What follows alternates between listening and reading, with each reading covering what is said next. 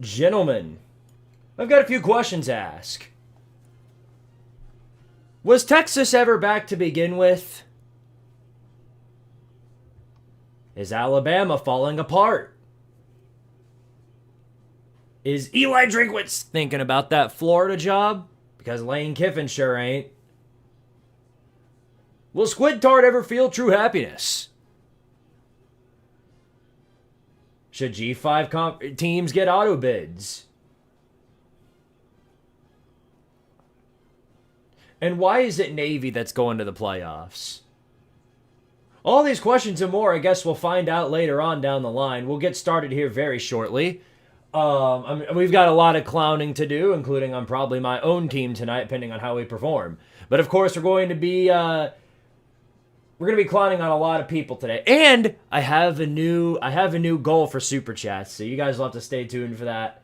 You guys are gonna love it. Trust me, it's gonna be great. But I'll be with you guys shortly, so stay tuned.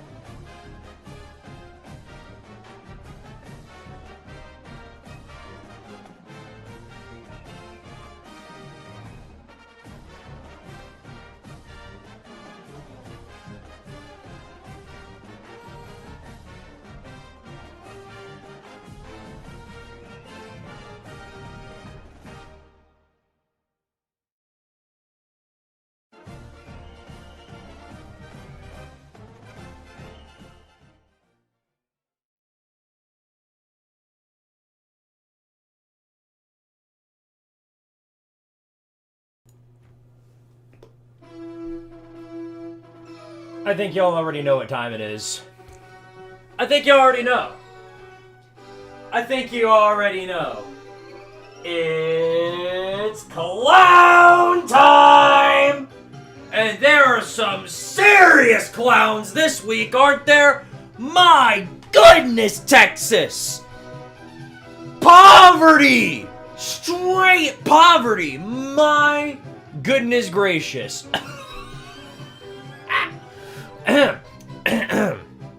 All right, all right, all right, all right, all right, all right, all right, all right. Okie dokie. I believe that's enough. I believe that is enough. Yep.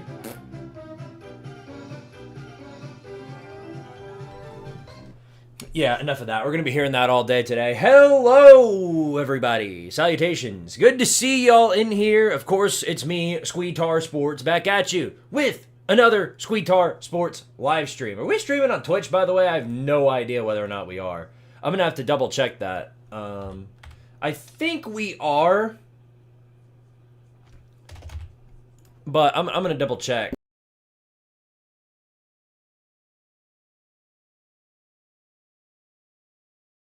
Cool, cool. Looks like we're up and running on Twitch. Great. Good stuff. All right, well, good to see everybody in here today. Tennessee and Kentucky battling it out. That one's live, I think, at 7:45.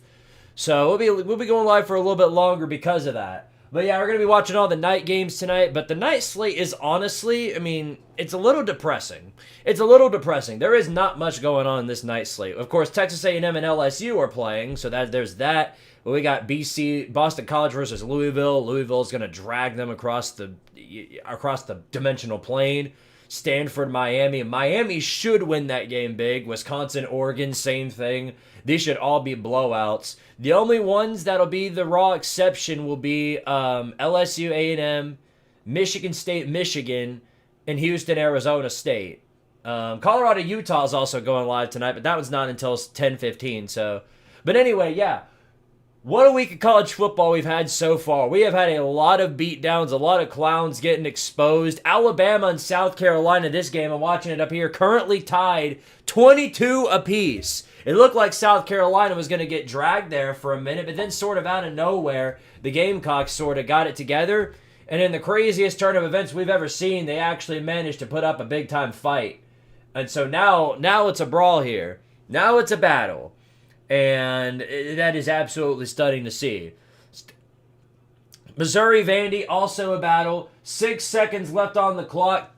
Mizzou is going to have to basically throw up a Hail Mary. Eli Drinkwitz already thinking about that Florida job down 7-2 Vandy and what's likely going to be a Commodore win. BYU with the biggest comeback I've seen in a while against Iowa State. I thought for sure that they were screwed knowing how the Big 12 works, but no, out of nowhere, they put the Jets on them, had a full-time Nito Nakano level comeback arc, and BYU managed to get the jump on them. Cougars are going to remain undefeated at 8-0. Like the Georgia Tech Yellow Jackets who put the spanking on Syracuse. No big surprise there. If there's anybody I feel bad for tonight, legitimately, it actually is Mizzou. They're going to be down to what's looking like their third-string quarterback for the entire rest of the season. They already lost Sam Horn earlier in the year in the first game of the season, and then now they lose Bo Pribula to what looks like a bad leg injury. Here's the Hail Mary attempt. 3 seconds. This is the final shot to the end zone, and it is underthrown, incomplete, I think.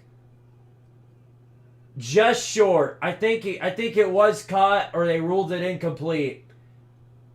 Either way, it is short. Commodores hold on and survive. Vandy advances to 7-1. They're gonna give this a second look. Oh, I don't know. Uh-oh. Uh-oh. This might be commentator jinx.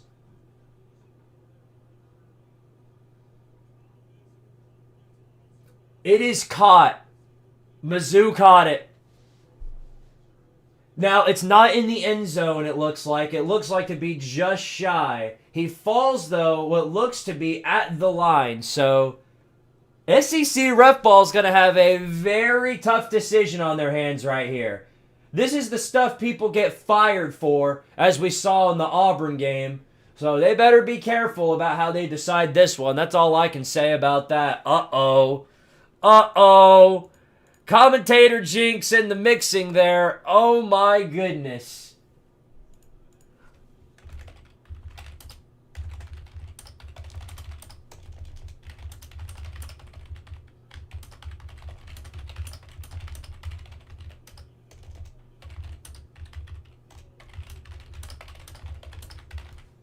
Mizzou Vandy might be the lowest scoring game of the century, depending on this call.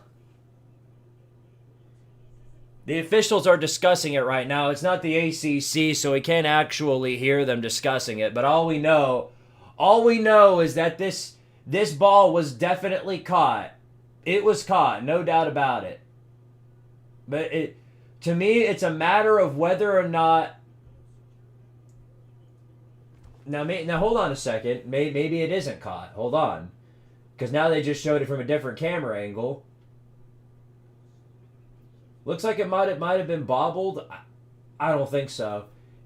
I think that's a catch. But again, it's all a matter of where his knee goes down. And it looks like to me that football is short of the goal line.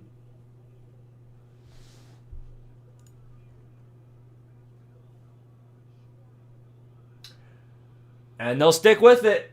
That's the call. And there's your ball game. Vandy, 7-1 now.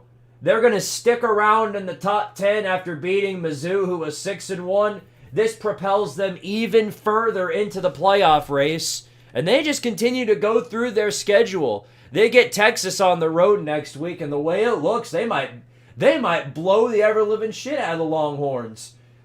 Texas is not back. I don't know if you guys realize that or not, but Texas, I mean, they might be back all right, but they're back to being in the dumpster. My goodness, Mississippi State's putting the hurt on them. This makes Tennessee look a whole lot better in comparison at the bare minimum. Thank you, Texas. It's going to be 38-21, Mississippi State on top. Texas is dog water. So Vandy's probably got a free win next week. And then they get Auburn. Then they get Kentucky. Vandy might very well be 10-1 heading into Knoxville. Holy hell. Vandy very well might be 10-1 heading into Knoxville. If that's the case and Tennessee wins out the rest of the season, do you guys think game day would have the balls to go to Knoxville? Do you guys think that'd be the case? I'm not saying anything. I'm just throwing out the possibilities as they are. Bama's driving down the field on South Carolina. 47 seconds left to go. And they're getting into red zone territory. They're going to kick this field goal and win the game that way. I mean, credit to the Cox for making it a competitive game at the end. Yeah, but just like inside that porta potty, your job here is to get effed. SMH shaking my head. Temple Tulsa. If you guys are watching that game, that one's in overtime right now. Temple just scored 38-31. I doubt anybody's paying attention to it, but to be honest, other than the Bama game, which is about to end, there ain't much else good on. Texas Tech's getting the ever-loving whooping, Texas Tech's putting the ever-loving whooping on Oklahoma State. Yeah, Oklahoma State ain't putting the whooping on anybody. They're about to be 1-7, and Oklahoma State looks to be our first team in the Power 4 that's going to get eliminated from bowl eligibility. Womp womp. Who could have seen that coming? Shocker.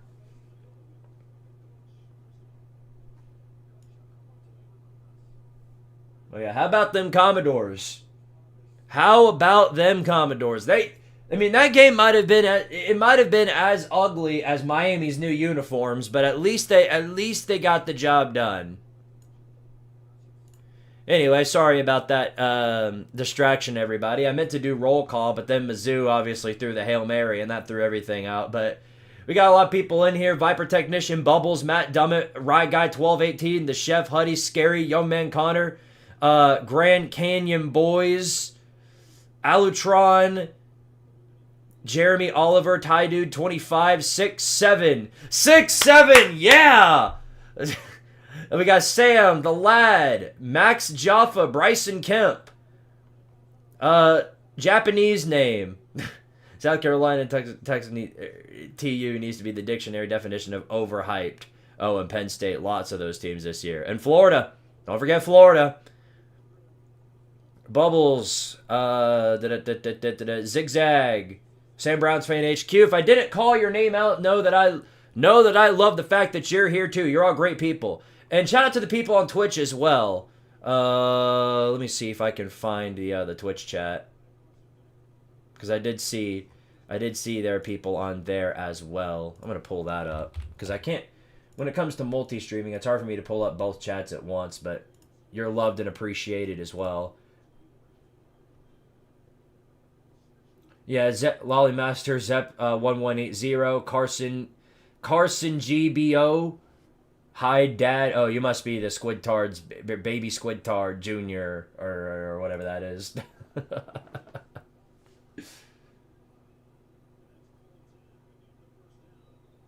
God, Texas is such an embarrassment. What's the over-under on bubble screens? Last week we had 10. So I'm leaving it at 10. Our record, I think, is 14. I think it's actually 11. Somewhere around that range. Point is, it's somewhere within the double digits. And there's your touchdown for Bama. Jermaine Bernard.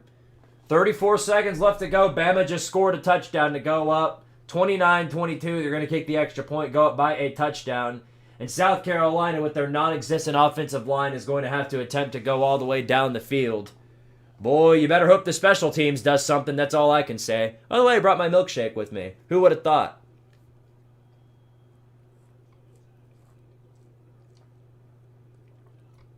The good news, I'll say this. The good news if you're an Oklahoma State fan, misery loves company, and sooner or later you're going to have some guys joining you. Boston College is one of them. Louisville is going to beat the ever-living hell out of them tonight. They will be joining you all tonight. Who else? In the Power Four, because I know there are a lot of G5 teams that got eliminated from bowl eligibility. If I can remember off the top of my head, I know Charlotte is one of them. Eastern Michigan's another. They went down. They're now 2-7. They're eliminated from bowl eligibility.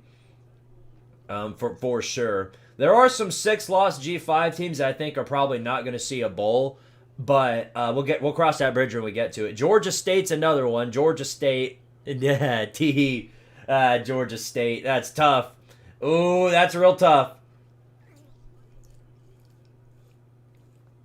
Nevada is another as well. Georgia State, Nevada, Charlotte, Eastern Michigan, Oklahoma State is going to join them. Boston College, probably. We have a lot of teams tonight getting eliminated from bowl eligibility. Talent fee couldn't help Beamer Ball. Well, they don't have the talent fee. Bama has the talent fee. Carolina don't have nothing. If they had a talent fee, their offensive line might be able to block somebody every once in a while.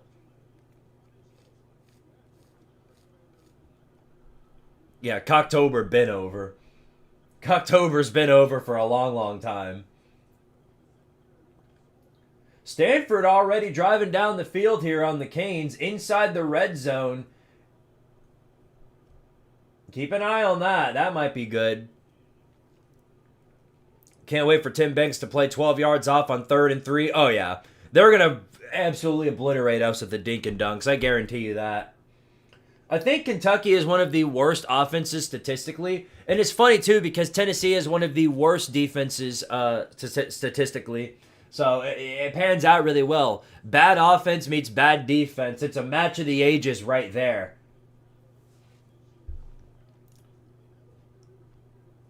Truly a beautiful sight to see. BYU officially advances to 8-0, by the way.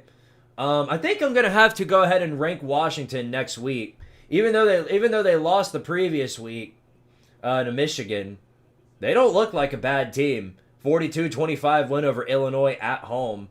They're probably going to be lingering in a spot like the Pop-Tart Bowl. I don't think they're going to the playoffs or anything, but they'll have a good shot at making a pretty good bowl game, I think. Huskies are definitely well improved this season. Minnesota.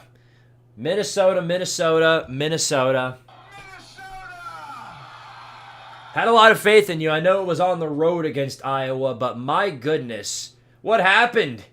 How did y'all go from putting up a fight to putting up nothing at all? Drake Lindsey didn't get hurt, but he sure did play like it. No touchdowns, daggum 3 freaking picks. My goodness. What a mess. Drake Lindsey went ahead and went back to every other Minnesota quarterback we've ever heard of. Crazy how that works, huh? We will give up 40. We'll find a way to give up 40. I'm sure we will. Because we're stupid, that's why. Every Kentucky fan is talking about how bad their offense is, and I'm sure we're going to find a way to make them look elite.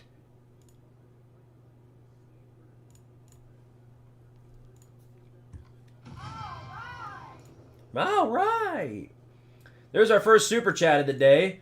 Shout out to Turd Ferguson with the 2 says, everyone say it with me. I'll give you something better. High tide! Yeah, high tide! The tides are definitely high around here. By the way, I'm going to point this out later as well, but we have some lofty goals for tonight in the Super Chat range. And the reason, Halloween's coming up. So I figured, if we get to that point, I might as well do something funny for you guys. And obviously, I'm going to hit the Squiddy. I'm going to make sure to hit the Squiddy for every 50 we get tonight. And then if we manage to make it to 200, I know that's an extremely lofty goal, which is why I set the bar so high for tonight's stream. But if we make it to 200 tonight, I will immediately put on the mustard costume and I'll wear it for the rest of the stream. And I'll leave it on for the entire stream. So, up to you guys, however you want to go about that. But if we make that goal, I will wear the mustard costume for the rest of the stream. No matter how badly we suck, no matter what happens, I will wear that costume until the stream is over. So, something to think about. Touchdown Stanford, 6-0 on the Canes. Are we serious? Oh wow, they doinked the extra point, but it still went in anyway. Stanford out extra point, that's for sure.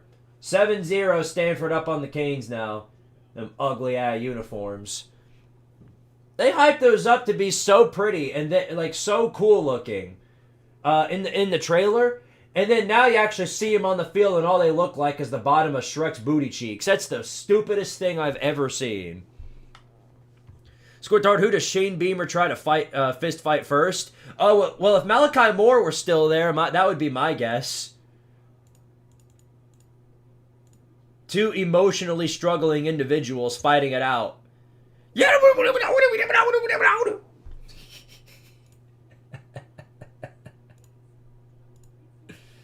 Oh, my goodness. Wah, wah, wah.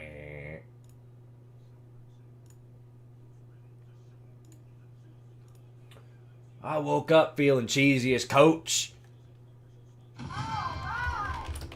All right. Hold on, typing out something real quick.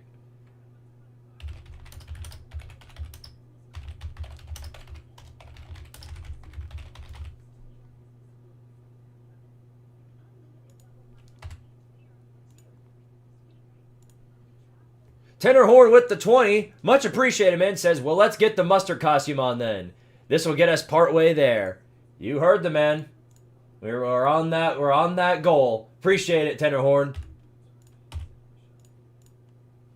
If nothing else, I greatly appreciate the support that you guys give to this channel. It really goes a long way in trying to, keep the content moving forward. And I know I've been very, I guess, delayed with the Chaos release, but I plan to get on that. I'm going to revamp sort of the style. Not the style. The editing style is never going to be revamped. That's how it's going to run for the rest of my life, probably, because that's what works. And that's what you guys love. But I'm sure I'll figure out a few things from now in between when the season the season is over. I mean, we're only past halfway through the college football year, and then of course we have the postseason version. So I'm sure I'll figure out a lot of things from there in between.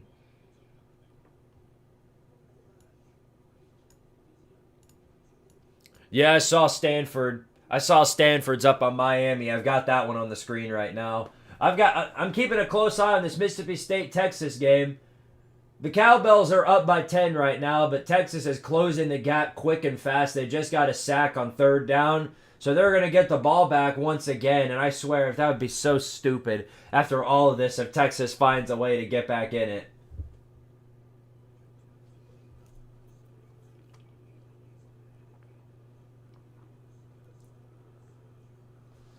Win's a win, but you damn near got lost to South Carolina.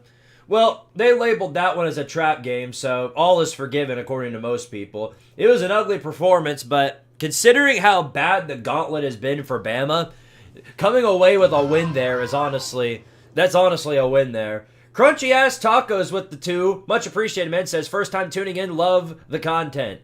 Appreciate it, man. Thank you. And thank you very much for the support. Goes a long way. Thank you. Hope you'll stick around. Because you believe it or not, there are many people who don't. They get mad at some of the things I say and they're like, I gotta get out of here. Sport people take their stuff seriously. I know that for a fact. Frank Sinatra would be proud with the chaos video. Yeah, I had a feeling that would hit. I was thinking there when I was making the Billy Napier, when I was making the, I guess that portion of the video, I was like, what should I do? Because there's plenty of things that I could talk about here, but I feel like there's nothing better than actually just singing and putting a montage there. Because he's been such an icon of this channel for so long, just the name itself. So I feel like there's nothing else I could have done there other than to give them that montage. And of course, as you guys know, you're gonna get a video about Billy. That's coming this season, so you don't have to worry about that. I can't promise it'll come before the end of the year, but you guys will get a Billy Napier experience video. But I can't promise it to be the first one because there are plenty that I want to get started with off the bat. And I think you guys already know who I'm going to start with when it comes to the coach experience videos. Plus, there are some serious recommendations from you guys of other stuff that you guys want me to do. Sorry, opening a Diet DP. You guys are, that's me pouring the can into the Chick-fil-A cup. Peter James with the 2. Thank you very much, good man. He says, love the channel or roll tide. Well, I say high tide. High tide, guys, high tide. High tide. But I appreciate the support, man. That goes a long way. Thank you. NJ Nicolay with the 5. Thank you. Says, in honor of Vandy, Navy, and Ole Miss winning and the mustard costume. Yeah, I mean, I was surprised Ole Miss pulled that one out, to be honest. It looked to me like that was a big-time trap game for them, and they were sort of struggling from a lot of angles, but then Oklahoma, as they always do, and Ole Miss pulled that one out. I thought the Florida thing was going to be a distraction, and Lane Kiffin seems to be entertaining it, but he screamed, "I'm not effing leaving," while he was walking away from the stadium, so I don't know. Part of the problem with Lane is that you can never take him at his word.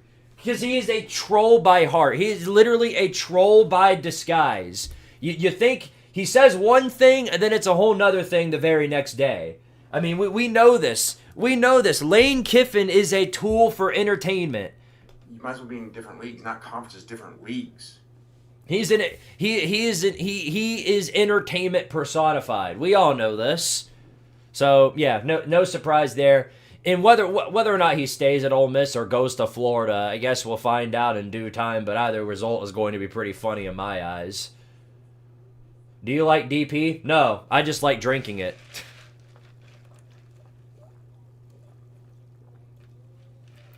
Good evening, I'm fashionably late, but I wouldn't miss this for the World Squid. Go Big Blue Nation. Yeah, best of luck to you guys tonight. Obviously, I hope you don't win because I want my team to win. But I want you guys to be free of injuries, come out of this completely healthy.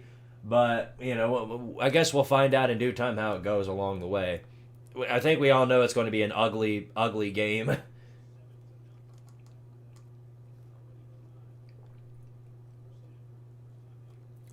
Squid, I asked out my crush and turns out she has a boyfriend already, but I say even though there's a goalie, I can still score. Brother, listen to me. Listen to me, my brother.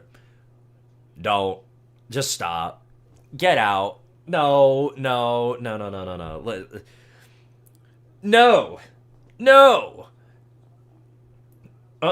That's like, you know what that is? That's literally you sitting in the buck chair while the other two were on the bed. No.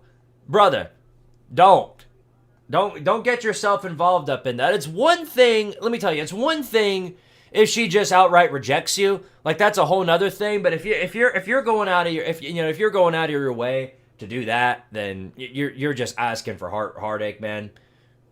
Move on, brother. I know it's tough. Believe me, I know it is. I know it's very, very tough to move on, but you have to. That's the only way. Somehow I doubt Lane Kiffin can turn around that program in Auburn. I don't think he wants to. He's getting enough as it is with Ole Miss. He's already built that program into something respectable. Unless if the money payment is just that much bigger. I think if the LSU job opens, I could see him second guessing that. But like in the case of like Auburn and Florida, I just don't see the money raise being good enough to where they're like, ooh. Especially since Auburn is already broke as is. And with the boosters being as insane as they are over in the plains, do not see Kiffin hopping ship and going there. And if he had interest in going, I think he would have done it 2 years ago and Harsin got canned.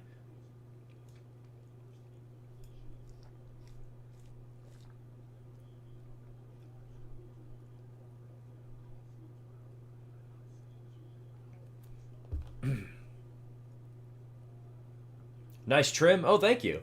Finally, somebody noticed. Yeah, it was well overdue. I think you guys knew that. The haircut was well overdue. There's quite literally no denying that. I gotta turn these on. I gotta make my room look fashionable whilst we're looking stupid out there on the field. You know what I mean?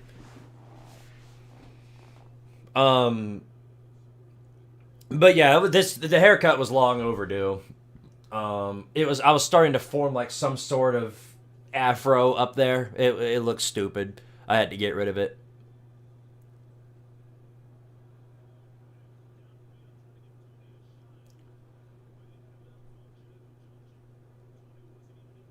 So how does Brian Kelly put his own team into a paper bag tonight? The same way he always does. Comes out with a terrible offensive product. Lets Marcel Reed run all over him like crazy. He basically let him do whatever he wants. Because that's what BK does. He lets the quarterbacks he goes up against do what they want to, unless they're terrible. And then for his own quarterback, gives him no help whatsoever. And then, ooh, we're going to send you up the middle. It's basically what South Carolina's game plan is now of Sellers. Just let him do all the work, even if the offensive line is doing nothing. Push him up the gut a few times, and then maybe one time or another, something magical might happen.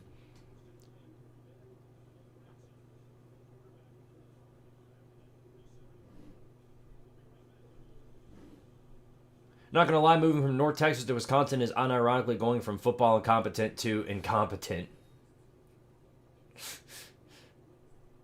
Or football competent to incompetent. I said football incompetent. Still funny, though. Yeah, you chose a really bad time for that. Very, very bad time. If you had made that decision 10 years ago, would have been really good at the time.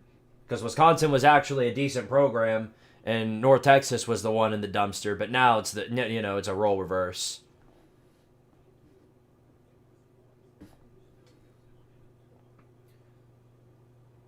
Well, Texas doesn't score a touchdown, but they put up a field goal. It's now a one-score game in Starkville with 4:14 left to go. I've got a feeling something stupid's getting ready to happen here. This is the same thing that happened in Lexington for Texas. They pull out victory from the jaws of defeat. They might be getting ready to pull off the talent feat here as well. Their defense is so stacked. That's the problem. They may not show it at times, but whenever they do, that's the way it is. Their D line. Let me rephrase it like this. Their D line is powerful. It's a more aggressive version of what Tennessee's defense has turned into, to where there's some obvious holes in the secondary, but their D line is the one doing all the work for them, like they did on the last drive. How much longer until Brian Kelly gets a job at Burger King? Oh, he's already having his way at Burger King. We just don't know it yet. He's already a manager. Hugh Freeze is literally Charlie Weiss reincarnated. Ask West Virginia about hiring a coach from a mediocre Conference USA team. It rarely ever works out.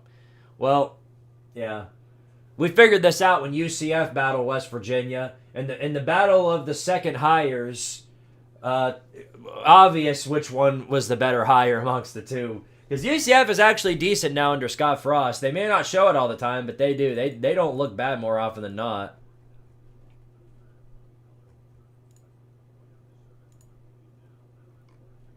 Can't say that about everybody, though.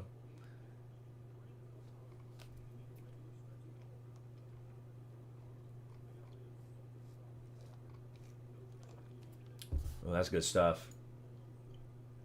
Best of luck to the Vols coming from a Hawkeyes fan. Appreciate it, man. No Chill Will. What a name that is. Yeah, man, I'm concerned. I'm concerned after what I've seen these past few weeks. I'm genuinely concerned. Not just from us. Kentucky has found a way to make the last two games in Lexington against conference opponents competitive.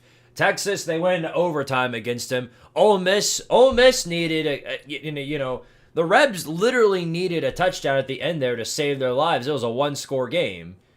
So I'm very, very worried, especially on the offensive side, because if we're gonna find a way to make that quarterback look competitive, this could be really bad. This could be really bad. Kentucky wins by 35 because chaos. It's hard for me to deny that at this rate. I won't lie. So Stanford got the ball back. Miami is doing absolutely nothing on offense, despite having what was thought to be a good running back and decent wide receivers. But it looks to me like Carson Beck is going out there and putting in work. By that I mean doing absolutely nothing. Shocker. Keep an eye on Colorado State today, by the way. And I only say that because they fired Jay Norvell, and based off of traits that I've seen from every other team that's fired their head coach, they'll come out and they'll just start dominating for absolutely no reason. They play Wyoming on the road. Would not surprise me one bit if I come back to that game and Colorado State's up by 3 touchdowns. I've seen crazier things happen. Didn't work out for some, but it worked out for many. Worked out for UCLA. Sort of worked out for Virginia Tech. They beat Cal last night. And Cal's back to being just a complete mess. The Calgorithm. I would say the Calgorithm was dead, but it was never alive, so that's all there is to that. West Virginia is already getting the poo-poo beat out of them by TCU. 20-7 at half. It's a 2-score ball game, so it isn't even necessarily a blowout, but just wait until that second half. TCU is going to run away with it.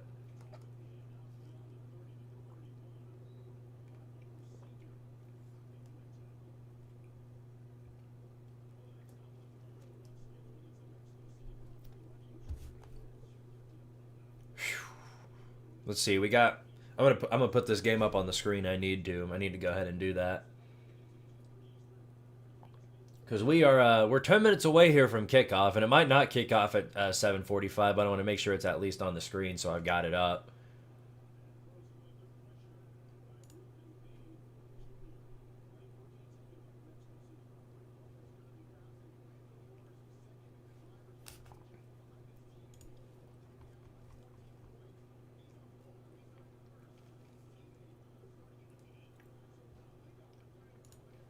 You need to respect the ACC a little more. The worst team beat the best of the SEC handily. Yeah, what's their record right now? I'd love to know. What's that team's record following the Bama win? I'd love to know. Moreover, what's Bama's record? I'd love to know that too.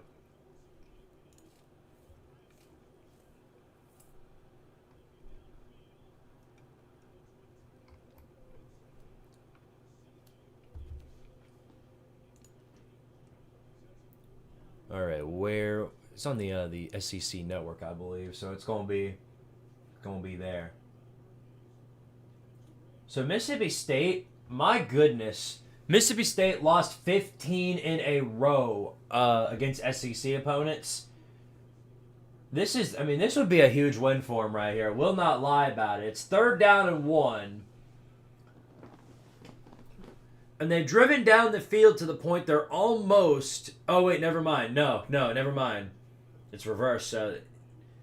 This is a quarterback run on the outside, and they shut him down.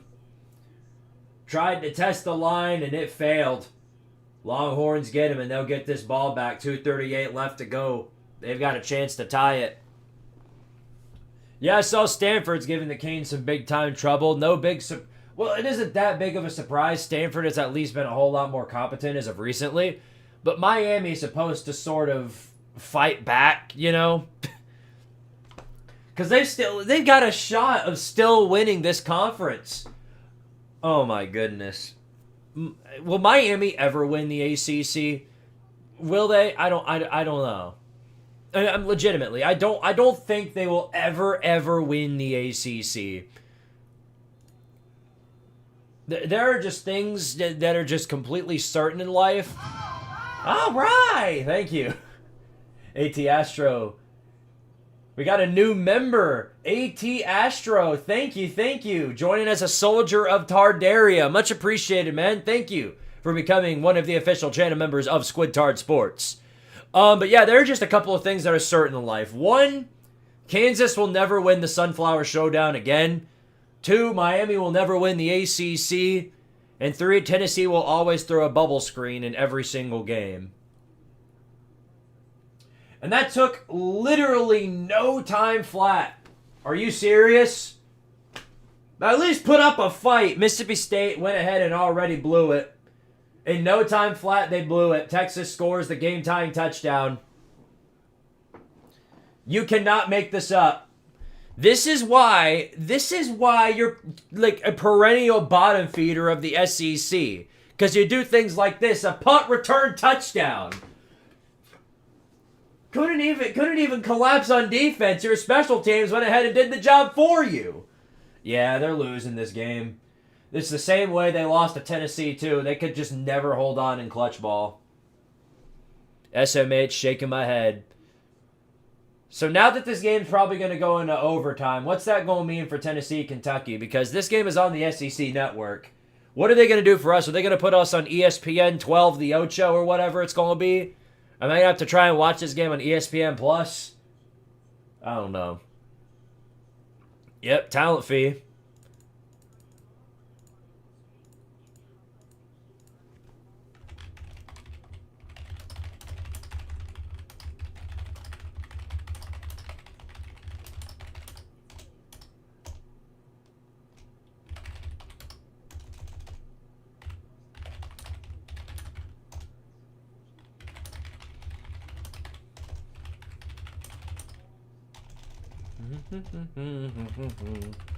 Shout out to Mississippi State special teams for collapsing before the defense could. Try and read these things out before I tweet them. That way I don't have a mistype.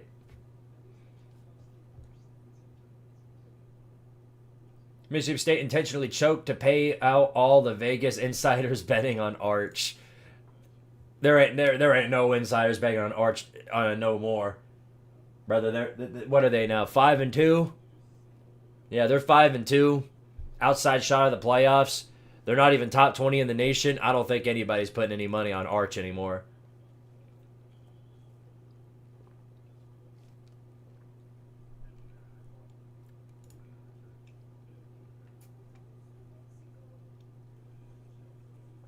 Death by talent fee. Oh, that's for certain.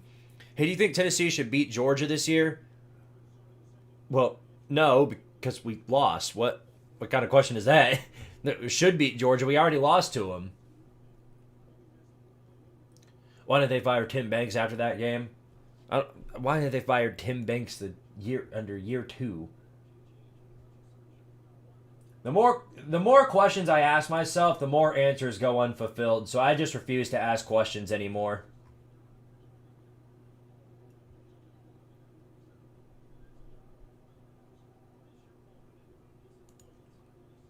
This is embarrassing, man.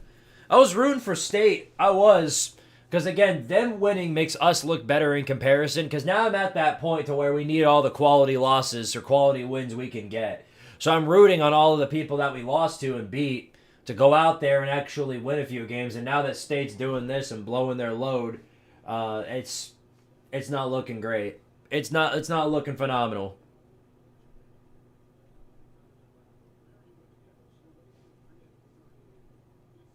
What's the worst commercial on during all these games this year? Oh, it'll forever be, I woke up feeling cheesiest, coach. That I hate that commercial with a burning passion. That's why it's so funny to meme sometimes.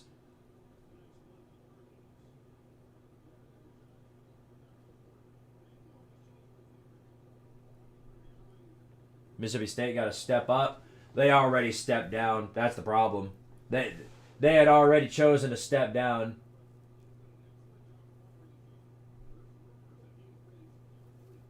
They're showing when Tennessee got the win in overtime. And then they just showed the big boy pick six that Florida had. The State's got to feel terrible right now because they're about to blow this game the same way they did the last two. And they already... They got a coach fired for losing by getting beat by that coach. Literally, it's so funny to me that Billy Napier literally went out a winner by beating Mississippi State and still got fired. Poor Cowbell College, man. They just can never get any sort of respect. And part of that's due to that.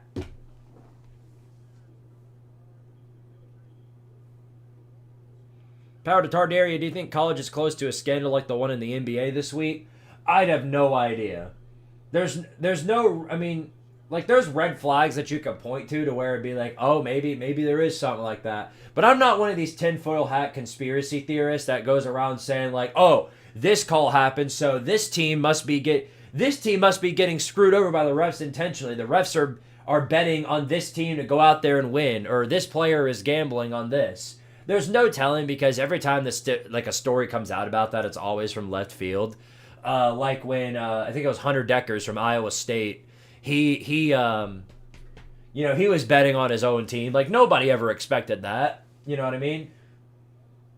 And that's about as closest to a scandal like the NBA had as you can get, at least right now. But at the rate college football is going to where it's turning into more of a professional sport, it wouldn't surprise me all that much to see something like that happen. Ole Miss would have been 8-0 if they could clutch one time. Yeah, no, that's the Lane Kiffin way.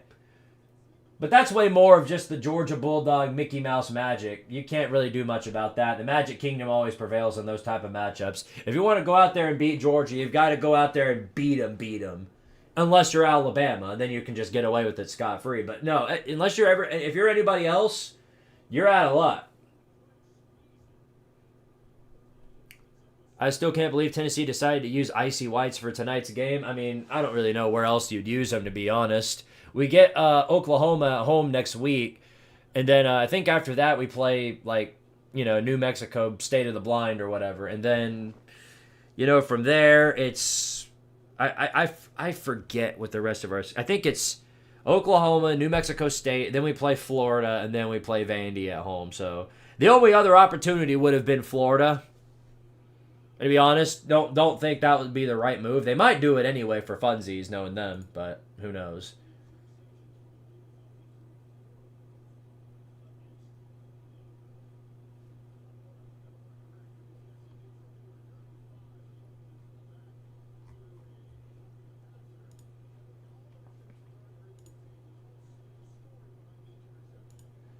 Well, the game has a possibility of ending right here. The State-Texas game. They're not done yet.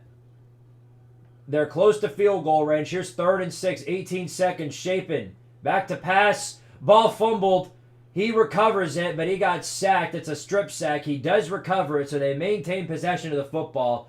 But 13 seconds left to go. This is the worst-case scenario for me. Because now I'm going to have to find which channel they're going to stream this Tennessee game on, because this game's going into overtime more than likely. I'm going to have to find out where they're streaming that game on. Ay. So now State gets to go out there and lose in overtime. Whoop-de-friggin-do. Who gets away with more bad plays or BS, Bama or Georgia? Oh, Georgia. Not even close.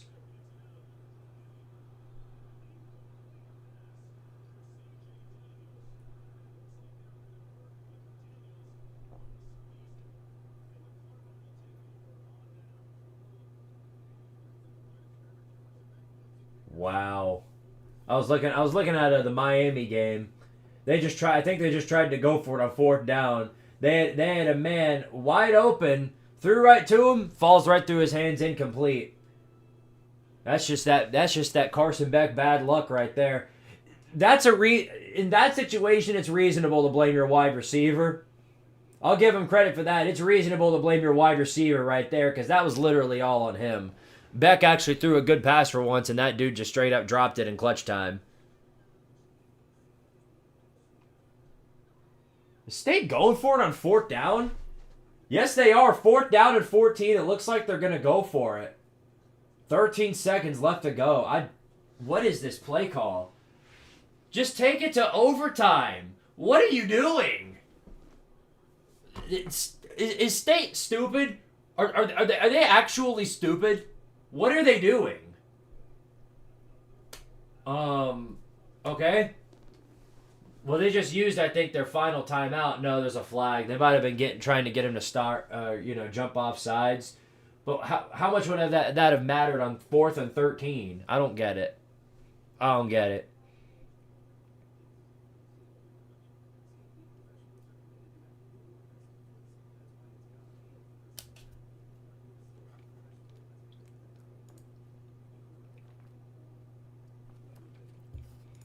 Yeah, sounds like they were trying to get him to jump.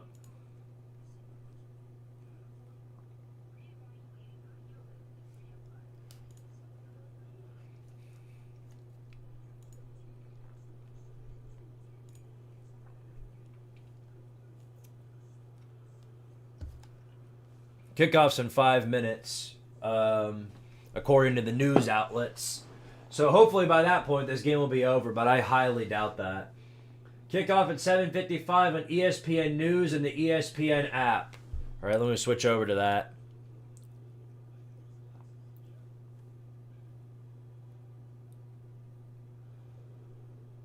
Back-to-back punt return touchdowns. That would be the Mississippi State thing to do right now. I would agree with that. I'm not a Mississippi State fan at all, but this game is really making me angry. It reminds me of some things Tennessee does at the worst times. It's that clutch ball clock management stupidity where you get into the situation like this and you have no idea what you're doing. Yeah, I know the game's on ESPN News. I just got to get there.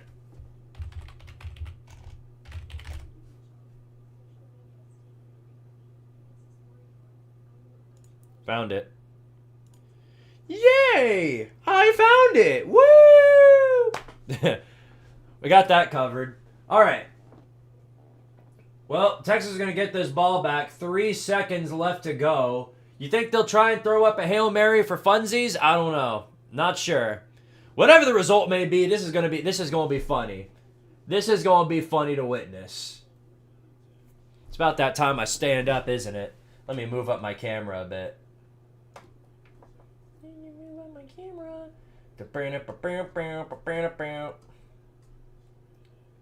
That's good enough. That's good enough. It's about that time. I am nervous. I will not lie. I'm nervous about every game that we play, though. And there's your final play. They at the 1 yard line. They obviously weren't going to try and do any sort of Hail Mary stuff. So that'll end regulation, and that game will be heading into overtime. So we got overtime in Starkville. Once again, State trying to hold on to do any sort of anything. As they're 0-3 in the conference as it is. They don't want to go to 0-4 in the most painful way imaginable. The camera's a little low, so I'm going to move it up even further. Yeah, oh my goodness. Imagine if they got the game-winning safety right there. That would have been awesome. That would have been such a Mississippi State way to win. Too bad that didn't work out that way. Bummer.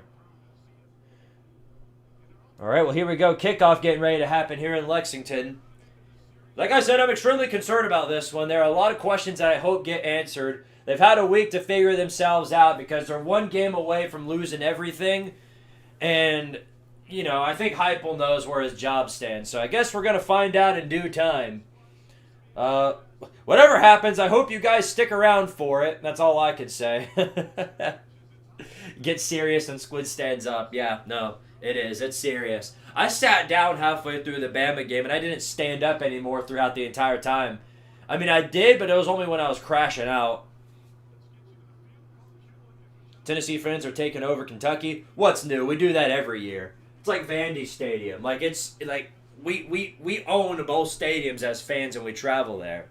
But, like, that does nothing. We know that does nothing. We took up a third of Ohio State Stadium over there in the poop shoe, and then what happened? We got our booties clapped. So I'm not saying anything. I hope we do something funny, but I don't know. LSU offense at it again. Sure took no time to take care of that, huh? Let me see if I can switch over to that game while also keeping the State Texas game on.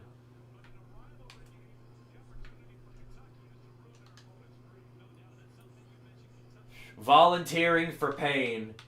Ain't that for certain, my goodness. Yeah, like I said, what's difficult about this game slate is that there actually aren't many good games on. Michigan State's going to be a good one.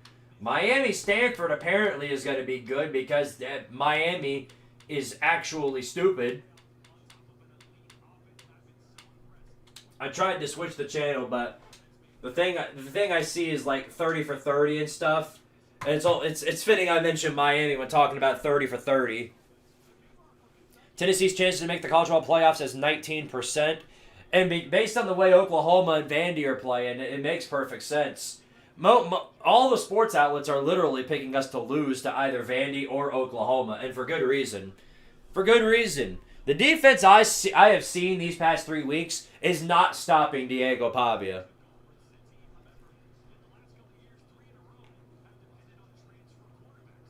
Guessing Kentucky fans are waiting for basketball now? They've been waiting for basketball since the season began. The moment they turned the ball over against Toledo in week 1 was when they started cheering for basketball. From that moment onward, they knew they weren't doing much of. They weren't doing whatever they hoped for. Is all I can say. But I will say, if they beat Tennessee, that'll rationalize a lot of things in their eyes. So here we go. It is football time in Tennessee. This kickoff is into the end zone for a touchback. Before anything else, I'll say to the Kentucky fans watching, hope you guys go out there, have a clean game. Hope nobody gets hurt or injured in this battle. And may the best team win. That's all I could ask for. So we're going to get to see Joey Aguilar off the bat here. Kentucky is 0-4 in the conference. I don't really recall the last time that they actually won a conference game. Yeah, that's right. They were 1-7 last year in the conference. Their only conference win in the past 2 years has been Ole Miss on the road. That'll never not be funny. Here we go. First down at the 25-yard line. 3 receivers out. This is a handoff up the gut. Good push. Not good enough though. It's maybe a yard if that. So 2nd down and 9 will come up. There's your typical handoff up the middle. If there's anything you can rely on Tennessee doing, it's handing the ball off up the middle right off the bat. Missouri's season is over most likely. Close to it. 2nd and 9. Handoff. Play action. Aguilar looking deep. Thinking about it. Throws to the outside. Got a man there. First down a little bit more past the 40. Got his man. And there's a first down for the Volunteers. Looked to be Chris Brazel on the catch. Would not surprise me if that was the case.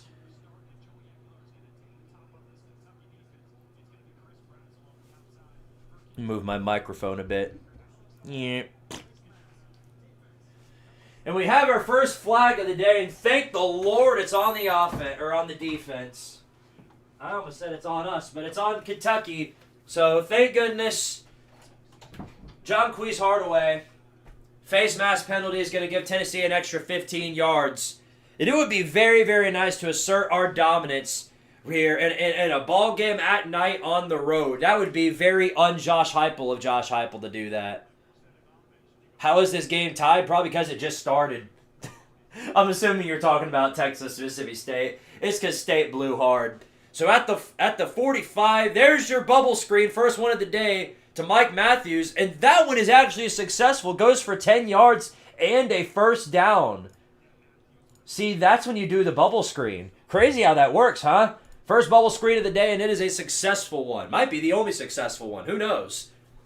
First down to 10 from the 35. Handoff, play action. Aguilar looking deep, thinking about deep, throwing deep to the end zone, and it is caught!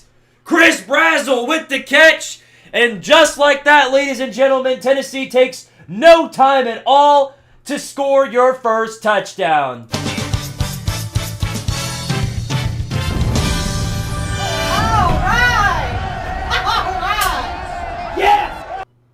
See, now, if we do that every week, suddenly things work out great for us. Crazy, I know. Stunning revelation, I would have to say. But yeah, there you go. First score of the night. No time flat. Tennessee goes right down the field, and it is going to be 7-0 Volunteers. Woo! Let's go. Good stuff.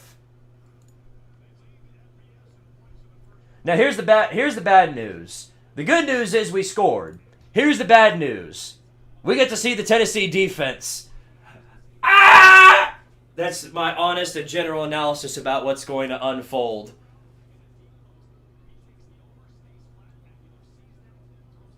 Arch Manning looks hurt. He must have took a monstrous hit because he is out. And they'll be bringing him back in. The backup for Texas. Man moving in motion for the Longhorns here. It's going to be a handoff here on first down. Good push up the gut. Gets about 7 yards. And Texas having little problems driving down the field here. Even with the backup in as the quarterback. Arch is impersonating Tua, turned the ball over. Oh man, not Arch. Not Arch.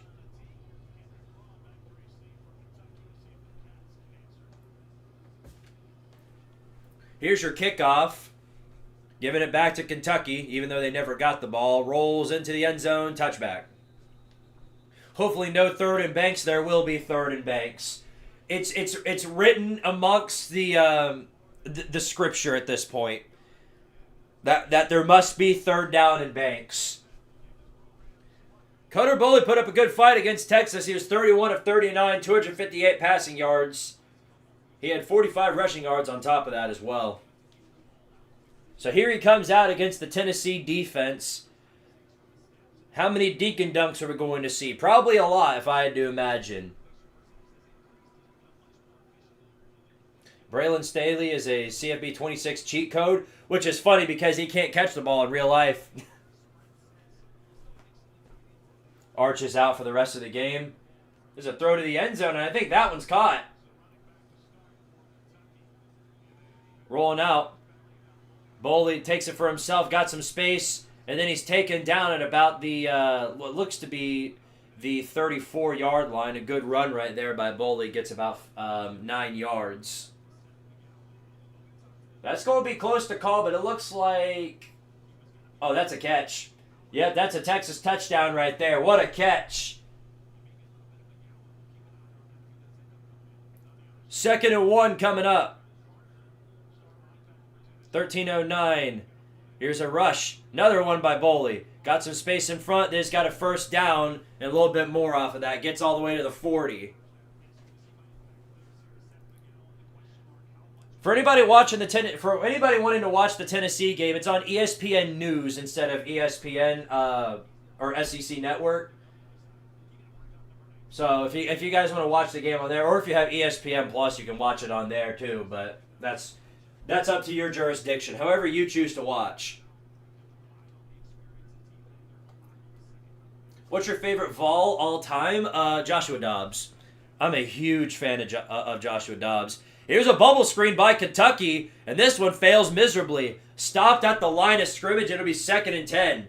See, that's usually how all of our bubble screens always go. It's weird when the talent fee always pans out in our direction.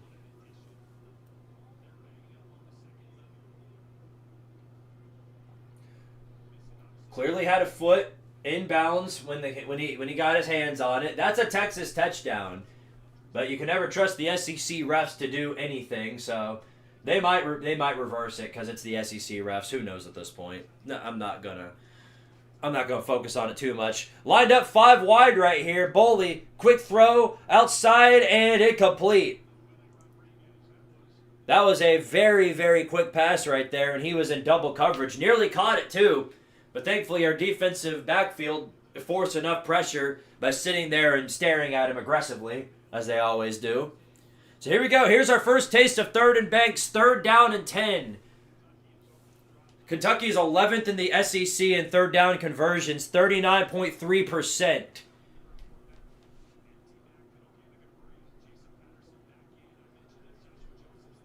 4 wide running back with the quarterback in the backfield. They've got to get to the 49-yard line. Pass play by Bully. Looking. They bring the pressure. Rolls out of the pocket. Still looking for somebody. Throws late. Incomplete. No flags. It's going to be 4th down, and Tennessee's going to get the ball right back in their hands. And the call is upheld, thankfully. Texas scores the touchdown. It's going to be 45-38. Texas takes the lead. Once again, trying to basically rip another victory straight from State's hands. They got to be tired of seeing this. If you're a State fan, you've got to be so tired of everything right now. I can't imagine the agony you guys have been through, and I was rooting for you guys in this game. This is painful. This is painful if you're a Mississippi State fan. And it's just so weird because they pulled out the clutch ball against Arizona State early in the season, and then after that, they completely forgot how to do it. So Tennessee will get the ball back here. They're going in a commercial break. We have to jump back to SEC Network once this game comes to a close. State is so ass. I mean, what's changed? Nothing. Not at all. But they had this game in the books. They were up by 2 scores with 4 minutes left to go. Literally, all they had to do was play special teams on that final drive there, but they couldn't even do that. They've got nobody to blame but themselves. Imagine losing to UT in overtime twice. Straight up.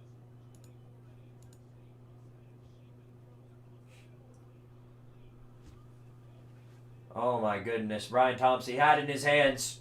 Incomplete. It's going to be 2nd down for State. How do they find ways to keep blowing these games, I ask myself. I don't get it.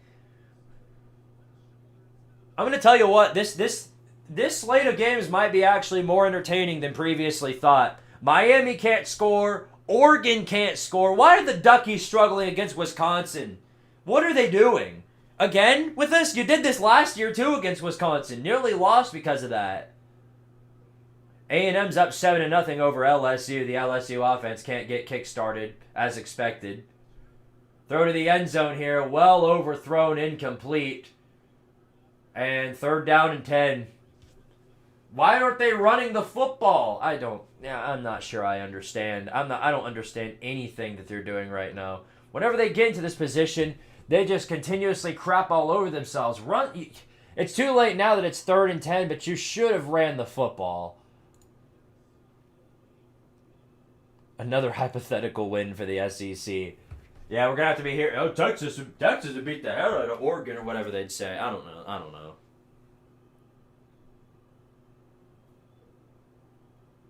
Third down and 10. Oh my goodness! That quarterback Shapen just got leveled on that hit there. Couldn't even register what had happened. They call it an incomplete pass. But they might review that. And if it is reviewed and they overturn it, then that's ball game right there. But it might be that way anyway. It's going to be 4th down and 10. Number 77 is just there for decoration, man. On their offensive line. Straight up, he's just there for decoration. That dude didn't even attempt to block. And then he had the nerve to go and be like, "Hey, you okay? You okay? I see I didn't do anything, but, 4th down and 10. Here's a pass play. Looks like somebody called the timeout. Truxum, appreciate the $10 super chat. Says, no freaking shot does Wisconsin have hope right now. Yeah, give it a half. This usually pans out in the other person's direction.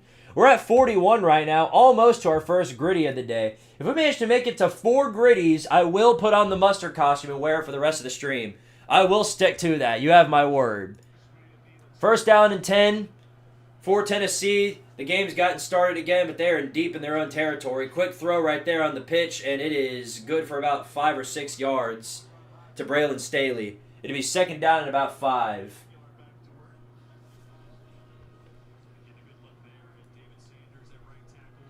Here's your handoff up the middle. Oh, big loss. Big loss right there. Loss of about 3, and it's going to be third and about 8. Tried to push it up the gut, and there was nobody on the line who wanted to guard worth a crap. Sorry, I'm trying to keep the volume low enough to where I can at least hear it, but like barely. So, third down and 6 right here. They're bringing up everybody on the line. Looks like a blitz. They'll stick to it. Quick throw. Tries to find anybody, and he's down. Kentucky brought the blitz. Tennessee line obviously not prepared for it, and just as quick as Tennessee got the ball back, they get sacked because the line can't block for crap.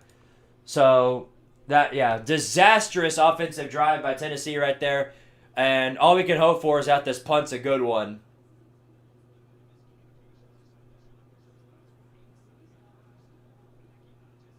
They tried to have Deshaun Bishop there blocking, and he had no idea what he was doing.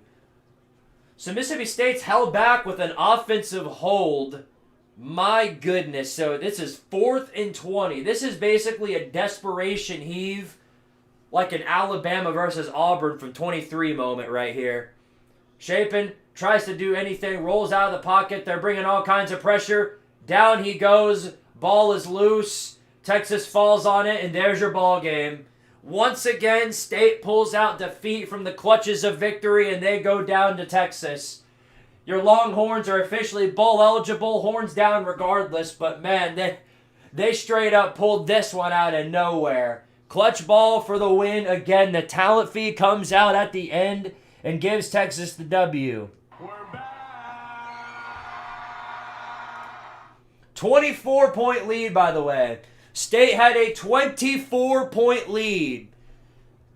My goodness. What a disastrous run for Mississippi State. They're all ready to rush the field and everything. They'll go to 0-4 in the conference. Good grief. Anyway, here's the Wildcats starting from the 46-yard line. Good run up the gut. Gets about 7 of that on first down. It'll be 2nd and 3. Levy looks like he's about to faint. Who can blame him? Who can blame him? This was a game that, if I were a Mississippi State fan right now, I probably would have already fainted. I'm in pain right now. Rightfully so, but at least you put up a fight against Bama. You didn't let them walk all over you, Andrew. He was a Gamecock fan. 2nd down and 4 for Kentucky right here. Looks to be 4 receivers lined up. Here's the handoff. Play action. Boley looking for somebody down the field. He will shoot down the field in double coverage. Well overthrown and incomplete, so it'll be 3rd down and 4. Good pass protection right there. But there is a flag coming in, and I swear that cannot... How can that possibly be pass interference? That was 9 yards away. That was so far away. What are you talking about? That must be a hold. It must be on Kentucky. Cannot possibly be pass interference. Okay, yeah. It's holding. Anyway, incredibly tough break there for Mississippi State. Cowbell College had him. 24-point lead. You got nobody to blame but yourself, though. Terrible play calling at the end there. Completely blew it.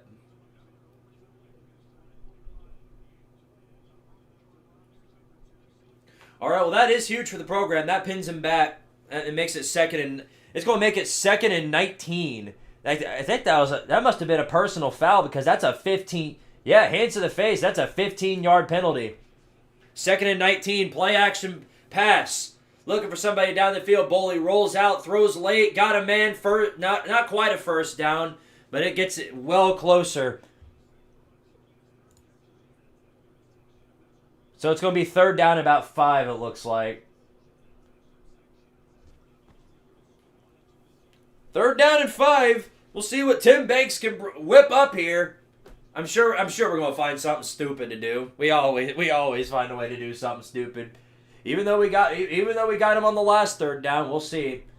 Lined up 5 wide here. What's it going to look like? Let's see. Pass play. Boley. Oh, my goodness. Tennessee wasted no time and got the sack. But I think that's going to be offsides. I think somebody jumped too quick, and that's going to be on Tennessee. Yeah. And that'll be a first down for Kentucky. Elijah Herring was too quick on the jump, and it'll be a Kentucky first down. The one time we actually get a good play in, of course, that's how that goes. All right, well, now that this game's over, let me switch the multi-view again. Because I want to keep my eye on LSU A&M. I saw they just scored a touchdown. So did the Canes. Tied it up against Stanford. Friggin' Stanford. Almost at the end of the half. How impressive. We're all so proud of you. First down and 10 for the Wildcats here. Handoff up the gut. Blown up immediately. And thrown down after a 3-yard loss. There's only one multi-view. And unfortunately this one also has Kentucky, Tennessee in it. But it has all the good ones in it too. Unfortunately, no Wisconsin, Oregon. If anybody wants me to turn it into that, just let me know. T-Lander laying the wood. Good. Dude was soft as hell these last few weeks. He needs to wake up, and I'm glad he is. Second down and 13. Boley on the pass play. It's a screen. Tries to get anywhere, but Tennessee tried to blow it up. Should have been a loss, but of course you had three dumbasses there with the usual scooping tackle where they go straight for the legs and then hope that he trips and falls miraculously. Back from the movie theater, what did I miss? Well, first of all, what movie did you go see? Secondly, you didn't miss much other than State blowing a 24-point lead to Texas in the most BS way imaginable. So here it is, third down and Banks. Got 10 yards to go. I don't know how they're gonna mess this one up, but we'll see. Moving in motion. Here's a blitz. What looks to be Boley throws. It's a screen and it's picked off from the 40 to the 30, the 20, the 10. My goodness, a picked off football batted in the air, and gentlemen, there's a legendary moment for the Tennessee defense in the most shocking, unimaginable way. Tennessee just got a freaking pick six. Touchdown Volunteers. All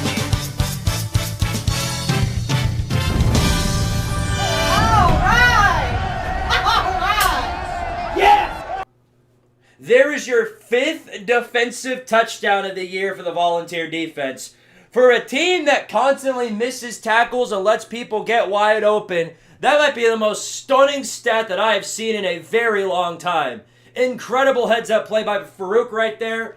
Got it in his hands. He was the one who batted the football away and then caught it, ran it all the way back for a touchdown. What an absolute unit. And there you go. Tennessee now takes a 2-score lead, goes up 14-0. And this is the type of road play that I need to see more of. I need to see more of this. This is beautiful. This is beautiful. It really, really puts a smile on my face.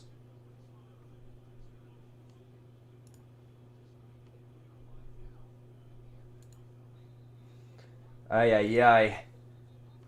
Tough break for Kentucky, man. You can't really put the blame on the quarterback for that one. That was just a heads-up, great play. Talent fee came through.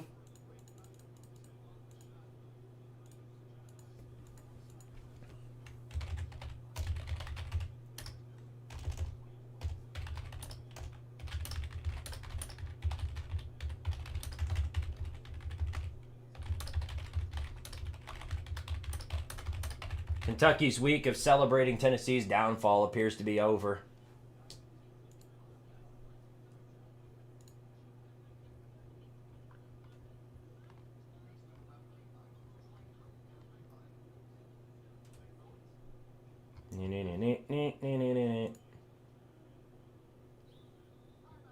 My team is ass, Squid. Who's Big Red Fro? I can sort of assume that's Nebraska. And yeah, you guys are pretty booty cheeks. But hey, you're bowl eligible. Unless you're talking about... Now, if you're a Wisconsin fan... okay, then yeah, you're absolutely right. Yeah, no, that's terrible. Absolutely terrible. Stinky big fat diarrhea.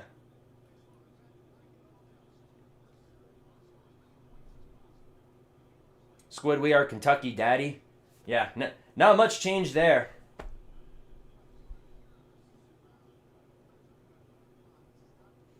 Please fire Stoops and get somebody new. Yeah, he needs this win desperately. It's getting to that point now to where I feel like Kentucky fans and everybody else is just getting way too exhausted of the same regurgitated pile of diarrhea every single week. They're going to cave at some point in time. Here. Nobody's here, so I'm going to open this door, let some air in, because it is freaking hot in this room. And it's not coming from me, trust me. I'm not hot. No matter what people say, don't let them try and gaslight you into thinking that I'm hot. I'm not. Stop. Truxima with the 10 says, every time Texas wins, I keep getting reminded of a crush who fleeced me out of hundreds of dollars and ended up with a UT student. Oh my goodness. Even if I never went to OU, Boomer Sooner for life. Yeah, after that story, completely reasonable, fully reasonable to be an Oklahoma fan right there. My goodness. Fleeced you out of hundreds of dollars. What did she do? Did she take... Were you guys dating for a couple of weeks and then she just broke your heart? That is a crazy story. Sorry to hear that, man. But yeah, completely irrational to be an OU fan in that scenario. Galen Wadsworth, appreciate the 2, says, can't wait for UGA or Vandy to eat Texas. Like, consume them whole or what? By the way, yeah, no. And then I think that's 12? Yeah, that's 12, so that would be 53. And then this goes to 3 out of 50. Of course the SEC daggum network is breaking on me. Come on, what are we doing? Oh, let me restart my network. I've got the game up here too, so if I need to do broadcast, I can do it from here. But for whatever reason, it's starting to have an aneurysm. My goodness, hello. Good to see you too. All right, we're back.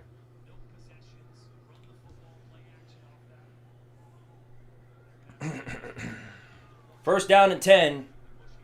Rolling out of the pocket. Here's a handoff up the gut. Not much given there. Maybe about 5-6 yards.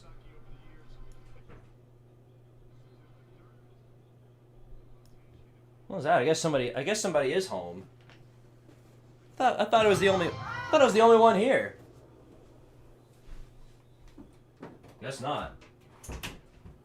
Guess that was a lie. Unless there's a ghost here. I heard somebody shut a door.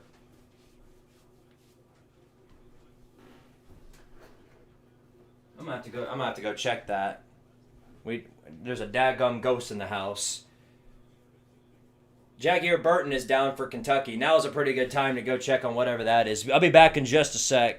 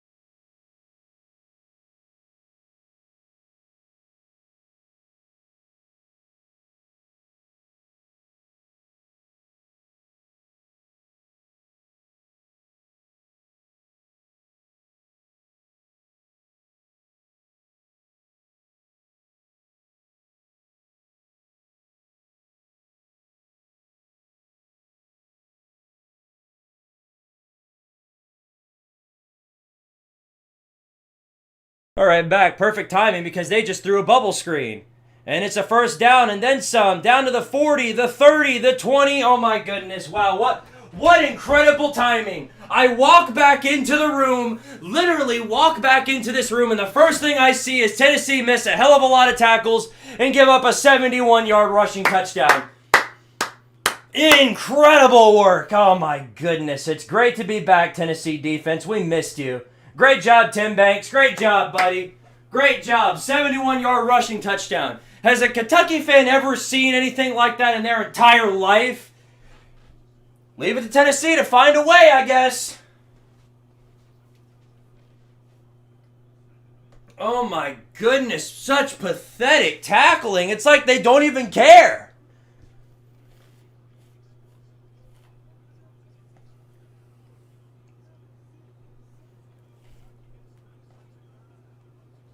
Still early to get it together, but what in the world was that?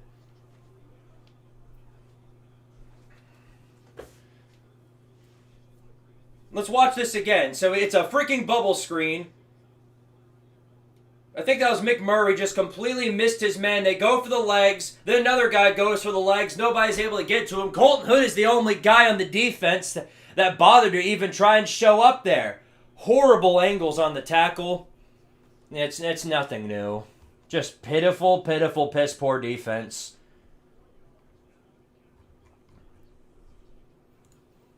Ay. Anyway, since we're past the 50 threshold, here's your gritty. After that extremely painful touchdown that we just gave up, I said right foot creep. This one ain't hitting as hard. I'm not gonna lie. Would have hit a lot harder if I had done it when we scored, I'll say that much. But leave it to Tennessee to find a way to make sure Cutter Bowley's stats look good. Great job. Right foot creep. Hold on. Where are the mods at? I guess it's about time for some new mods, huh? Let me take care of that.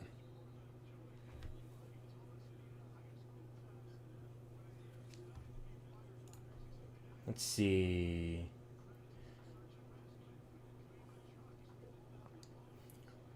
Yeah,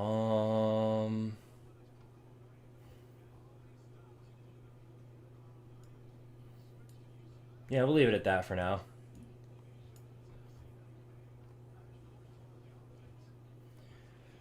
All right, well, if there's anybody we can rely on, it's the Tennessee offense, so let's see if we can get that rolling.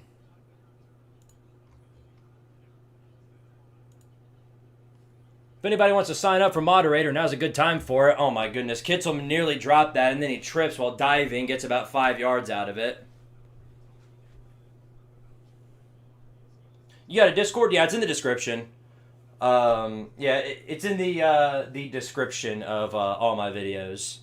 And it's also in the live stream description as well. Handoff up the middle. Nowhere to go on that one. Kentucky's defense came in and absolutely obliterated that. So it's going to be 3rd and about 7. Boy, can we like run it on the outside or something, or like do anything other than just run it up the middle on the exact same run play? Don't we have more than like one run play to run? Maybe it might just be me talking like an idiot. I don't know. Maybe. I don't know. I'm no coach, but I feel like we have more than one run play in our playbook. Here's 4 receivers out. Aguilar looking. Plenty of time to throw. He will. It's a screenplay. Oh my goodness. Yep. It is batted in the air and incomplete.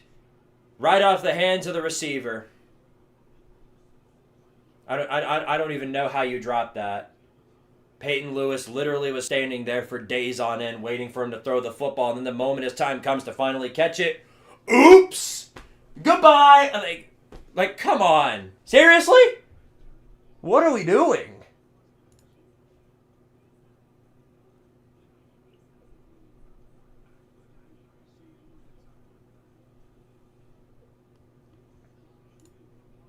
Ay. Anyway, Michigan is making this game against Michigan State look less competitive than Wisconsin, Oregon, which is something I never would have expected, but here we are.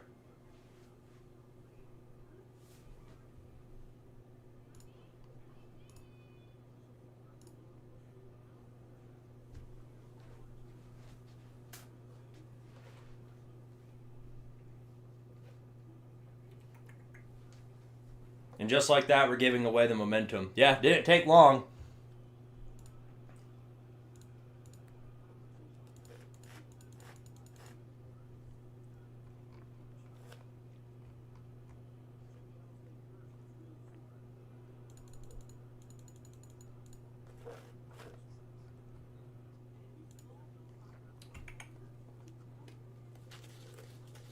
Yeah, no, Battle of Michigan.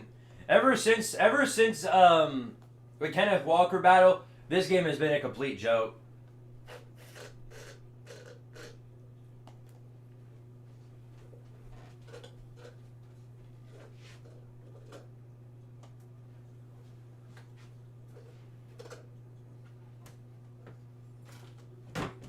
It's crazy we live in a timeline where Vandy controls their own destiny for the SEC in the playoffs, but here we are, gentlemen. Here we are. I've seen crazy things happen.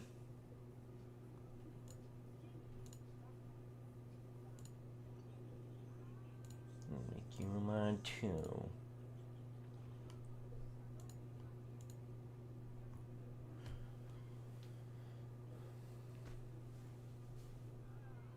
Squid, do you agree with me? Does Vanderbilt? Yeah, just like it's literally just like I said. Yeah, Vandy does.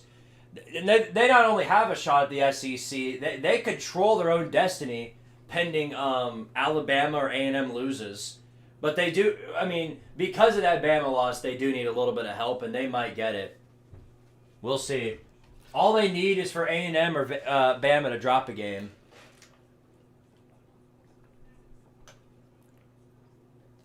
By that point, it'll come down to common opponents, and to me, I think Vandy wins that battle. Especially if A&M, for whatever reason, loses to a team like Texas, then Vandy gets in automatically because of it.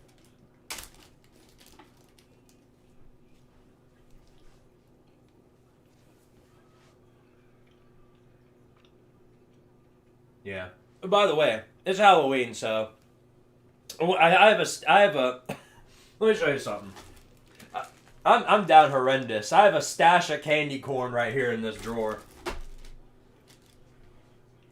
It's good, though. It's that time of the year.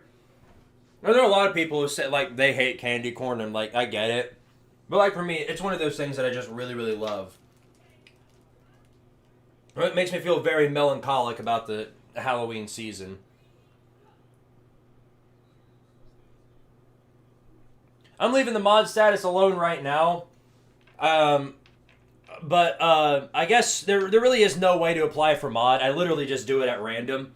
So you'll just you'll have to see it at some point in time in the future.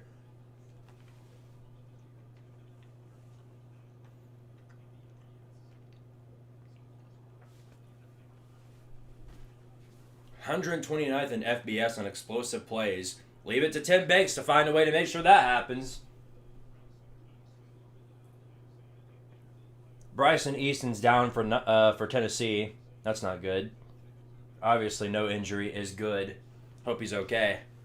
And again, I think we go through this every single game where he gets hurt.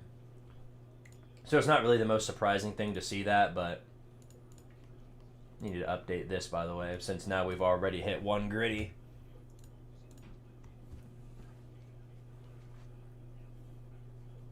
Great sell job by LSU so far. Here's 3rd down and 12 for Nussie. Stepping back in the pocket, throws to a very contested receiver, and obviously Lee's there to bat the pass down. Right now it's just a struggle fest for LSU's offense. They can't get much going. So they're going to punt this ball back to A&M. And if I'm LSU, I'm just trying to get this ball back as deep as possible. Because at least if you pin them back and make sure they don't score, then you have a chance. That's all you can rely on at this point. 2nd down and 12. Ball is at the 20, what looks to be the 24-yard line. Rolls out, throws, incomplete. Was not able to hit his guy, and it'll be 3rd down and 12. Knowing Tim Banks, he'll find something stupid here. Literally, I can't. For whatever reason, I just can never be confident in our defense. This is a 3rd down and 12. Any defense with a pulse will know how to stop this, so come on.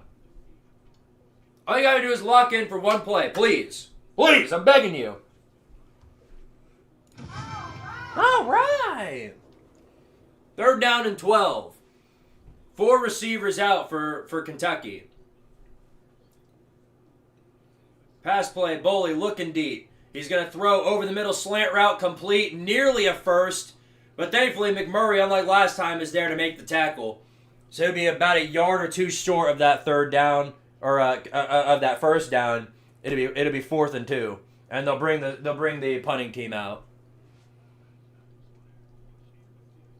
They almost blew that though. Thomas the Gentamagai, I think is how you pronounce that. Appreciate the $5 super chat. Says, I'd like to nominate Mississippi State for Clown of the Week. How do you let this Texas team win off of a 24 unanswered point comeback? I don't have an answer for that.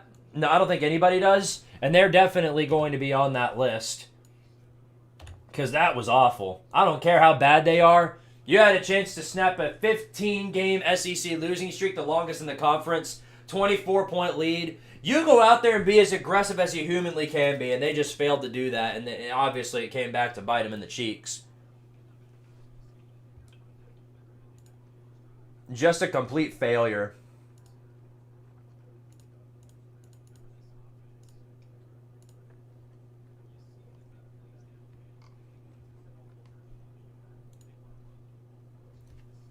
Offense needs to score. Wouldn't that be nice? Wouldn't that be nice? Pass play. Aguilar. He's gonna throw this bomb deep. He might have a man, and he does! Chris Brazzell again. Deep down the field. Gets it all the way inside the 25. Off of a huge catch by Aguilar. Wow. Or huge throw by Aguilar, which is caught by Brazzell. You get what I'm saying. Sometimes I mismanage my speaking, but Chris Brazzell doing Chris Brazzell things. 2 receptions, an average of 40 yards. Handoff up the middle, but it's blown due to probably a false start.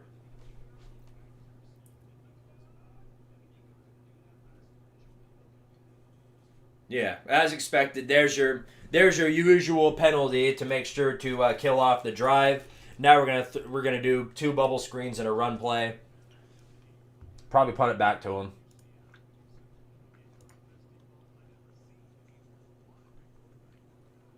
Are we not going to talk about what Miami is doing right now? Why would we give them any more attention than they deserve? It's Mario Cristobal. You know this. This is what he does. Mario Cristobal blows things in the worst times imaginable. Hell, that's what Miami does. They did that back in 17. Remember, Miami started like 9-0 in 17, got up to the number 2 team in the nation, and then just completely blew up. Let's see.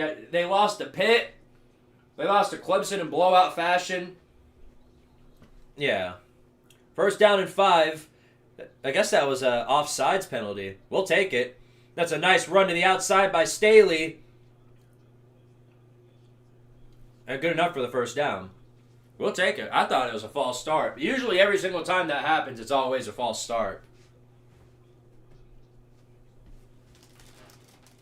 Yeah, I don't know what they were thinking with that. That trailer looks so beautiful, too, and turns out those uniforms just look like Shrek's bunghole. Here's your second bubble screen to Brazzell. Breaks a couple of tackles, and then gets about what looks to be about 9 yards out of that. A flag comes in late. Whatever happens, I'm going to call that. So that's our second bubble screen of the day. Well, there's your offensive hold. That'll kill off the drive. Good job as always. Who is in charge of that one, we ask?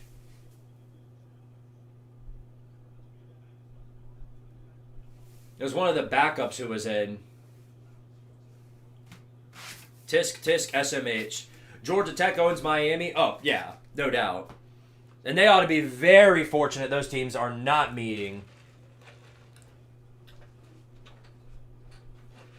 Because Tech would probably beat them again. So here's 1st down and 14 from the 18-yard line. Got to get inside the 5 to convert. Big push up the middle, and well, they convert it. Okay, great job. Big push up the gut. Great blocking. Star Thomas goes past pretty much the entire defense. Goes down around the 2-yard line. It'll be 1st and goal from the 1. Wildcats are going to sub in some of the big boys here right up on the line. Now, can we not do I know there's still 2 minutes left in this 1st quarter, But can we not do something incredibly stupid here? Let's not throw a 99-yard pick six this time, please. I know that might be tough to ask, but let's try not to do that, okay? Let's see what they've got here. From the 1-yard line on 1st and goal. Handoff. Up the middle. Star Thomas. I think he got the push he needed, and I think he does. Yes, he does. It is confirmed. There's your 3rd Tennessee touchdown of the day.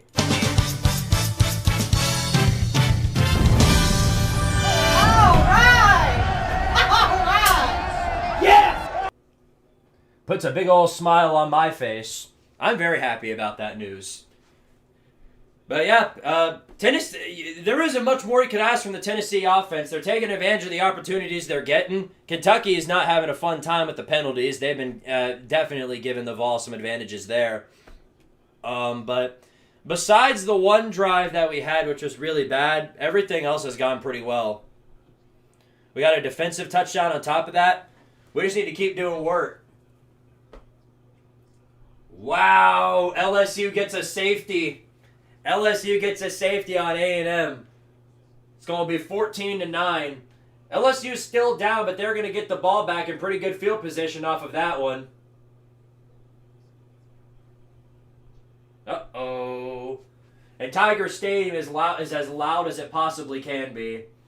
I don't remember who I picked. To win this game, but I think I did. I think I did pick A&M to win.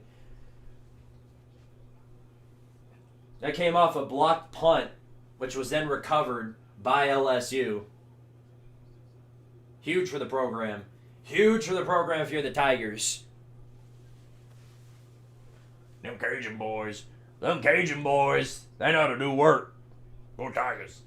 Man, it just doesn't feel right. LSU is not a program fit for BK. But he continuously finds ways to basically talent feed his way out of every single opposition. If I'm A&M, I'm just going to start chucking it up to Mario Craver. What can go wrong there? All right, 21-7 in this game. Ball rolls out it rolls into the end zone. Touchback. Kentucky will start this next drive at the usual 25-yard line. I want to get excited about how will the Vols piss this away in the fourth quarter by playing not to lose. Did that against State, nearly lost. Did that against Arkansas, nearly lost. Did that against Georgia, actually did lose. I'm sure they'll find a way to pull that off against Kentucky as well, because when you give teams opportunities to come back and win, more than likely they're going to try and fight to come back and win, and then maybe come back and win. What? What? Crazy, I know. Stunning revelation even. First down and 10 from the 25-yard line. Got 2 wide receivers out for Kentucky. Man moves in motion, believed to be the tight end. 6 men up on the line. Ball snapped. This is a pass play. Looking, throws. Got a man. Complete. First down, missed tackle, and a little bit more off of that missed tackle. Good job, whoever even tried that. I don't even know what that was. They didn't even try to scoop for the legs. I think they just literally shoved him and then expected them to go down. I can't even begin to explain what I thought that was supposed to be. That was terrible. Absolutely terrible. So here's first down at the 36-yard line. Moving in motion. Here's a halfback toss, blown up. Or at least I thought it was supposed to be blown up. Another missed tackle right there at least makes it no gain there. I don't understand how you just keep missing these tackles. It's not complicated. Wrap a man up. No more of this. You're not doing anything when you do this. You're just there for decoration. Stop doing that. Kentucky a total of 129 yards in this first quarter, which is nearing its end with 36 seconds left. Second down and 11. 3 receivers out. Boley 7 back to throw. Looking for a man deep. He is going to throw deep in a one-on-one. Incomplete. Looking for the trying to beat the true freshman there in Ty Redmond. And Redmond played that one really well. No flag. Third down and 11.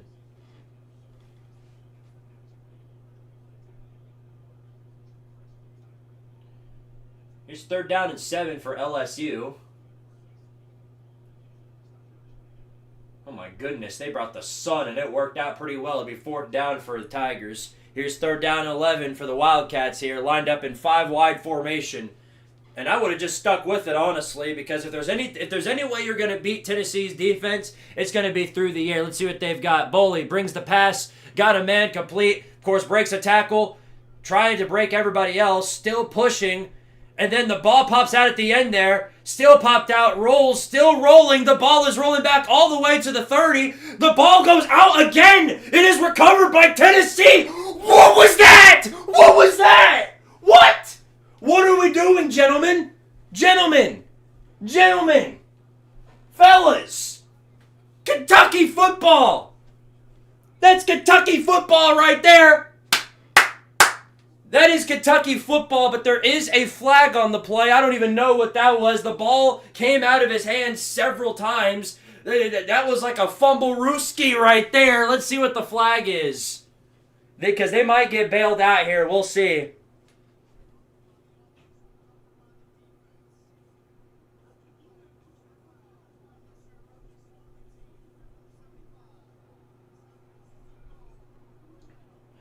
It is okay, here's what happened. So the play stands. It is a personal foul on Kentucky, which means it's half the distance to the goal. Tennessee is going to basically get this ball in Kentucky goal line territory. You're basically giving them a free touchdown. Look at this. Look at this. The ball pops out on a sack. Then the ball pops out again. It's rolled back all the way past the 30. Continues rolling. Then it's recovered. The guy tries to run away. Then the ball pops out yet again. And this time it's recovered by Tennessee.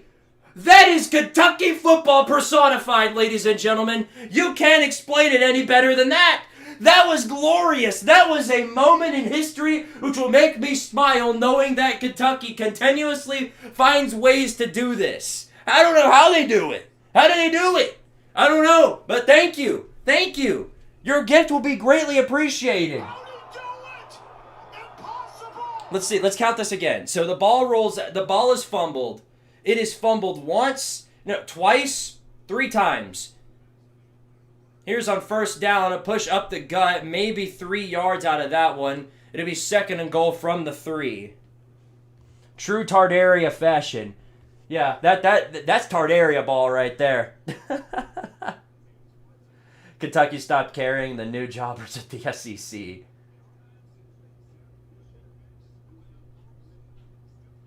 That was just absolute chaos. That's going to put an end to the first quarter. What a way to end it. What an absolutely phenomenal way to end it right there.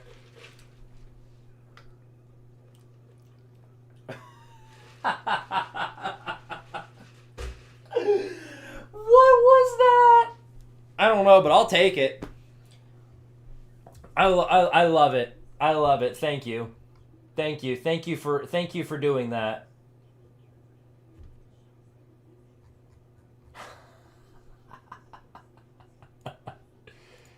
I'm just going to refresh my Twitter feed because I know that's going to be on No Context College Football. Has to be. Has to be.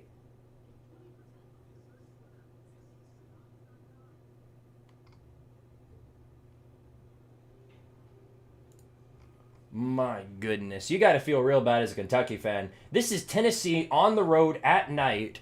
Literally, this is their most vulnerable state. This is the most vulnerable you're ever going to catch Tennessee. And here you are now about to go down by 3 scores. Womp, womp. That's all I got to say to that. What did I just witness? Kentucky football. Pick up your shovel and get back to the coal mines, baby. Go big orange. Yeah, they've already got the pickaxes. The moment that happened, all the Kentucky fans watching this football game immediately went to their closet and grabbed the pickaxe. It's about time for them to head back to the coal mines. Bordeaux got to be Malden. Oh, no doubt. No doubt. Poor Bordeaux. This is a bad year. But it might turn out great. Hell, it might turn out great. Like for Florida fans. Florida fans are currently celebrating right now. I'm telling you, it might turn out great. You never know. I need live Super Nuclear and live Lucas Sharp reaction. Yeah, I'd like to hear what Super Nuclear's thinking right now. Yeah, get Super Nuclear up in here. I want to hear what he has to say about this. I think he expected this. I think all Kentucky fans sort of expected this, or at least a whopping majority of them, because why else would you put yourself through this just continuous pain and agony?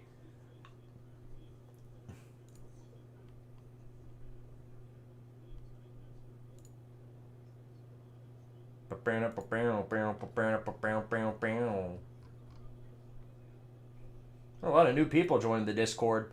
Appreciate all you guys for joining. What an ever-expanding empire that Discord server is. Squid, what in the absolute frick is going on in Miami? I just checked.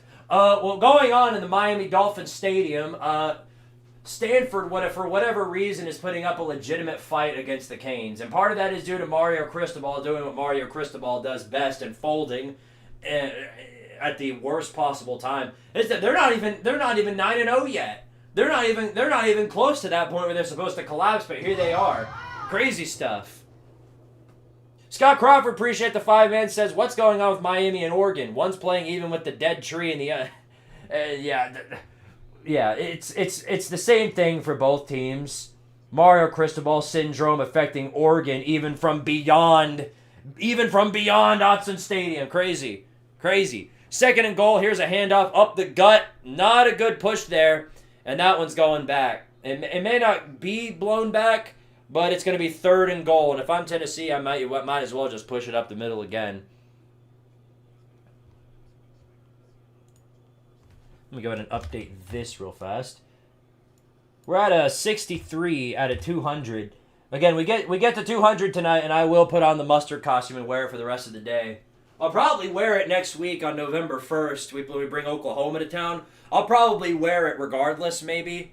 Or I'll lower it to like 100 because it's Halloween weekend. Here's third down and goal. Aguilar looking for a man. Plenty of time. Now he'll take it for himself, and he gets the push he needs. And Aguilar will get the score for Tennessee. Ladies and gentlemen, Tennessee is now taking a 3-touchdown lead on the Kentucky Wildcats.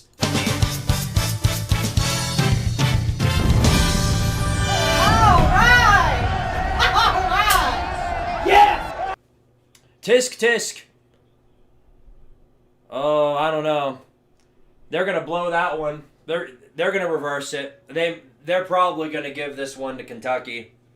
It looked like his knee might have been down a little early, and it'll be fourth and an inch.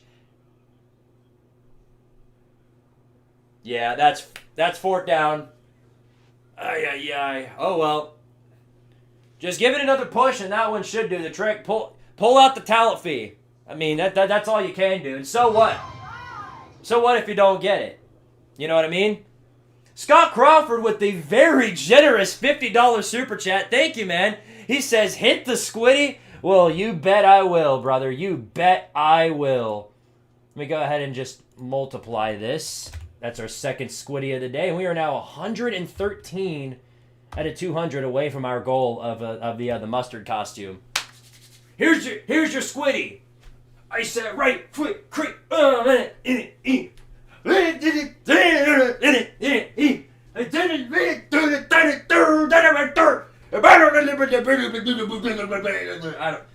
don't know. I never cared to learn the lyrics of the song, so I just make them up as I go along. You know what I mean? Anyway, they haven't made the ruling yet, but I'm willing to bet that they're gonna blow this thing dead at about literally an inch away from the goal line, which means that they're gonna have to whip out the talent fee. Also, A&M intercepted. LSU just intercepted Marcel Reed, so there's that. And let's see what the ruling is. And yep, the call is overturned. It's gonna be fourth down with about an inch to go. So just get your big boys up there on the line and get you a good push. Push like you mean it. Okay, there you go. There you go. There's your gritty for you. That's a workout, I'll tell you what. I'll hit a little bit more of a gritty if we get this fourth down here. So yeah, it's literally inches to go inside the 1 yard line. Tennessee expected to bring up all their big boys on the line, and that appears to be the game plan. Wildcats are responding in kindness. They brought up every big boy they've got up on the line. Inches to go. 4th and goal. I formation. Here's the handoff. Up the middle. And he got it. Not even close. The talent fee came out in the best way imaginable. And there is your 3-touchdown lead.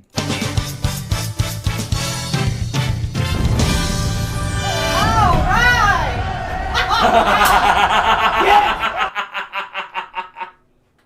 They showed the Kentucky fans in the stands. They're already leaving. The second quarter just started and they're already leaving in droves to beat the traffic. It's not even it's not even halftime yet. There's 13 minutes left to go in the second quarter and they're already leaving in droves. They don't care. They don't care about Kentucky football.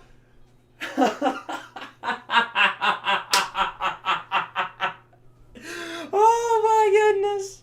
Well, there's your 3-score lead by Tennessee. They're doing whatever they want to on this poor Kentucky team. I expected a battle here in Lexington, and so far the battle is coming on only one side, so we'll see how it goes. All right. Yes. Oh my goodness. Tennessee's going to hang a 50-piece up. I certainly hope so. God, where's Super Nuclear? Where is he? He's got to show himself. Where is he at? Ay. Where is he going? If this gets bad enough, I might just have to start playing games. Legitimately. Whenever I get bored, and while I'm watching these football games go down, literally I'll just get on my PC and I'll just start playing games. I might have to start doing that if this gets ugly enough. Kentucky fans do something else. Do knitting. Watch NHL. They do something else. It's just not until November. That's the point. Whenever you hear Kentucky fans trash talk anybody about a certain sport, they're always talking about how this team has no Final Fours. Or about where's your NCAA championship in basketball? It's always one of those things. They never talk trash about football because this is the result they get amidst their trash talk. This is exactly what they get. So of course they don't trash talk in or in football. Because look at this. This is awful. Now, pending a generational comeback, knock on the wood, Kentucky has got a long way to go if they want to get back into this one. And it all starts with this drive here from the 25-yard line. 1st and 10. Going to be a handoff. Good push up the gut. Breaks a tackle. Of course, we're going for the legs again. And it gets a good 15-yard push out of that one all the way to the 40-yard line. Wait, you mean Kentucky's not good? What? Perhaps. Perhapeth. 1st down and 10, 4 receivers out. And yeah, I don't know. It seemed like if I were Kentucky, I'd be trying to beat them through the air. That seems to be where their weakness stands. Here's another push up the middle. That one good for about 4 yards. 2nd and 6 coming up.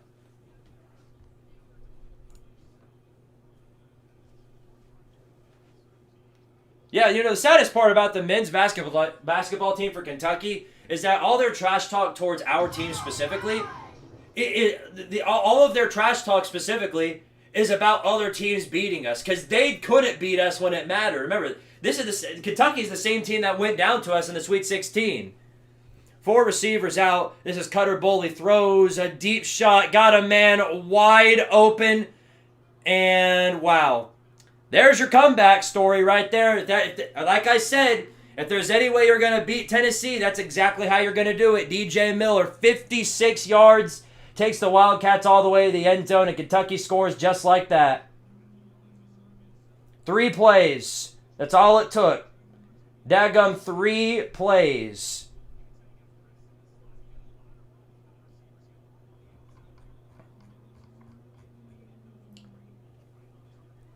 By the way, just a reminder that Boo Carter wanted to play offense on this team. He threatened to transfer. Yeah, he threatened to transfer if he didn't play offense. Man can't even play defense. He got beat on the line once again. DJ Miller just drove right past him. I mean, the dude literally, he didn't even just get cooked. He got deep fried. My goodness.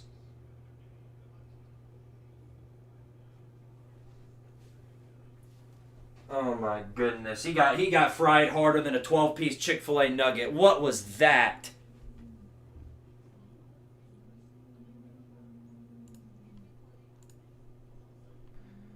You think I bet you Boo Carter's mom getting ready to go on there and talk about how she don't care about Tennessee. She's all about Dion or whatever it is. I don't know. That's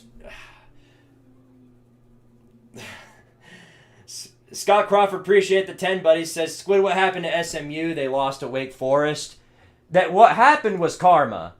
That's what happened. They've been talking on, I saw the post on Twitter. It was like they won like 20 in a row. 20 conference games in a row outside of like the postseason or whatever. They had that one coming from a mile away against Wake Forest of all teams. Peter James joining the crew of the Soldiers of Tardaria. Thank you for becoming a channel member, buddy. Much appreciated, man. Thank you. Hey, Squid, do you need a new defensive coordinator? Check out Jeff Collins. He's the Minister of Mayhem. Okay, look. Tim Banks is incompetent on most occasions, but that dude is just straight up brain dead when it comes to coaching defense. I'm not at that point yet where I want Jeff Collins over that. I've seen what he did at Georgia Tech. Nope, I'm good. Y'all can have him. He's yours. I don't know where he's at right now. Even I think he's still at like. They demoted him, from what I know, from a defensive coordinator to just like an analyst at North Carolina. I think he's still on that coaching staff over there. Must contribute to the reason why their defense is terrible. It's better than it was last year, which, again, contribute that to Collins, but ay.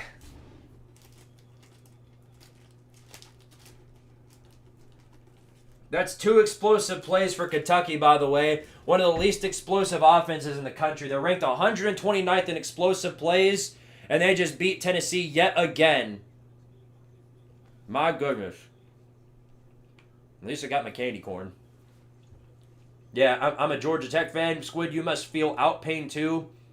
That's right. Collins went to South Carolina. Dude, they have formed the straight-up most elite staff over there at South Carolina. Mike Shula and Jeff Collins.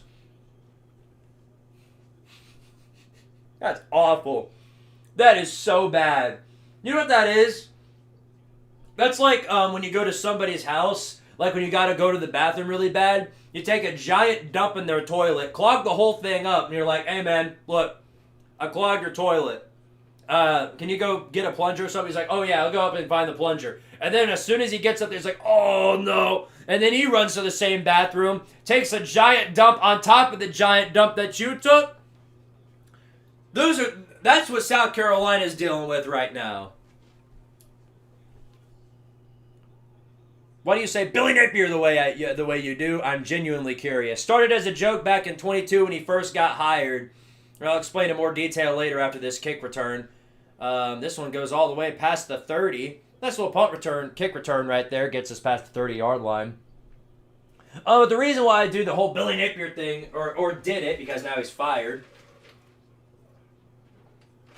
is because back when he first got hired, I was in a group chat, and some of my friends are big-time Florida fans, and they were basically telling about how, like, they were gassing him up, like, oh, Billy Napier's the new guy to own Tennessee. Billy Napier's eventually going to run the SEC and all of this. And it's like, who is this guy? Nobody's ever even heard of this guy. And so I was like, oh, you really think Billy Napier is going to run the entire SEC? And that's what basically started it.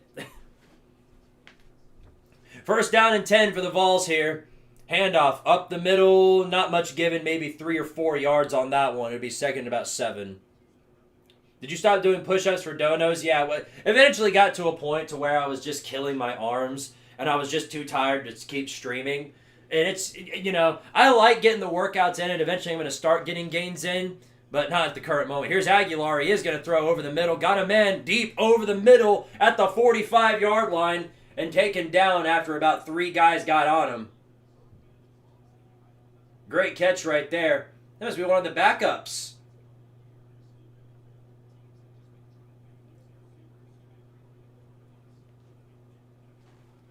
First down and 10 from the 45 of Kentucky. Here's another handoff. No blocking once again, maybe 3 or 4 yards. Can't get any good push on the run game, I'll say that much, because the blocking is just nowhere to be found. They're expecting him to break loose on one of these, and we just can't ever figure it out because we do the same run play every time. Second down and 7. 4 receivers out. Aguilar, they're bringing all kinds of pressure. He rolls out of the pocket, might take it for himself. That's exactly what he plans to do. And then slips up after about 5 yards, but there is a flag that came in there, and I think it's going to be a hold on Tennessee. I picked up the Billy Napier thing from you, and now some of my friends do it too. Yeah, no, it's. I'm glad the influence is spreading. I'm glad. It was funny because I saw somebody. It was funny. It was a like a Reddit tweet that came. A Reddit tweet. It was a Reddit post that came out talking about Cam Scattaboo. And somebody said something along the lines of like, "All hail Cam Skibbity." And then below that, somebody was like, "Hey, somebody knows about Squidtard Sports." And I'm like, that is insane that this is getting referenced outside of my own chat. That's insane. 2nd and 17, they push up the middle again. Nothing given there. We only have one freaking run play. We dare not run it on the outside because that's too convenient. Dare not do any other run play other than the same run up the middle. Dare not do that. 0 third down conversions for both teams tonight. And this one looks very, very unlikely. 3rd down and very, very long. 16 yards. We're at our own 49. Got to get all the way to the 35-yard line to convert this one. They will need a complete defensive collapse in order to get this. Here it is. Aguilar looking. Plenty of time. He does throw deep, and nobody's there. Incomplete. Basically threw it to the floor trying to force a PI, and he won't get that luck. Chris Brazzell looking to the ref, and he won't get the answer he's looking for. So we're going to give this ball back to Kentucky.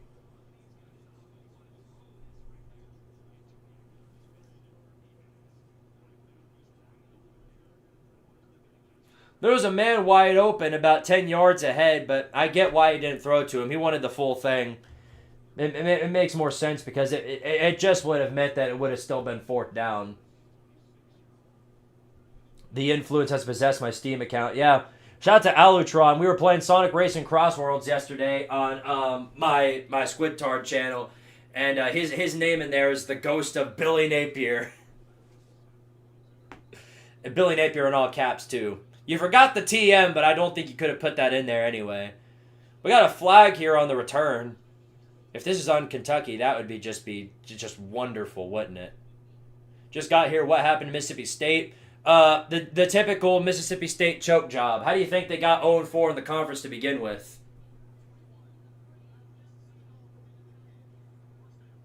And it's a hold on Kentucky. So this will pin them back a bit further. They got a lot of yardage to go.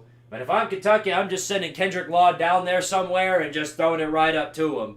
I'm sure one of these times he'll break free because Tim Banks will ensure that possibility. Just throw it up. Whoever Boo Carter is covering, you just throw it up to whoever that is. And he'll find a way to bring it down.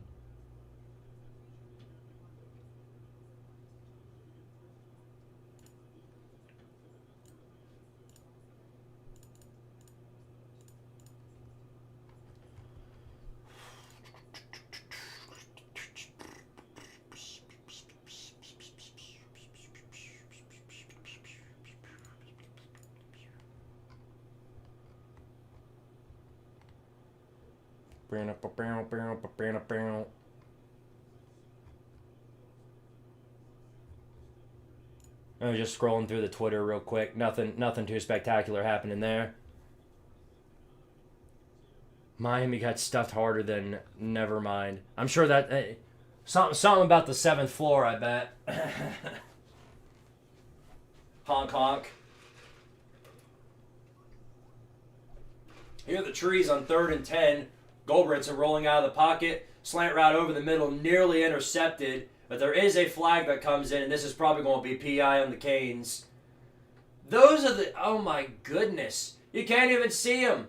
I get the whole thing is camouflage, but they're just the ugliest uniforms I have ever seen.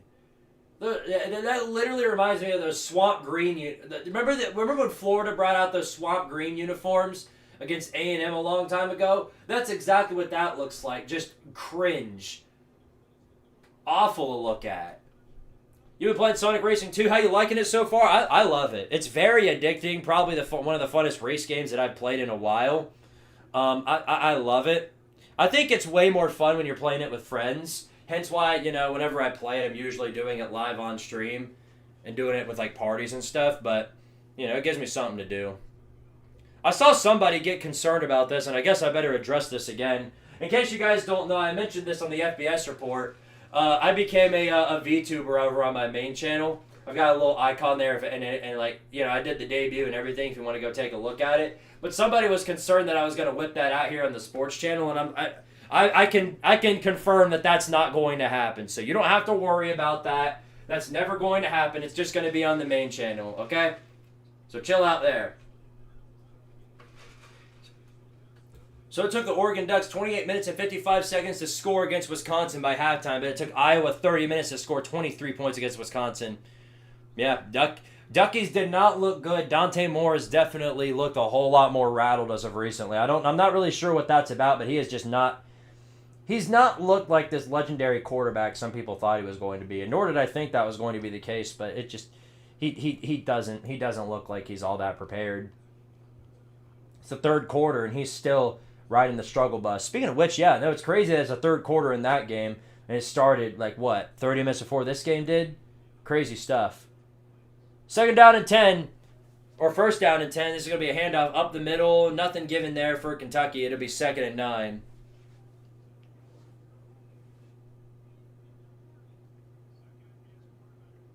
No, I call Kalen DeBoer, Aiden. I call him Kalen DeBozo.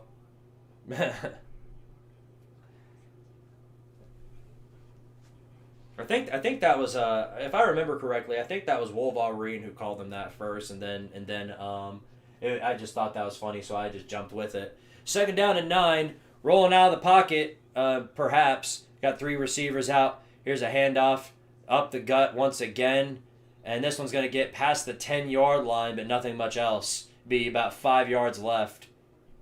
Need another pick 6. Wouldn't that be pretty? Wouldn't that be nice? Because now this is a 2-score game. Again. They're down by a lot, but we know Tennessee's defense and what they're capable of. Wildcats 0 for 4 on 3rd downs. Look to convert at least 1 3rd down right here. We'll see what they can bring to the table. Oh, come on. Come on, Tim Banks. Whip up something good for me. Whip up something good for me here, Tim. Here it is. Bully all alone in the pocket. He runs for himself. That's a first. Yeah, I didn't even need to see the rest of the play. I knew that was a first from the start. He parted the Red Sea on that one. There wasn't a Tennessee DB within a mile of him.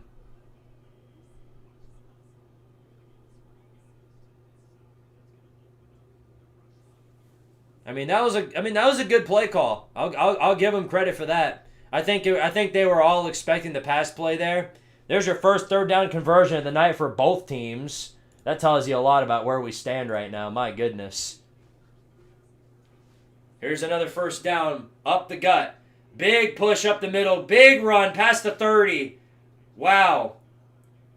The run game is starting to come together for Kentucky here, and at a really bad time for Tennessee.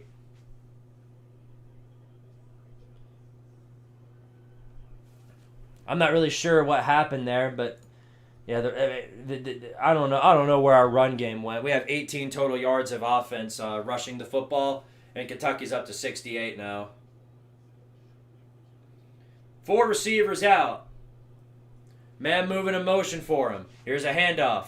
Another one up the middle. This one's shut down, but he still gets about 2 or 3 yards out of it.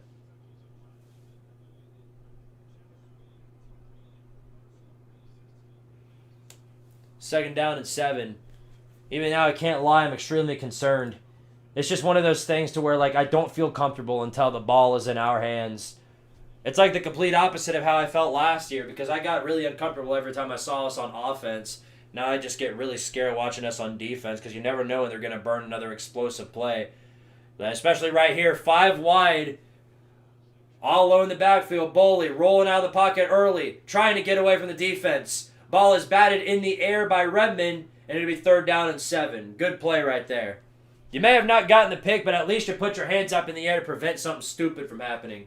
So here's another 3rd down and Banks right here. This one a little bit longer than the last. 3rd down and 7. Mario Cristobal must have given the greatest halftime speech of all time. Bold of you to assume he gives a halftime speech at all.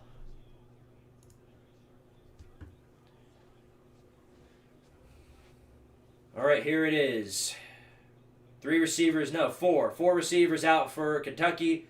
And it looks like a flag is blown, and it looks to me like somebody jumped off sides. No, actually, Tennessee just used a timeout.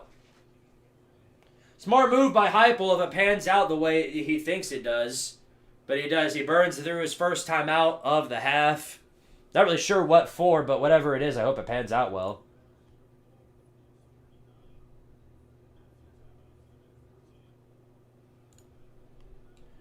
Whew. Ha ha ha ha ha. A&M sucks. Well, it's still a tight ball game here despite the picks. LSU's got this one at the midfield. Quick throw on the outside, maybe 5 yards out of it.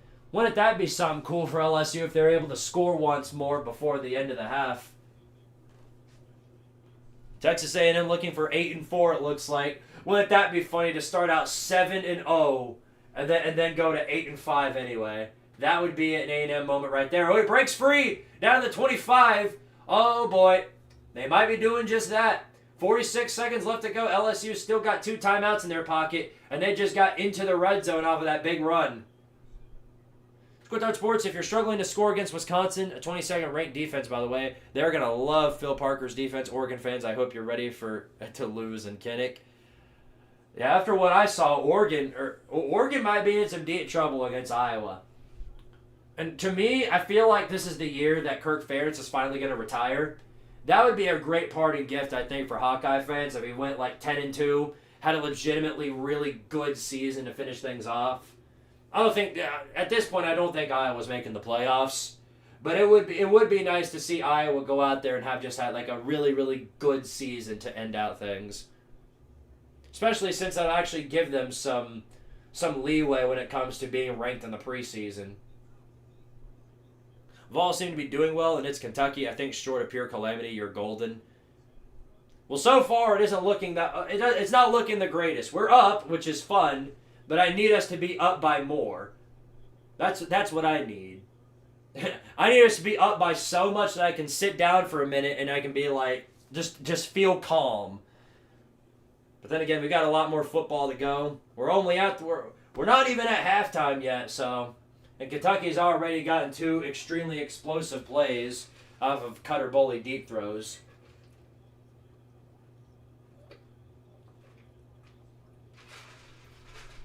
Whew.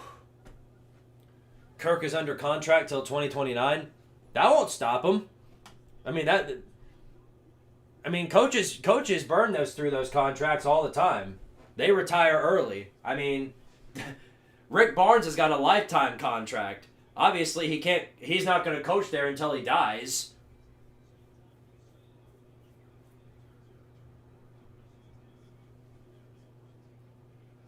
They're showing the 2 huge touchdown plays Kentucky got earlier. Just disgusting. Blah, blah, blah. But I guess that makes us even because we've had those plays too. 3rd down and 7. They're lined up in 5 wide enough. If I'm the Wildcats, that makes perfect sense. Boley back to throw. He does throw. It's a screen play. Tries to get beat from behind. Guess what? First down. Because nobody can tackle. They scoop the legs again. And, of course, he escapes and gets the first down a whole lot more. Worst tackling team in the dadgum country. I cannot stand it watching us freaking try and tackle. Dog water tackling. Look at this crap. Look at this. What was that? Scooping the dadgum legs again. What are we doing?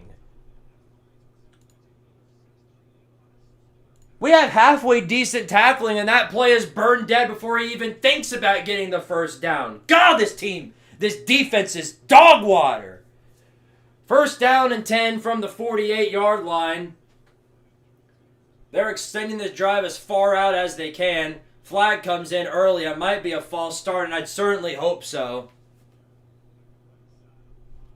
God, my goodness. If that is Tim Banks teaching him how to tackle like that, he needs to go yesteryear. This team is way too daggum talented on the defensive line to be doing stupid crap like that.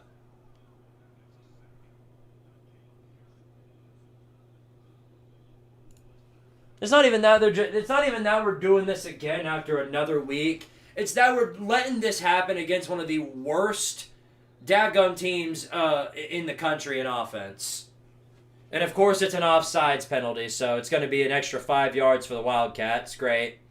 Just truly phenomenal. You might as well just go ahead and let him score, because if it's going to be one of these games where you have to score 50 points, you might as well just go ahead and let him do it.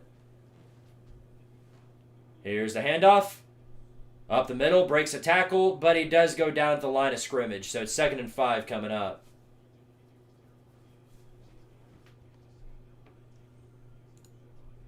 I mean, you guys see it too. You guys see it. It's like this is something that just so happens to be so common with Tennessee. Like, I get broken tackles. You see great players break tackles all the damn time. But every time I watch like a lineman or a linebacker or especially a corner go for a tackle, they're too afraid to go for the actual hit or wrap them up. So what they do is they just scoop the legs, and every single time it's a broken tackle because all they got to do is move their legs, and then they're broke free. Not on that play though. Thankfully, the defensive line takes care of the tackling, and it's 3rd down and about 6.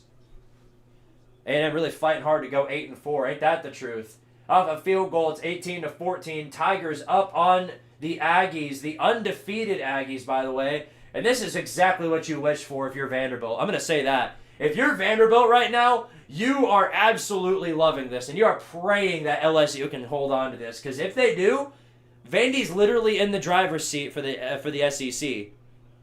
Quick throw by Boley. Dadgummit, another freaking first down because nobody's there to cover him. It's a stupid slant route. It's the same dink and dunk type of play they've been doing all game long. All of our DBs are in a different planet. So, of course, they're just going to dink and dunk for the first down. It's literally, we do this every damn 3rd down. It is so obnoxious. I'm so sick of Tim Banks. So dadgum sick of Tim Banks. I don't care if we got true freshmen out there. There's absolutely no reason on 3rd and 5 to have all your DBs sitting in the freaking end zone. What are we doing? First down and 10. Kentucky's all the way past the 30 now at the 28. So they're going to get some points out of this regardless. Tries to run on the outside. Nothing given there. Loss of 2. And it'll be 2nd and 12.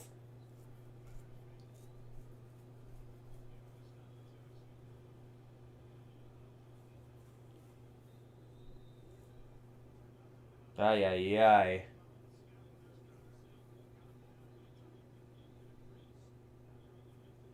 Pins him back a yard, if that. Here's 2nd and 11, actually. Here's no pass play. Boley looking for a man downfield. Plenty of time to pass. He'll roll out of the pocket, looking deep. He'll throw, and that one's out of bounds. But there is a flag on the play. And this could be huge for the Wildcats. They might be getting a break here. We'll see. It could also be intentional grounding. I don't know what it is. We'll see. Let's see what they find.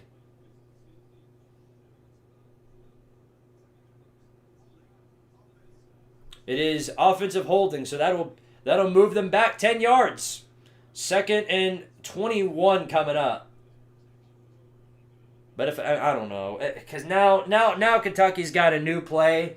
And Tim Banks has always found way. They're gonna dink and dunk on these next 2 plays and get the first down. People on Twitter are legitimately asking if Tim Banks is gonna get fired after this year. Unless if the wheels fall off, he's not going anywhere. He's not. He's just not. That's just the reality. 2nd and 21, 4 receivers out. Boley back to throw over the middle. Another dink and dunk. 10 yards out of that one. Gets past the 30 and gets maybe around 11 or 12 yards out of it. So there's the first dink and dunk. Prepare for the next one. Prepare for the next one. You like that hitch route? You get to see it again on the next one, and nobody's going to be there to cover him. Watch. 3rd down and 9. They got 11 yards out of that. I guarantee you. Watch. This is. I will. It's gonna happen. It's gonna happen. He's 3 for 3 on 3rd downs this drive. Watch this. Watch. They got to get to the 18-yard line. So 9 yards to go. 4 receivers out on this play. Here he is, Boley, back to throw. Here's the dink and dunk. It's a screen, actually. And look at that! Look at that! We scooped the legs! He freaking got it again!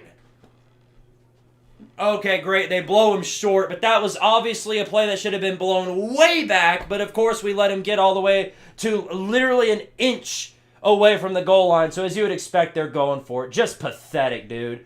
Just pathetic. Why is T-Lander still on the field? This dude is the worst tackling linebacker I've ever seen. This dude is what is he doing?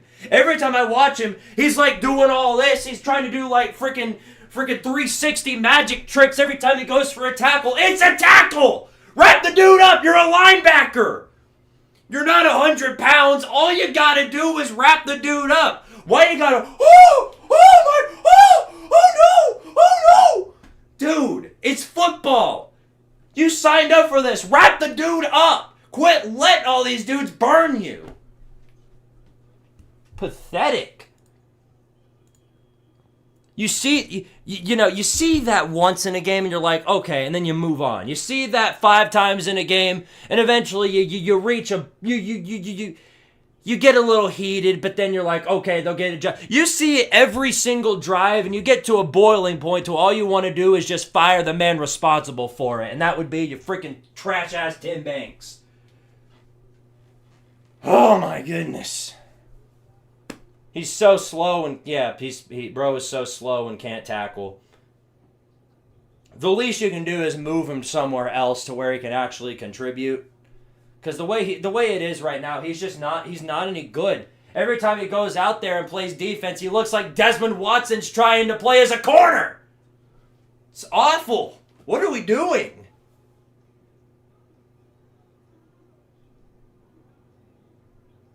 Daddy chill out a moment. I got a soundboard for that. As soon as it'll play, my soundboard's doing the thing where it freezes for a good minute, but it'll play in a minute. What the hell is even that? There we go. I'm so tired of seeing zero effort on tackling. What are they doing during the drills? Eating cupcakes? Perhaps. Maybe. I can't tell you. I don't get it. Because this is now the 4th straight week of this. Or 5th straight week, I mean. And like, they've been doing this all season long. I didn't see much of it against Syracuse, but the moment that Georgia game came across, I saw it on every single drive. Where literally they do a screen or a dink and dunk, which is, a play that would be blown after maybe 2 yards. But then, nope, there's 3 guys there, and they're all doing this. They're all jumping around and whoa, whoa. I'm like that. You're a defender. What are you guarding? Your dignity? It's better off getting stiff-armed because then you can chop that up to talent. You can chop that up to the other guy. But doing this whole thing where you're dodging every defender or every wide receiver that comes across you, it just makes you look like you don't know what you're doing and that you're just completely unprepared for the position. Squidtard, do you have an account for bubbles? You have an account for bubble screens, but do you have an account for dink and dunks? No. But I might need to make a new one for every time I see a scoop for a tackle. I hate that dadgum scooping tackling. It is the worst. That is the worst tackling formation I've ever seen in my life. It's one of those things to where if you're an NFL prospect, like an NFL player, and like an NFL coach watches that once, you're off the team. Straight up, like literally, if like it's one of those things to where if an NFL level caliber coach watches your film and sees that, he's literally, if you try to call him and be like, hey coach, you think I can play for the team? He's gonna fart on the phone and tell you to kick rocks. That's what that is. Pathetic, dude. It's 4th and 1. They started on like 2nd and 21. It's 4th and 1. with 2 minutes left to go in this half. They've dragged this out for as long as they possibly can. 4 receivers out. Bully moving up on the line. Lined up in an I formation. Handoff.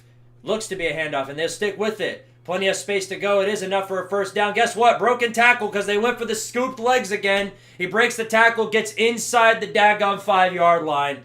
Absolutely atrocious defense. I hate this defense. I hate them so much. This is pathetic.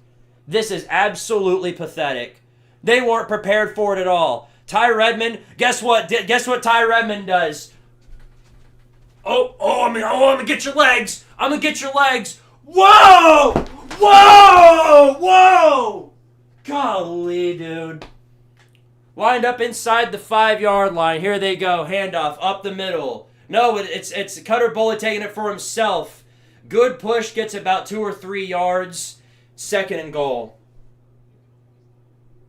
2nd and goal, about 2 or 3 yards left to go. This is, by the way, this is Kentucky. Just want to make that known. This is Kentucky football that we're watching right here. It wasn't that long ago this team fumbled the ball 3 times in a row on the exact same play.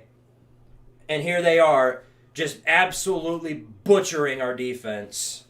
Tennessee choking. Oh, yeah, this is a bad choke job. Terrible choke job.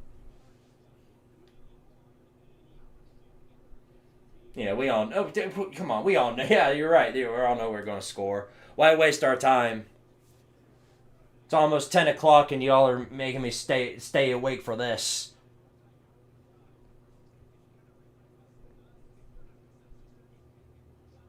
Oh my goodness. Yeah, the well of patience is really beginning to thin out. The well of patience is absolutely getting ready to thin out for Tim Banks. We can chop up last year and the year before that to James Pierce Jr. and Jermod McCoy and the talent fee. Because what we're watching right now is nothing short of the most pathetic defensive performances back to back to back I've ever seen. You have a half-competent defense and this team is national title caliber. 2nd quarter yards, 173 for one of the worst offenses in the country, by the way. 2nd and goal. Man moving in motion. Here's Cutter Bully looking towards the end zone. Throws on a slant. Touchdown. Ty Redmond beat again. Who else but Ty Redmond? Not surprised there. J.J. Hester gets the catch. And as quickly as Tennessee was blowing this game away, they have now turned it into a 1-score game off of the efforts of Tim Banks. What a great coordinator. What a phenomenal coordinator Tim Banks is.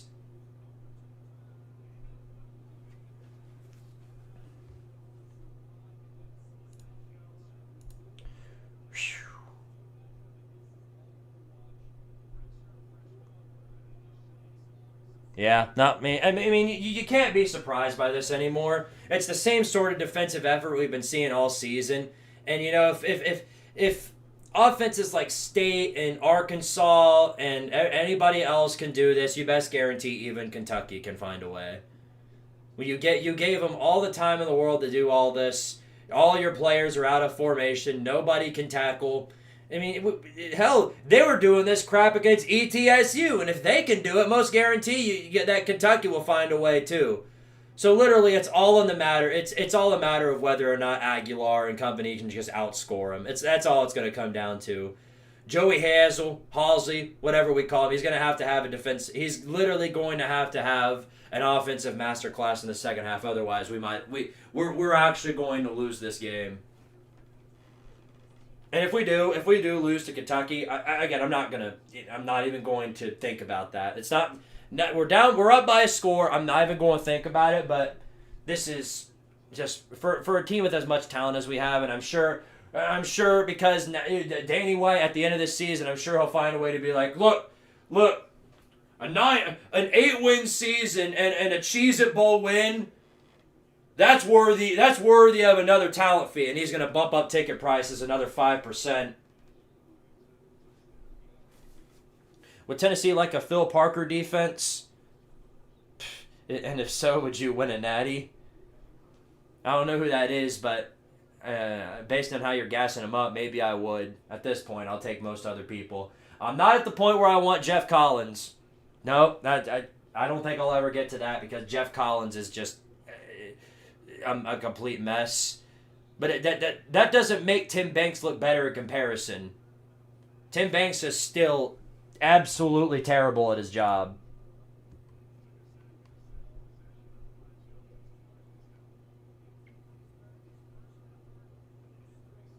Reminder, by the way, this Kentucky, again, we're up, so let's not, pull the panic button yet, but this Kentucky team, this Kentucky program, the last time they won an SEC game was Ole Miss all the way back last year.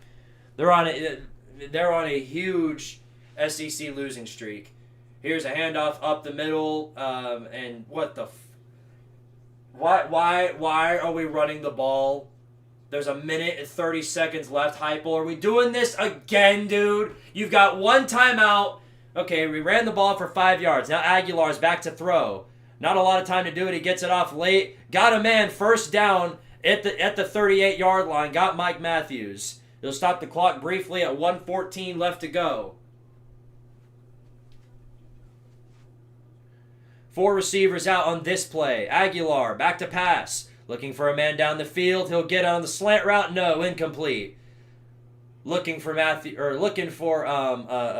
that wasn't Staley. I think it was one of the freshmen coming in on that play. Looked for him, was not able to hold on. That at least stopped the clock briefly at 1:04 left to go. Iowa defensive coordinator. Oh, Phil Parker? Oh, of course. I'd take that man in a heartbeat. Not even a question. I'll take him from you right now. You'd think we have enough money for it. 4 receivers out. Here on the handoff. It is a bubble screen. There's the third one of the day. Got some space in front of him. Good enough for about 8 yards. So there's bubble screen number 3, and that one is pretty successful. But you got to get everybody up on the line. That clock is going down.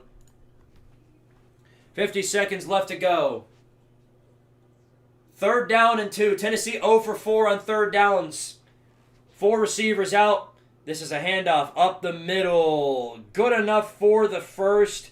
Risky play call, but I guess it goes for the best because it's 1st down. But you got to get everybody up on the line here. 36 seconds left to go. You've still got the entire lane. You've got an entire other half of the field to go through. 32 seconds. Here's the pass play. Aguilar looking. They're bringing the pressure on the edge. Rolls out. Looking for somebody. Now he'll take it for himself. Good enough for about maybe 3 or 4 yards. He does get out of bounds, though, which does stop the clock with 23 seconds. Hell, if we're playing for a field goal, I'll take it. Going up by 2 scores with how this half has gone, I'll take whatever we can get. It's pathetic you let them even come back in this game in the first place, but you can at least remedy that by scoring something here with 23 seconds left. 4 receivers out again. Aguilar looks. They bring the pressure on the edge, gets it off last minute. And how do you drop that? It was a dadgum screen to Sean Bishop. What are our running backs doing? What are they even there for? If you're going to use them, at least use them to run the ball, because apparently none of them can actually know how to use their hands. Now I know why we don't see any stiff arms. They have the arms for decoration.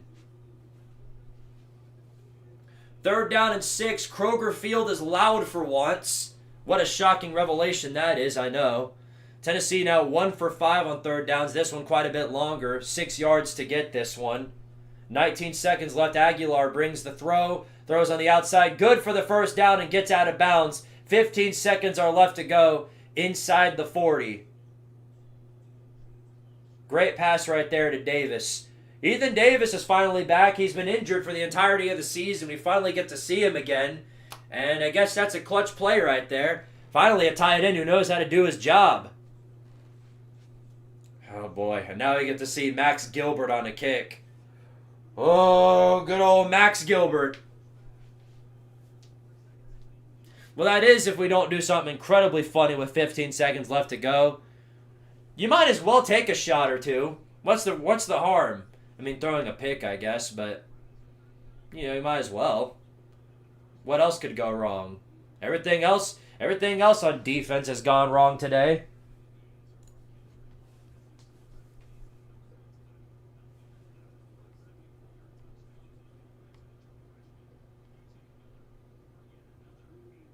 Ay, ay, ay. Let's see. This might be some of the dumbest mismanaged time that we'll see, so I don't know. You're not even... The thing is, they aren't even in field goal range yet.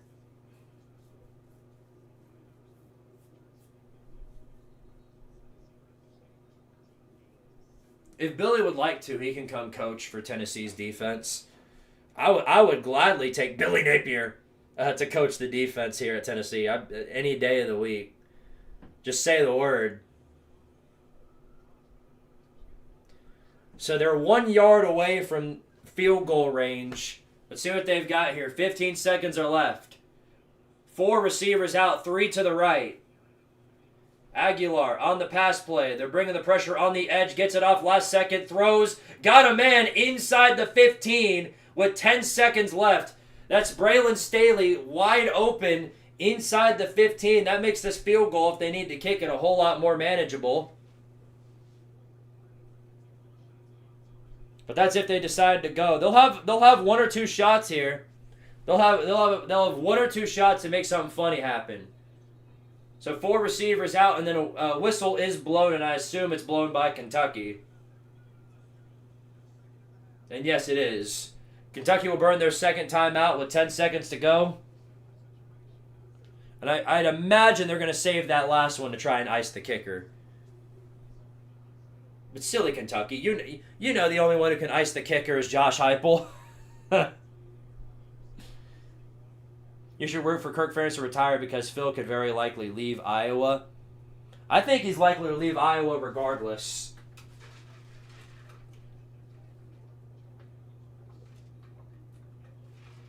I could see it being like a Tom Allen type of situation, to where the highest bidder gets the stock. And I think that would be Tennessee, because we'll pay a crap ton of money for our coordinators if we ever get rid of one. I've been wanting Tim Banks to go for a while now, and I know it's not going to happen, but in the hypothetical, which, again, I'm an SEC man, so hypothetical scenario that he were to skedaddle, I would gladly take somebody like Phil Parker. I know Tom Allen has looked like absolute diarrhea this year, but even I'd take him. So 1st down and 10 for Tennessee. Expect a shot to the end zone or two right here with 10 seconds left to go. 4 receivers out at the 14-yard line. Here's the pass play. Aguilar looks, throws, end zone shot. Wow, what a completion to Ethan Davis. Wow, Joey Aguilar, the freaking savior of Tennessee football, comes in the clutch for Tennessee, and we got a 2-score lead off of that touchdown.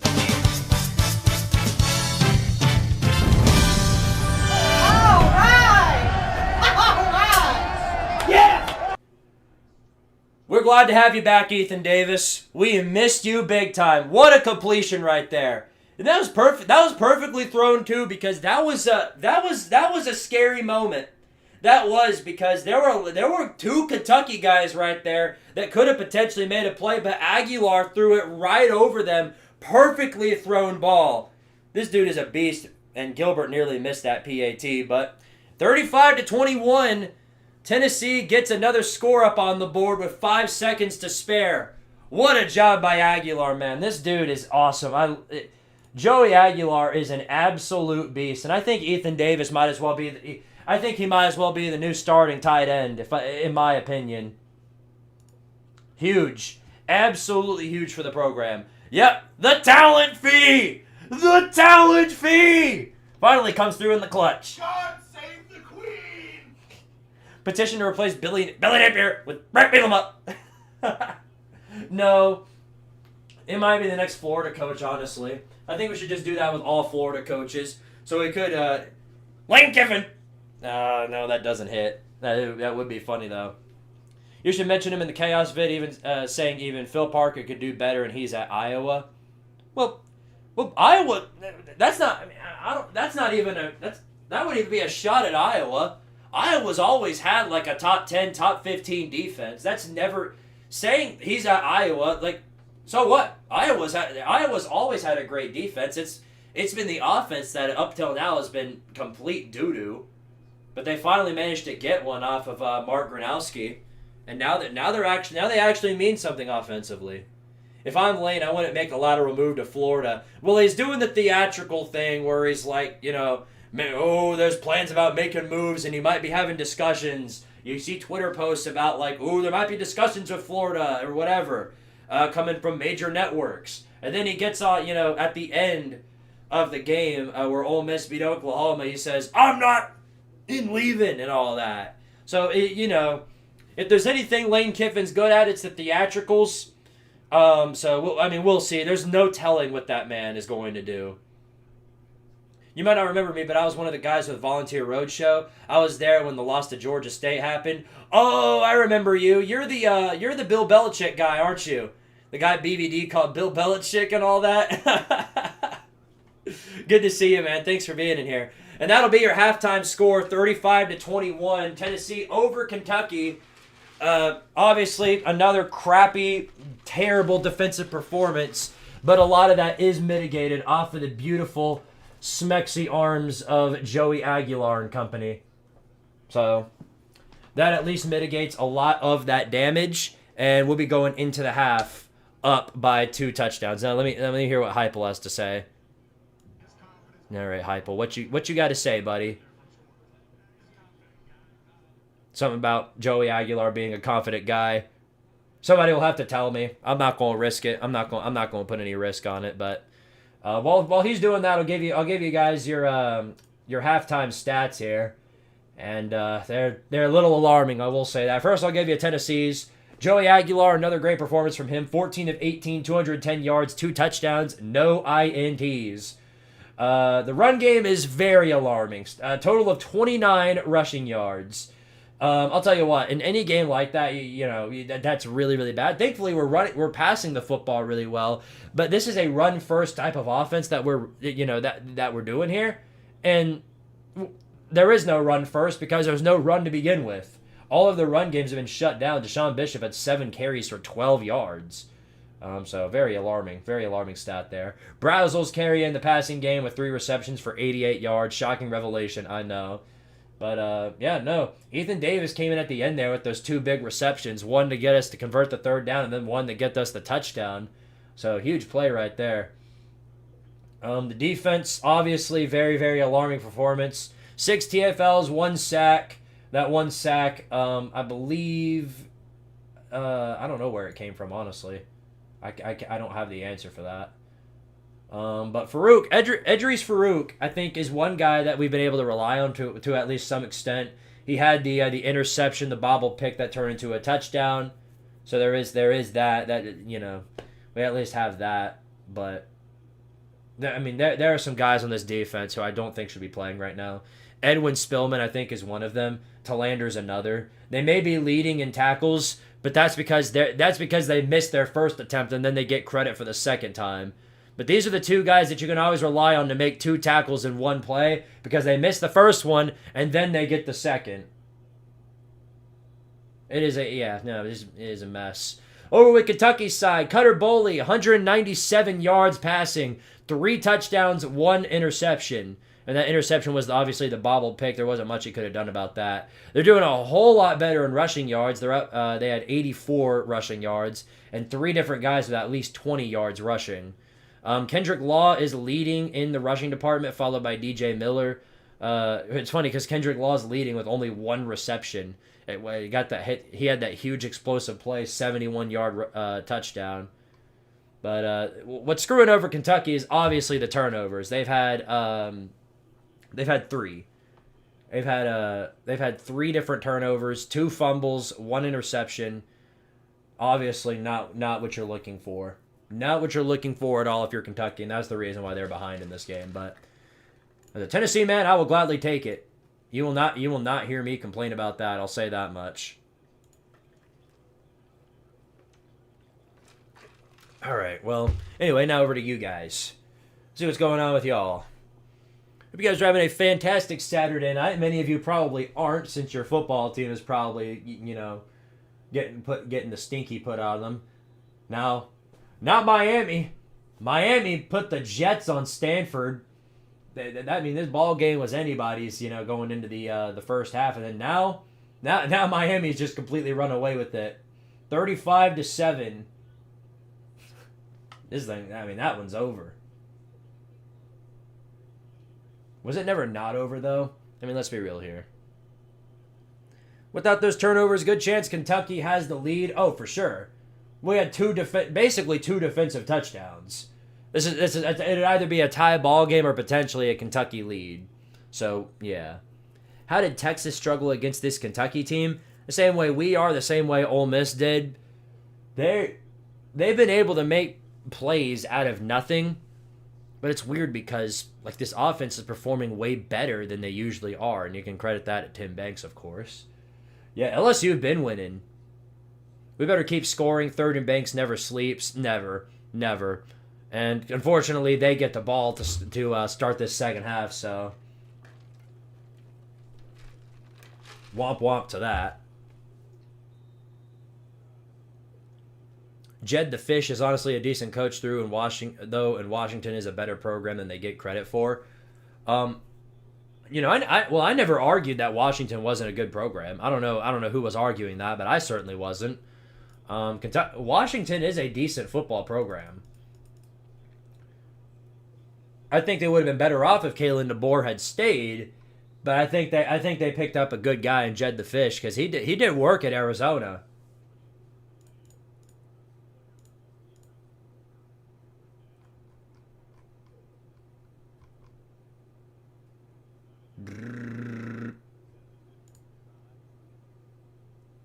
Yeah, I'm gonna tell you what, you guys. There's a reason why I can't, because like I see people like go through their Twitter feed.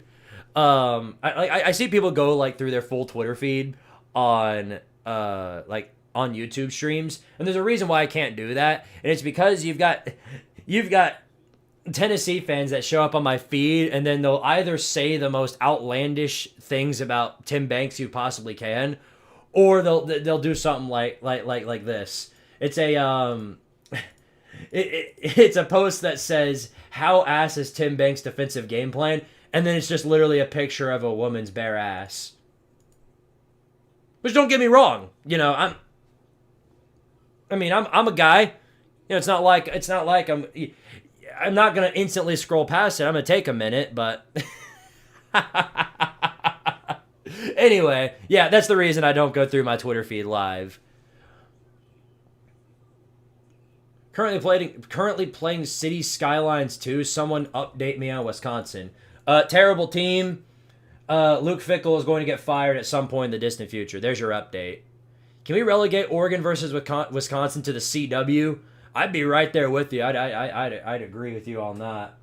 Because I think we should just put Wisconsin terminally there.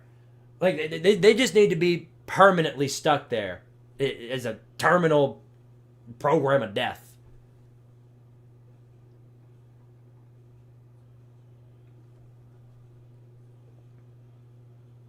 How is Kentucky better at screen passes than us, dear Lord?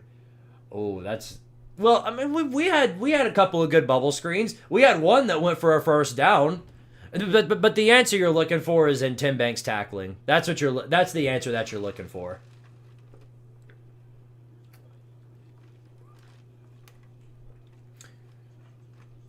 Yeah, battered Aggie syndrome. This is where it comes out in its best form. Now, if you would excuse me real quick, I do have to go attend to something real fast. Besides, I need a little break. So I'll be back in about 5. You guys keep yourselves entertained. I'll turn on this, let's see, can I refresh the music?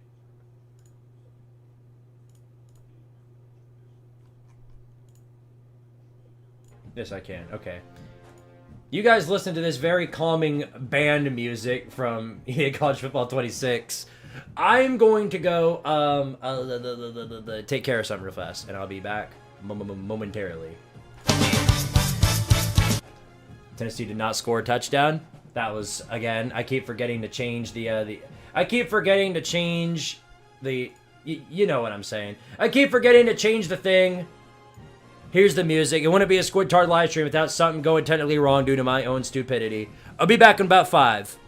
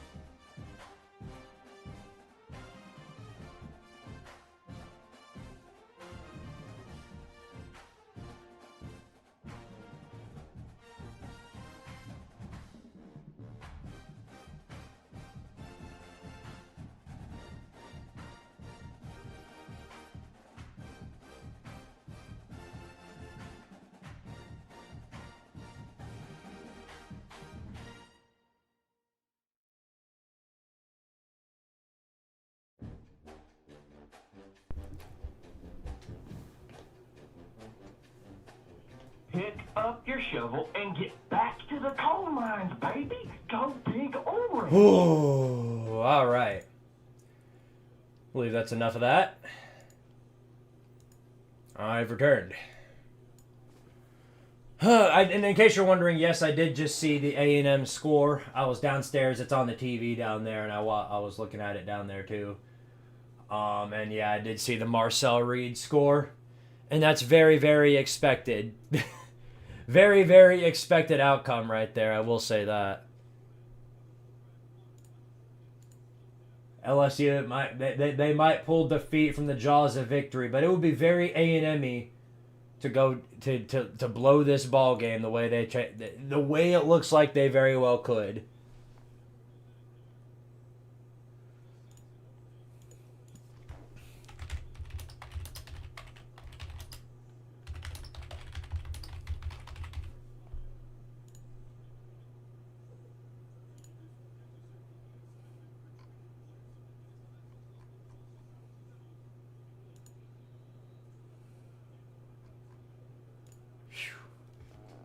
Send the Wisconsin Badgers down to the Mid-Eastern Athletic Southwestern Athletic Conference so they can play against Howard and Florida A&M every week.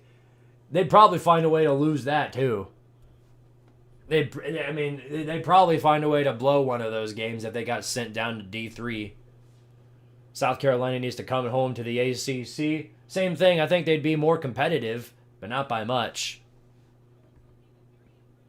If Tim Banks leaves or resigns, we need to move Rodney Garner to defensive coordinator. I think, in my opinion, I think the first thing would be to find somebody else who might take the job, because we can definitely I think we can absolutely upgrade. We don't need to pull out somebody from within. I think the Iowa coordinator, I'd even take Tom Allen. Tim Banks got to be gambling on the over every week. Could be. Very, very well could be.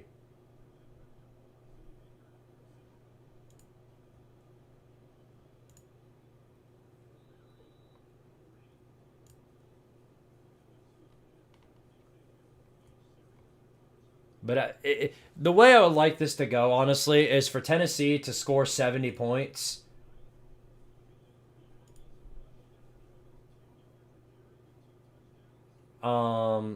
And then for Kentucky to score 50. Because if that would be how the game goes, then that could be enough to get Tim Banks canned.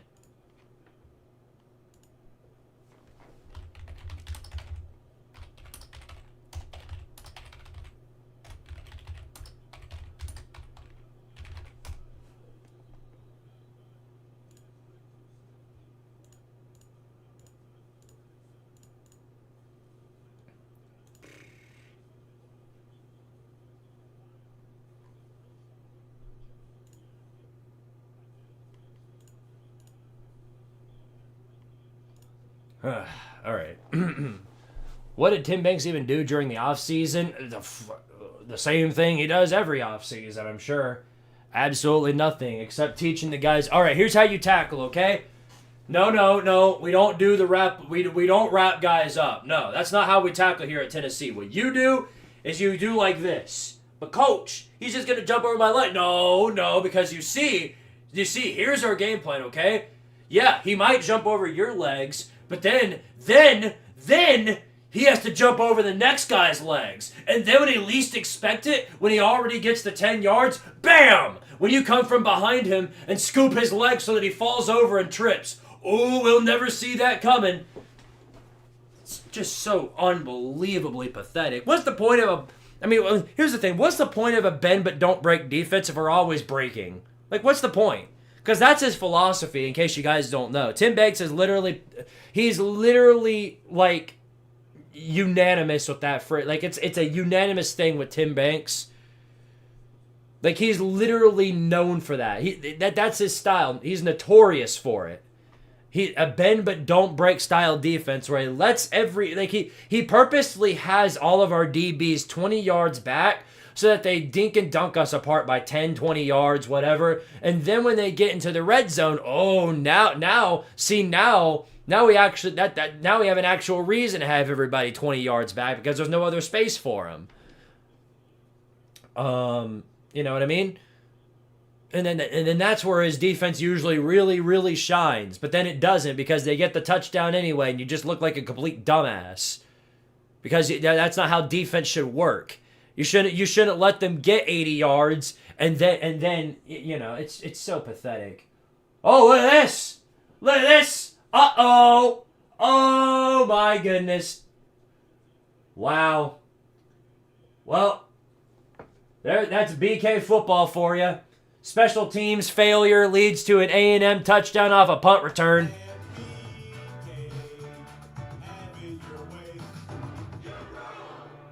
Turns out LSU's tackling is just as ridiculous. Ay, ay, ay. BK definitely did not have it his way right there. Squid, I want your opinion on how long cameras hold on Holly Rowe before the ratings start tanking. The same amount of time they can hold on to Tyler Buckner before the ratings start dropping. If you want to zoom in on the camera on some, I mean, the only person I think would get away with that is Molly McGrath. Because Molly McGrath, everybody loves Molly McGrath. LSU is cooked, man. Yeah, they've been cooked for a while. Michigan State's trying. They're fighting as hard as they can here in this game. But their offense under Aiden Childs is just atrocious. It's the same regurgitated pile of garbage they put out every single week. They can't get anything going. That LSU defensive line is just obliterating them on every play.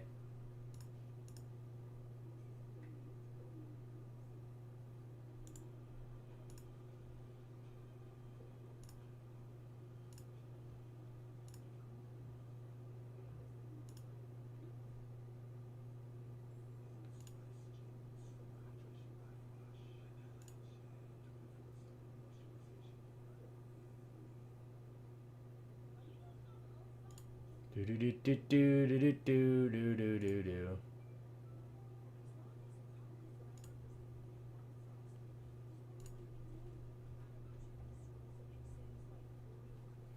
We're about to get back in this ball game. It's about time for me to stand up once again. Chick-fil-A milkshake, already missed it. I drank it. I drank it already. No more Chick-fil-A milkshake. If I had a second one, though, ooh, maybe I'll have to bring 2 for the next one. I don't know.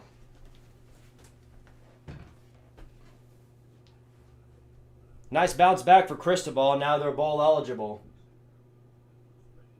Yep, that's going to effectively end the ball game. 42-7, the final score of that Miami-Stanford game. They finally remembered they had talent. But look at the stadium. Nobody cares. Legitimately, nobody cares. Look at how empty this Miami stadium is. I know they have to travel ways away from the campus, but there is nobody in attendance. Nobody cares. No wonder this team always falls flat at the end of the season. By the time they get there, nobody cares anymore. All right.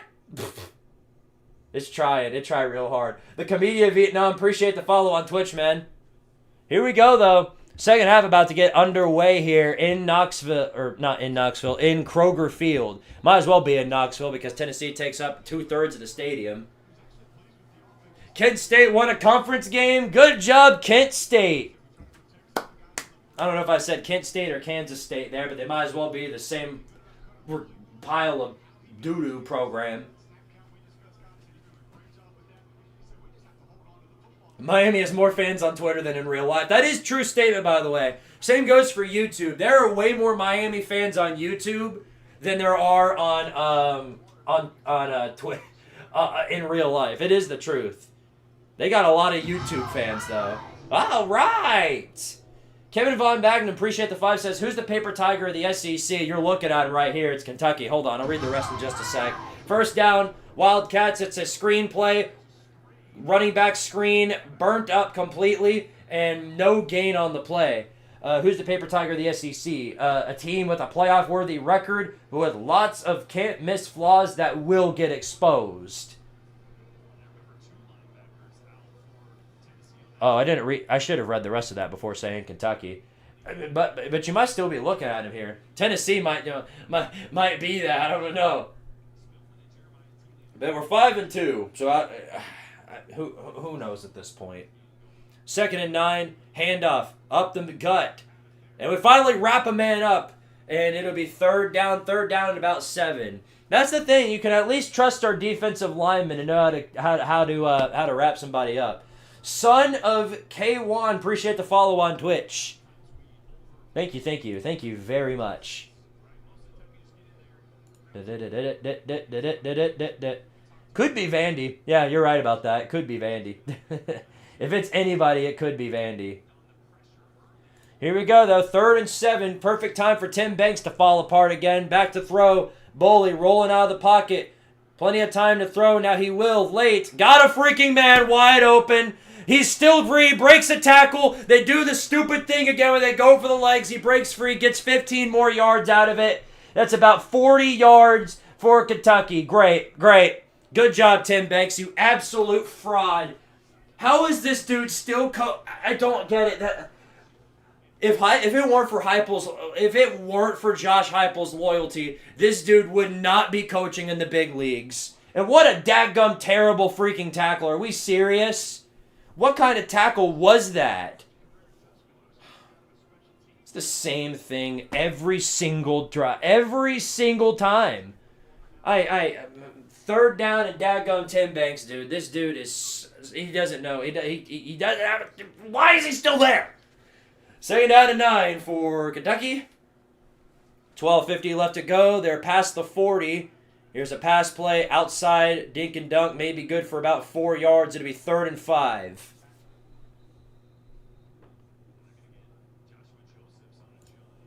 Oh my goodness. Here we go. Third down and 5. Although an offensive hold is going to bring that back. Shout out to the little pool noodle right here. But you guys see it. What I talked about earlier with the bend but don't break defense, all of our linebackers and DBs are 10 yards behind where they should be in a normal defense. It's literally built so that they get into field goal range or get into the red zone, and then suddenly our defense wakes up. But that time never comes. It doesn't. So they just get all the yardage anyway. And then get the touchdown. But Kentucky, they've been butchering themselves with these penalties. That's their 7th penalty tonight. 71 yards out of that. 2nd and 20, Boley rolling down to pass. He breaks free of the line, still running. He gets about maybe 10 yards out of that, and it'll be 3rd down.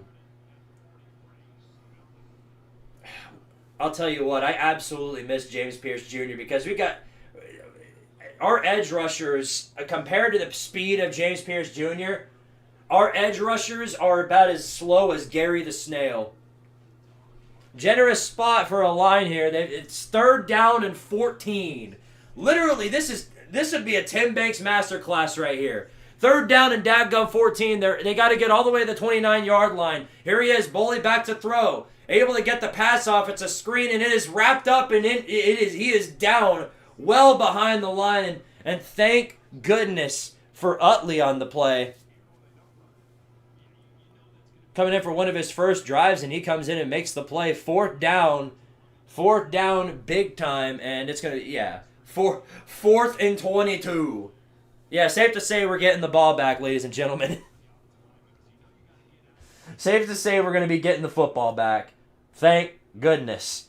This is the first time I've watched Tennessee this year, and I had no idea their D was this paper soft. Oh, it's incredibly soft. And that's how it's written, too. That's the entire point of the Tim Banks defense. Bend but don't break, except we always break.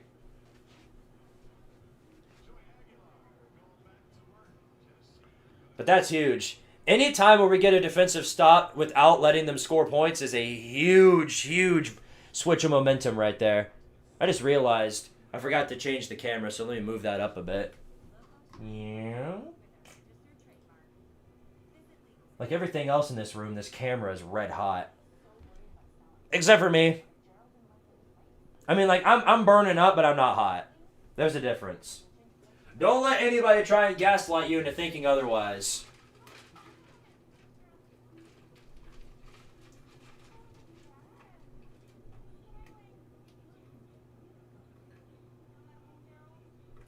See what happens when you wrap up? Magic, right? Yeah, and again, that's our defensive line is never a problem with that. The only problem I've ever had with our D line is that they're slow.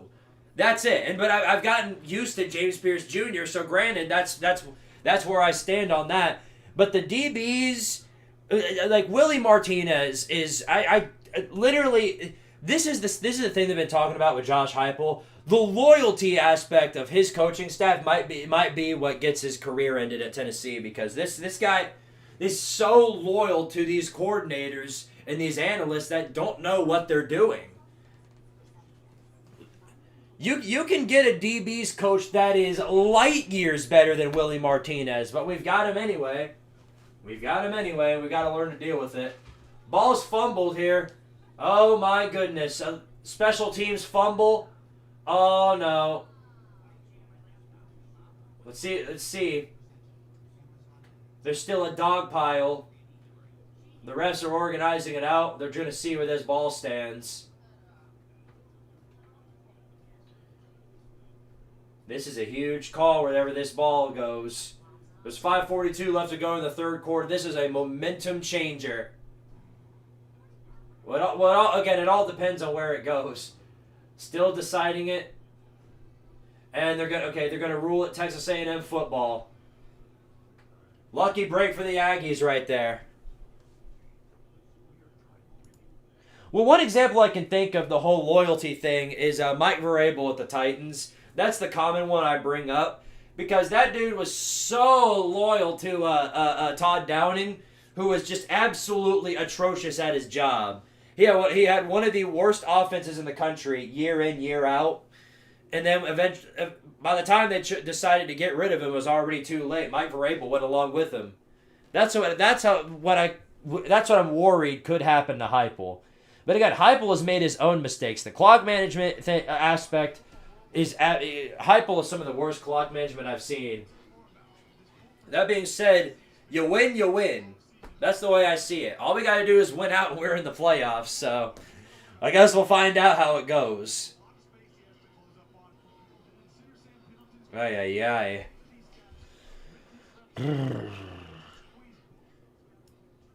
If nothing else, I just hope Tennessee puts this game away so I can sit down and relax for a bit, because they have got me worried.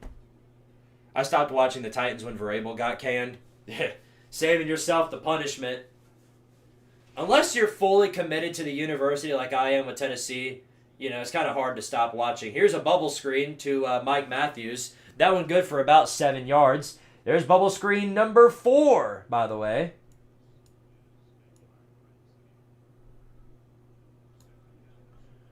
At least let me put it up on. At least let me change the number before you make another play. And they don't. Aguilar back to throw. He's going to take a bomb down the field. He might have a man. He will throw it to him. And who is God? Joey Aguilar with a beautiful bomb to Mike Matthews. Perfectly thrown football. My Lord, what a touchdown to oh my goodness. You smack the individual with the touchdown. All right! Woo! Yeah! Oh my goodness, what a play. What a play. Joey Aguilar with a God-tier level bomb right there, and a Mike Matthews gives us another 3-score lead. It is 42-21, Tennessee on top of Kentucky, and that definitely puts things a little bit further out of reach for the Wildcats. My goodness, what a beautiful bomb. Didn't even have time to update the bubble screen counter, but now I do at least. He threw that on the run, too. Literally, he threw that on. He was running, and then he stopped for just a second to chuck it. Perfectly thrown. You couldn't have thrown that any better. Perfectly beat his man. What a play. At Kroger Field, I guarantee you're probably going to empty out a little bit further. I see people already saying Tennessee's going to a bowl. Let's relax here. Come on, it's a 3-score game. All the time in the world for the Tennessee defense to sell here. Let's chill out. Let's relax. There's 10:40 left in this ball game. But if Tennessee can get this ball back on offense without being scored upon, we can chew out a hell of a lot of clock. Tennessee might be the best Music City Bowl bound team ever. Brother, if we go back to the Music City Bowl, I'm protesting. I will literally go into Knoxville and start protesting. Not because of the bowl, not because of the fact that we make it there, but because that's the bowl itself. There is no worse experience. I would literally much rather go to the Birmingham Bowl. Literally, I would much rather go to the freaking Snoop Dogg Bowl. Take me there. I will go to the Snoop Dogg Bowl any day of the week over that pile of crap that you call the Music City Bowl in Nashville. That thing sucks. They don't even paint the end zones full. You can still see the Titans logo every time they do it. They don't even try. The Music City Bowl is the most half-effort pile of garbage ever produced. Here's Cutter Boley on the rollout. Throws, got a man open, breaks a tackle, shocker, Ty Redmond, another broken tackle. We're already swinging as we usually do.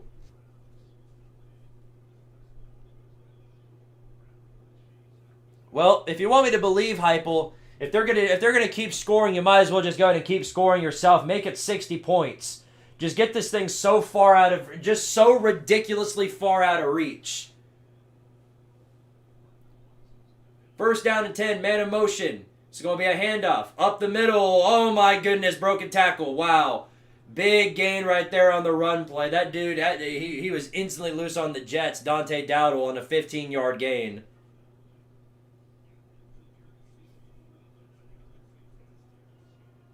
No, the Music City Bowl won't get any better no matter which stadium they're playing in. It might be the company that they're sponsoring it with. They just don't care. It's absolute dog water. Here's a run play up the gut. No gain there. That's it's going to be 2nd and 10.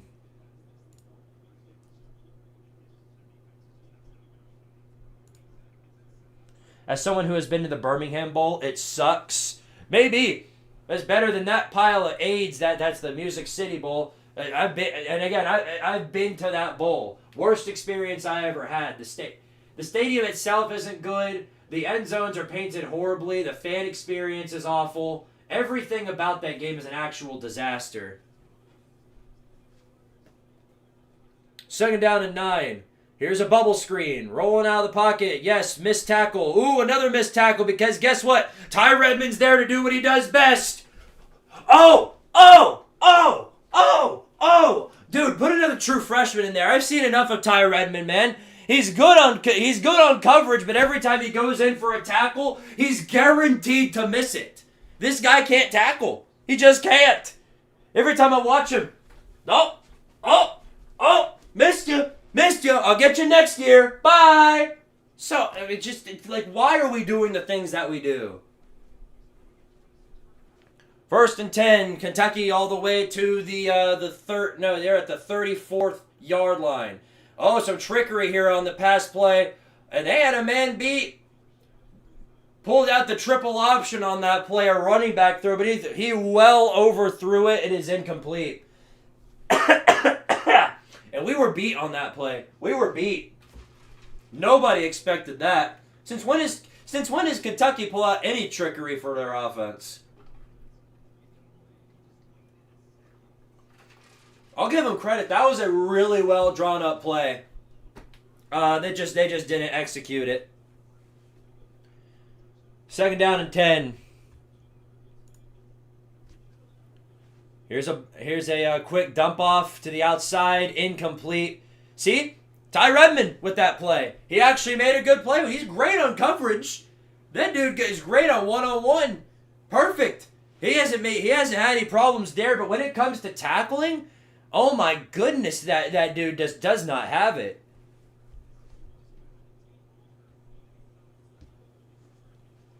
Somebody said, "Is that Joe Milton?" That might be Joe Milton.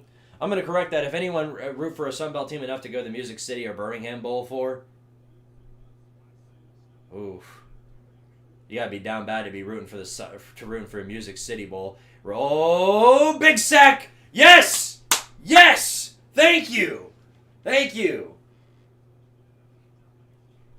I didn't even have time to say what the play was. Don't shove him! Dude!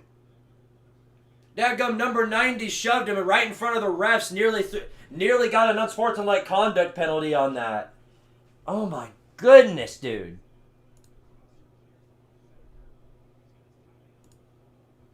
Whew. Okay, well, needed that. Great play there by the guy who shoved him and nearly caused a penalty. Now here's a big field goal. This one's a very, very long field goal. 55-yard attempt, and that one is wide left. No good. It is no good. He missed it wide right, and we got a defensive stop, ladies and gentlemen. How do you do it? Impossible! You know, it's funny because I usually reserve that for the Tard area Squidtards, my college football 26 team, or 25, every time they come out on the field and they absolutely diarrhea all over themselves on defense. I reserve that soundboard for that version, but this is about as close to it as we can get.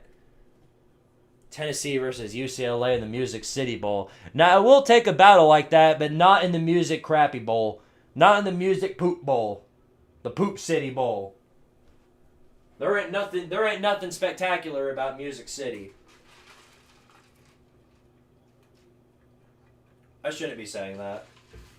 Again, I've only ever been to Nashville a handful of times in my life. Did you guys know I barely ever touch grass? Like, ever?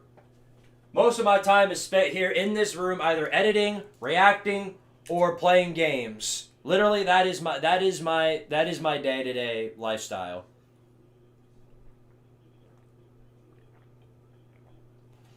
Granted, I do go outside to touch grass, but only because I'm forced to adhere to my university.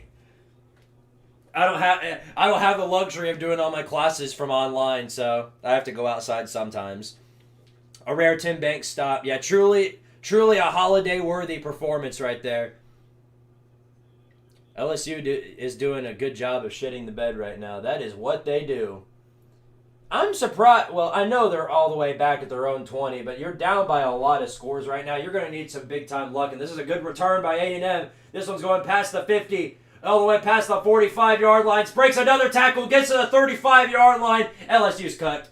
They're cooked. They know it. Everybody in that stadium knows it. The LSU fan. The girls in the stadium are laughing. They know it. BK's dumbass knows it. Look at him. He's yelling at his own coordinators. He's going to blame it. Look. His guys can't tackle, and he's blaming his coordinators for that. Typical BK. Dadgum Brian Kelly blaming everybody else but himself because of his own failures. Truly a phenom to see. I mean, this guy Brian Kelly, I don't understand. I don't think I'll ever be able to understand BK. Will you? I won't. I doubt it. Stream yourselves trying to walk around downtown Knoxville one day? Oh, no. Not by... not stream, but I've taken video. Like, obviously, you guys, especially the ones who are, like, channel members, they've seen videos of me literally walking around campus in the mustard costume. Speaking of which, how close are we to that? I've hit the gritty twice so far, you guys. We're at 123 right now. We're getting close to that goal. We are 70, let's see, doing math, 77 away. 77 away. If I get to that 200 goal, I will put on the mustard costume. And I will wear it throughout the entire rest of this game and the rest of the stream. I mean it. Push up the gut, good for about 3 yards. And now you can expect Tennessee to start taking their sweet time because they're up by 3 scores. The last thing you want to do is give Kentucky more time. Second down coming up, 3 receivers out. Aguilar with the handoff to play action. He's looking deep. He'll throw deep again. He might have a man. And yes, he does again. Yet again, Chris Brazzell beats his man. Gets all the way inside the 10. And once again, it's 1st and goal, Tennessee. They're about to go up by 4 scores on the road at night. Can you believe this, ladies and gentlemen? I don't give a rat's ass if it's Kentucky. This is a beautiful sight to see, and it puts a big old smile on my face. Oh, I love what I'm witnessing here. Oh, give me more. Give me more. Aguilar with the pass. Time to throw. Rolls out. Throws to the end zone. It is caught. Chris Brazzell, did he get a foot in bounds? I don't think he did. Nope. Second and goal. They might review that. They might review it. We'll see. That was a great pass, though, and an even better catch by Aguilar. We'll see what they rule here. Nope, they're going to stick with it. He was out of bounds. Still, though, I can't complain about what I saw. Here's a handoff. Up the gut. Good push. Got a lot of yardage. Still going. Peyton Lewis gets all the way inside the 5 and is pushed out of bounds at around the 3. Just short of where he needs to go. It's going to be 3rd and goal.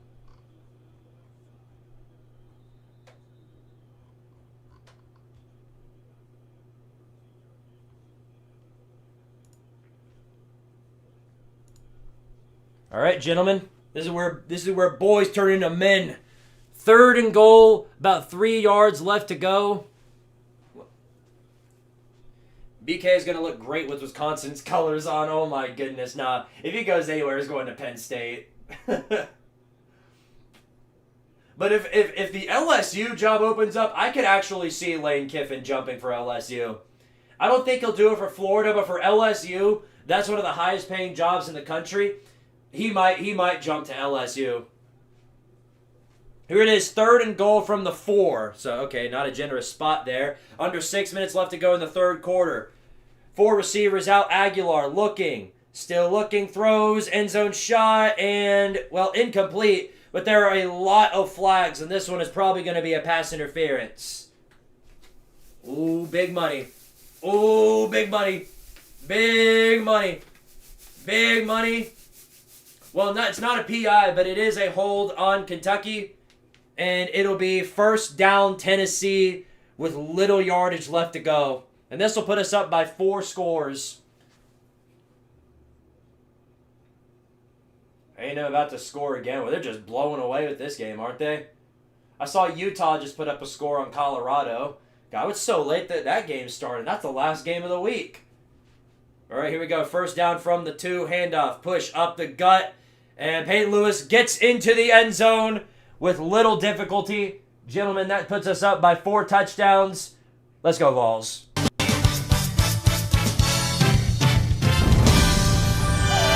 right! All right! Yes! Truly the most beautiful sight to see, isn't it? And so far, we aren't even trying to throw all the bubble screens we can. We only got 4, but I expect that number to ramp up in the 4th quarter. We might throw 10 bubble screens in the 4th quarter. Because now literally all we're going to be doing is just chewing out that clock. But I love this aggressiveness. I don't know where this has been against teams like Alabama and Georgia. Well, we got it against Georgia. But wherever it was against Alabama, I need to see more of that throughout the rest of the season. Because it's going to matter. It'll tell the tale about whether or not we can reach the playoffs. Because, again, we got Oklahoma coming to town next week, and that'll prove a lot about where we stand. The next trials will prove everything. Oklahoma, Florida, and Vandy. God, that is a rough stretch. And Florida on its own is bad enough because we haven't won in Gainesville in however long. And just because we're beating the piss out of Kentucky, that doesn't make me feel any better about that Florida game, I'll tell you what.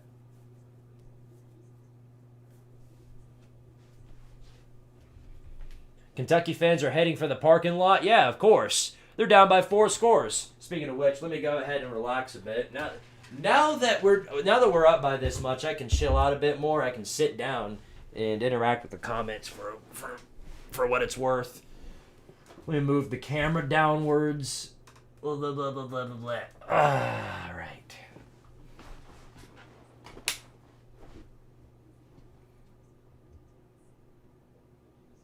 At least Tennessee won a game on the road against Mississippi State in overtime.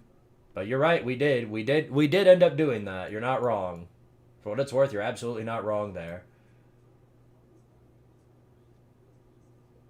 11-point game here, Michigan over Michigan State.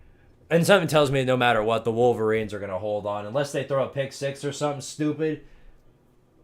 But they're going to review this to see if this is a touchdown right here. If not, then this could be a close game. Indiana, Georgia Tech, and Vandy are all playoff teams. What is this college football life, Squid? The best life. Welcome to the current year, buddy. This is life and you're living it just as I am. This is life and I'm living it. This is life and I'm living it. Okay. My headphones just miraculously fell for no reason. I've got nothing to stand them on, so sometimes they'll just fall off. First down and 10 for Kentucky. Handoff up the middle. Nothing given there. I don't even know why they're trying to hand the ball off. You know, you've all the work that you've done against Tennessee has been through the air, with the exception of like a few just a handful of plays. I don't really understand why they're bothering to. I can't figure out why they're not still why they're not just trying to burn us through the air. What's going on, Lord Trey?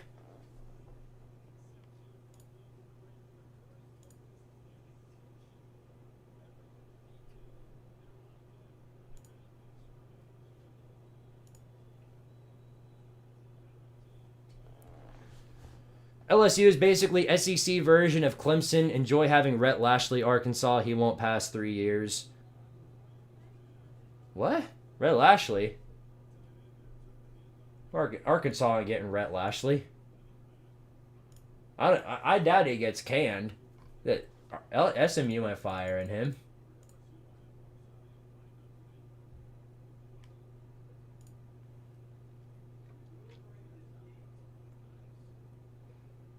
But, yeah, no, I mean, it is funny that you mentioned that because LSU and Clemson playing, we thought that defensive brawl meant something huge, but all it meant, it was just diarrhea to watch.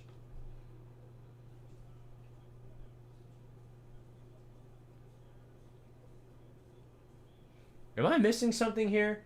Is this game behind? Or is this commercial break behind or something? Because why are we on commercial break, but the game is going on here on the screen? Must be behind or something. No, it's 2nd and 10 for Kentucky. 4:24 left to go in the third quarter. Push up the gut. Nothing given there. It'll be 3rd down and 10. Why is this on commercial break? Did they switch the game last minute? What's going on here? Or is this really that far behind?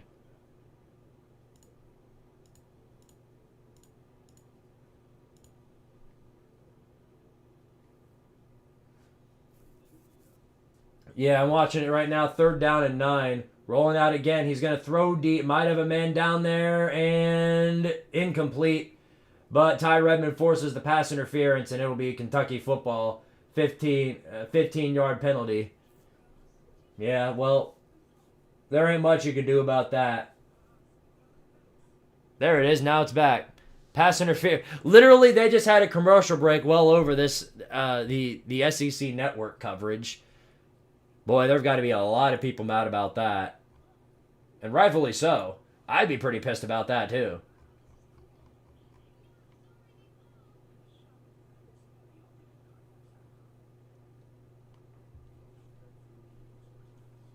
Anyway, yeah, that was clear pass interference. No room for argument on that one. Kentucky's now past the 50 at the 49-yard line here on 1st and 10. Here's the handoff up the middle. Good push for about 6 or 7 yards. Wait, how many yards? 6, 7. Whoa!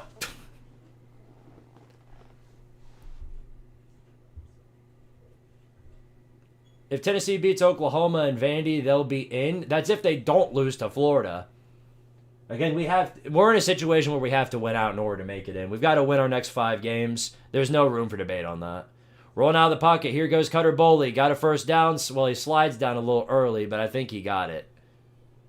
He had all the time. He had all the time in the world to get that first. I don't know why he needed to slide down like that. A&M could legit have 60 in red stick without the timeouts. Let's check in on some of these other scores.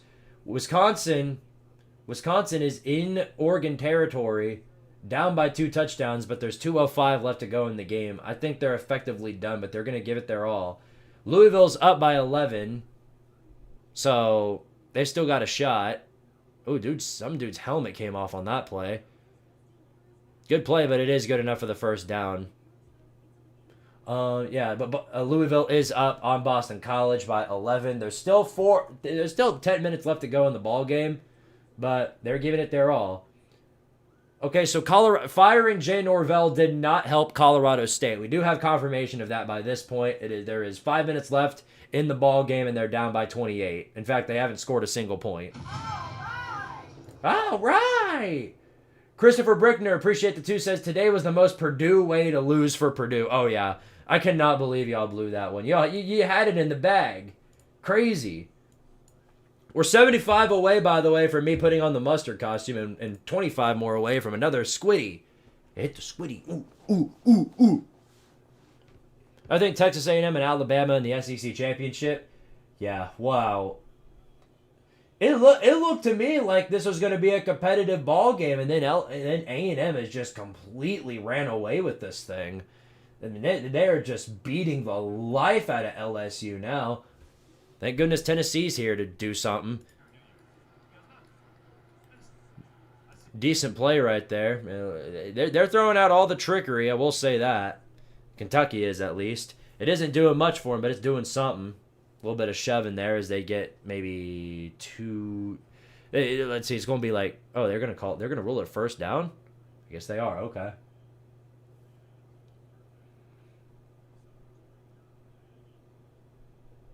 Vandy has a good chance of beating Tennessee. Wouldn't it surprise me the way that they're playing? Pavia's right now. They look like a complete team, and Diego Pavia is also a really good quarterback. Stepping back in the pocket all day to throw. Here's Cutter Boley. He'll wait, throw deep to the end zone in a one-on-one. Wow, what a freaking catch! Touchdown, Kentucky.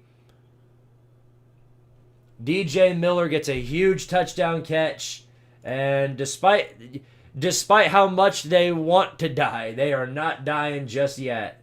They are living, and they continue to live for whatever unforsaken reason. I can't figure it out either for the life of me, but here they are. They continue to live. Nobody knows why, but here they are.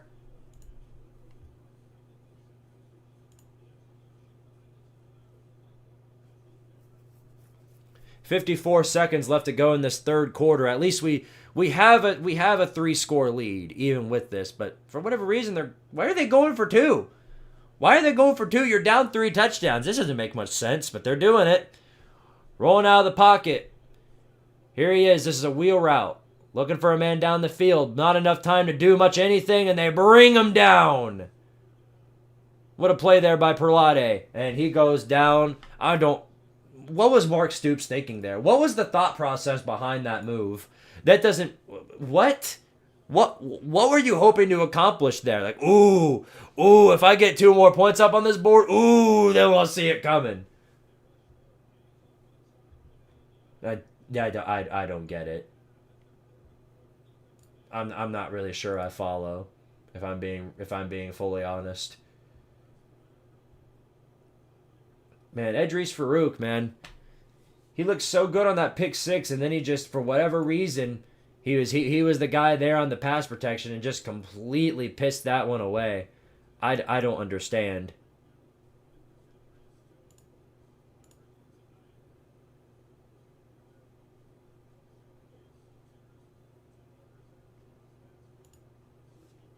This is why Kentucky is irrelevant. Yep.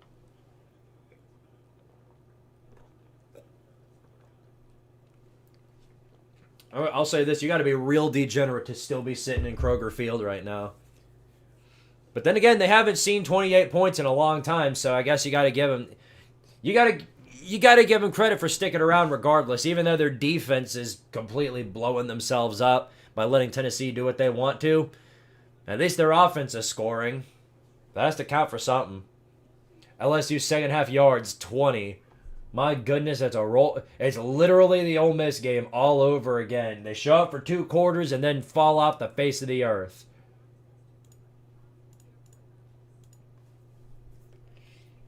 Yeah, the Forks are currently getting the fork shoved firmly back in their sphincter. Arizona State down 24-0 to Houston. The Cougars are good. I mean, I guess we got to just chop it up to that. The Cougars are actually a good football team. Connor Walgreens, he's the truth. Let me make it clear. Their only loss is to Texas Tech. They may have nearly diarrheaed themselves by winning in overtime against Oregon State, but that win over Arizona, looking better each week.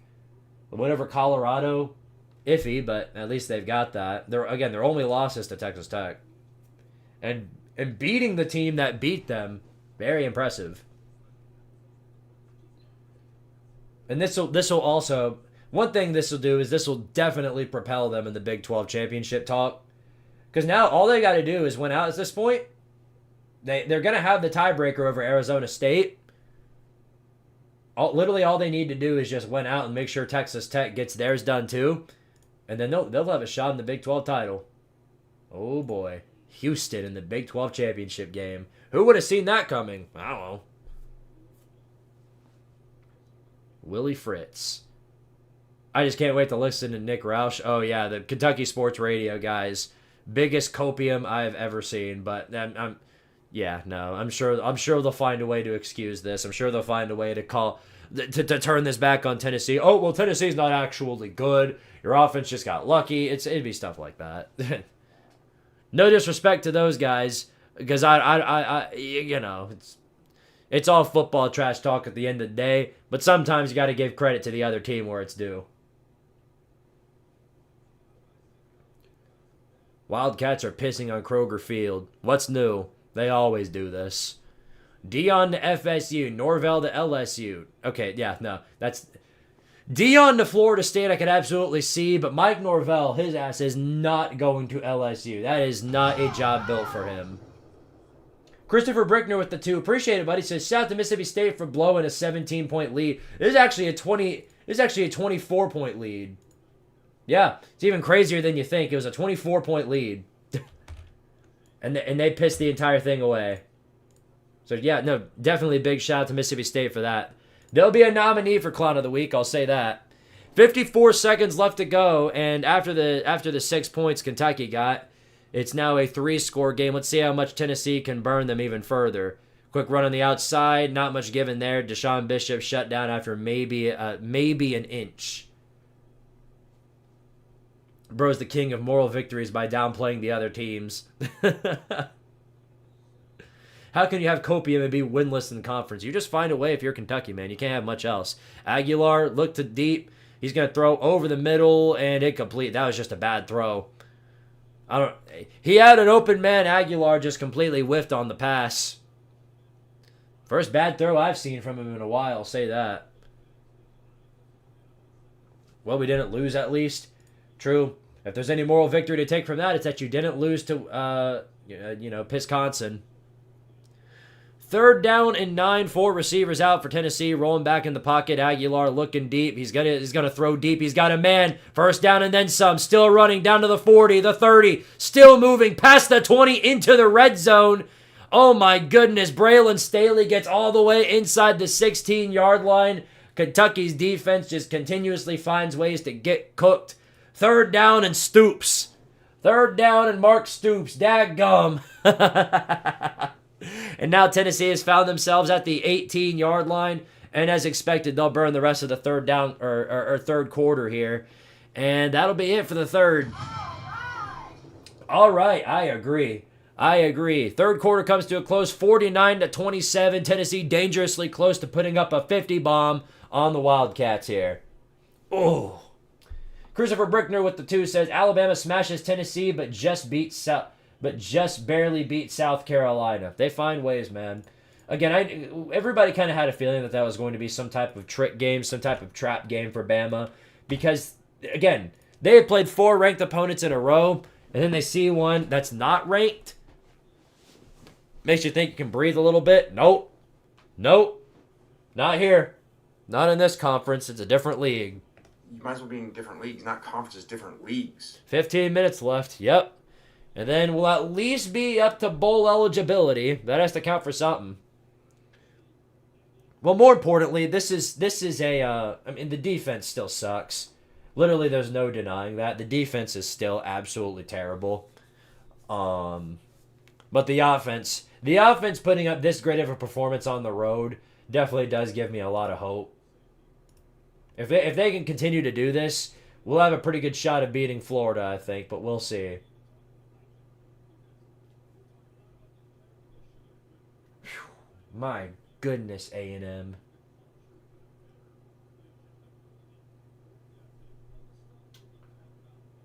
I just can't believe it.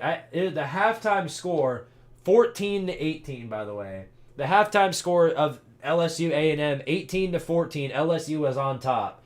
Ever since LSU didn't score a single point, and A&M has completely ran away with it. They have scored, 4 touchdowns. 28 unanswered. Absolutely pathetic. The silver lining, I guess, is that they managed to stop them once, and now they can get the ball back so that we can watch them do nothing.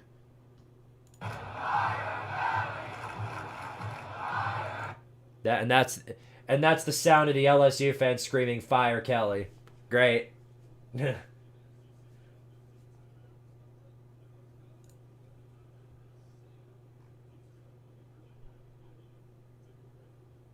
SMH shaking my head. Lane Kiffin just signed with South Alabama.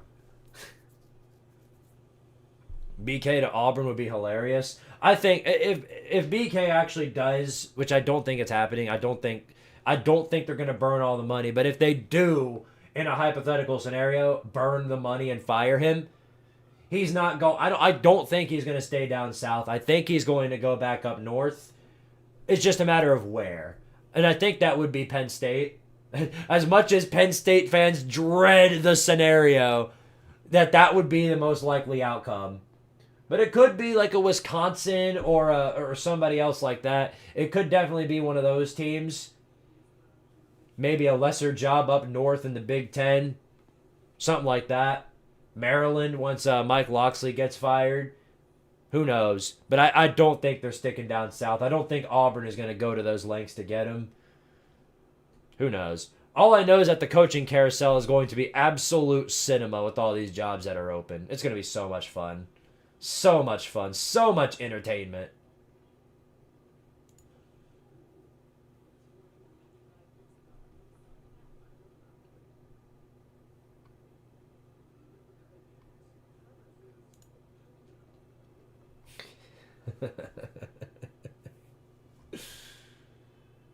Alrighty then. Well, game's back on. First down and 10 for Tennessee here. Ball up the gut. Good push. A lot of yardage on that one. Bishop gets about 7 or so. LSU wasn't good. They were frauds. That's a funny way of saying it. Frauds. They were frauds. Squidtard. They were frauds. Yes. BK to Boston College. No. Oh, no, not Boston College. It might not be impossible, but I doubt it. James Franklin could go to BC, though. Second down and 4. Here's your handoff up the middle. This is a good push. Good enough for a first down and then some. Gets inside the 5. And that'll continue to chew out the clock as they should be doing. I question why Kroger paid for naming rights for the Kentucky football stadium. Well, if I know. All I know is it's time to go Krogering. You can always count on us. If you can count on anybody, you can count on Kentucky to blow a game. Because they sure do know how to blow a game. My goodness, they are blowing the game. Just came over from Redstream. I'm sure you know about A&M's belt to ass. Yep, been watching the whole thing. I'm sure Brian Kelly is already naming all the people he's going to blame for it. And as I said that, Deshaun Bishop goes the rest of the way. And gentlemen, guess what? Once again, Tennessee goes all the way down the field and scores a 50-bomber touchdown, Vols. All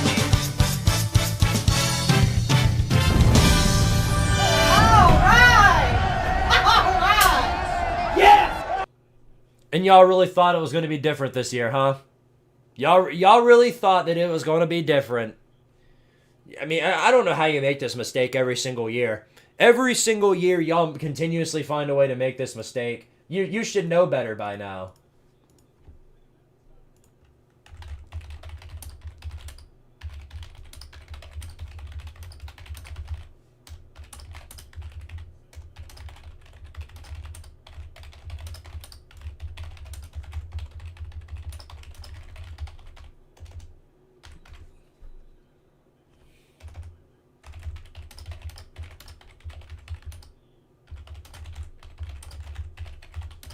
Kentucky fans shall know better now to even consider the thought of beating Tennessee in football. You got 50 piece by Josh Heupel on the road at night.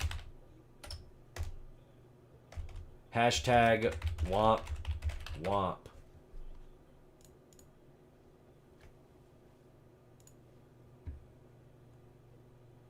I'm sure you enjoyed Nico getting snubbed in the IU game. Well, that was less snubbed and more of just eviscerated. So, yeah. No, it was. I won't lie. It wasn't entertaining, only because I've seen it so many times, and it's Indiana. So like the game was over by the end of the first quarter, and then the next 3 quarters are just literally just continuous. I don't know why Cignetti's trying to continue to make a statement. We already know he's a really, it's a really good team that he's running. Oh yeah, Indiana is good. Indiana's great. Indiana's one of the top teams in the land right now, based on how they've been performing. Brother, I don't know how y'all don't realize this. Brian Kelly is not getting fired. He's not. LSU will not pay the full buyout. It's double what Jimbo Fisher's was. They're not. They are going to wait and wait and wait until it goes down, and then they'll probably can him. They can't fire him right now. They can't. Not unless they want to go broke. Because I don't think they have the money for it. Because it's not just, remember, it's not just the buyout. They've got to spend the money to hire a new coach while also giving all the money to BK. They got to spend the money to hire a new coach, probably new coordinators, new everything. And then whatever money they have left, they have to try and fish up some sort of pieces of whatever team they're going to have left. Because I guarantee you, the moment they fire Kelly, a lot of those players, including some big time stars, bye-bye. They're doing like a Kentucky wide receiver when a DB does the scoop tackle. Sayonara, we're out of here. So they won't have enough money for that.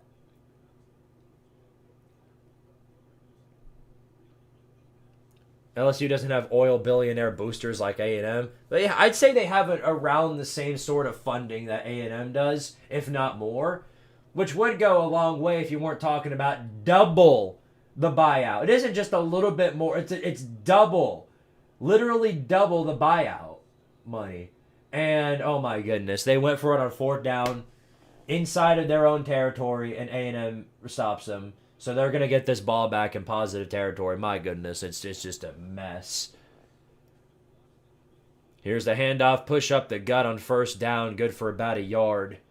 Tristan Keys was smart for decommitting from that dumpster fire LSU's in. Yeah, so was Bryce Underwood. Remember, Bryce Underwood was originally committed to LSU as well. He flipped to Michigan last moment. And now Michigan, look at where they stand. They're beating Michigan State 24-13 right now.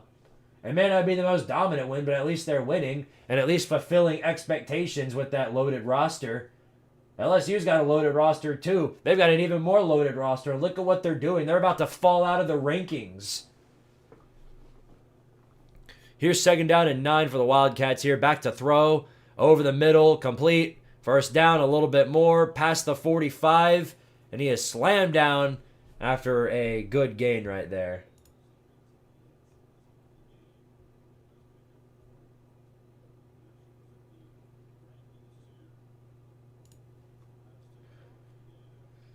Gemini AI has the buyout at $53 million. Well, that's not true. It's over $100 million. The buyout is over $100 million. I know it's like double Jimbo's buyout. Commentators are so bored they're talking about Vitello and our baseball squad. Yeah, that sounds about right. This is how it always gets into Kentucky games usually. Is once the 4th quarter comes along, they start talking about things completely unrelated to the game of football. One of those things obviously is going to be Vitello. Which I will admit, I think everybody can agree that was definitely the biggest shocker of last week, is Vitello jumping ship when least expected. But I sort of, like, the moment I heard about the deal that was coming up, I was like, oh, okay, so they're gonna go through with it, or at least Vitello would be smart to go through with it. I know he said, like, you're either a Vol for life or you're not, and like I get that, but like you're talking about a huge pay raise being a manager of like a major league baseball team, yeah, of course you're going to take that job. Kelly got to go sign spotted. Yeah, no, this is all in vain, I think. Literally all of this is in vain. We won, but we can't give Tim Banks credit when he almost cost us the first half. No, I mean, you're not wrong. No, Tim Banks gets no credit for this game. Heupel and to his credit, Joey Hazel, I've given him a lot of crap, especially due to a lot of the bubble screens and crap that I've been seeing. But he gets credit for this one because it's 56 points. I can't remember the last time we put up 50-something points on a conference opponent. If Dante Moore is out for an extended period of time, we could collapse like Penn State. How long is he out for? Do you know?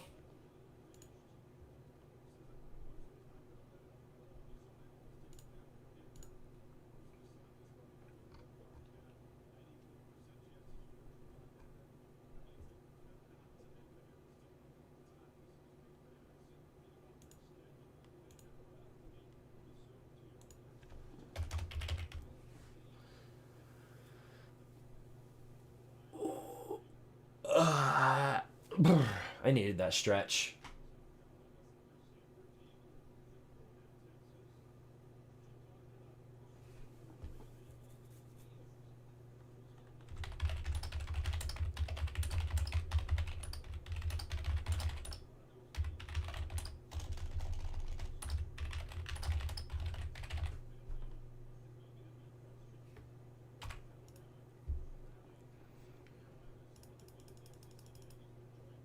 Wildcats back on offense here. First down and 20, or first down and 10.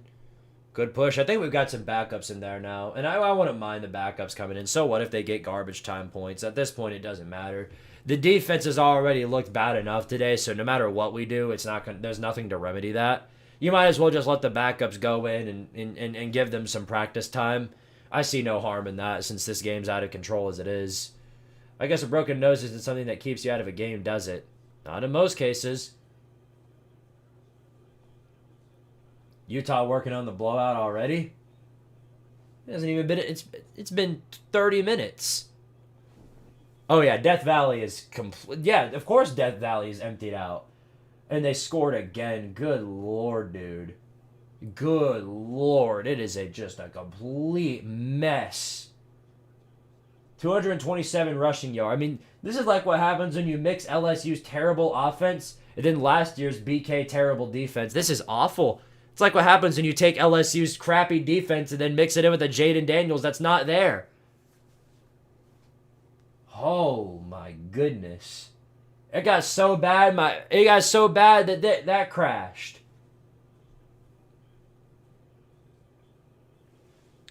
Okay, it's back though. First down and 10, they barely get the clock off. He throws late and that ball hits the ground.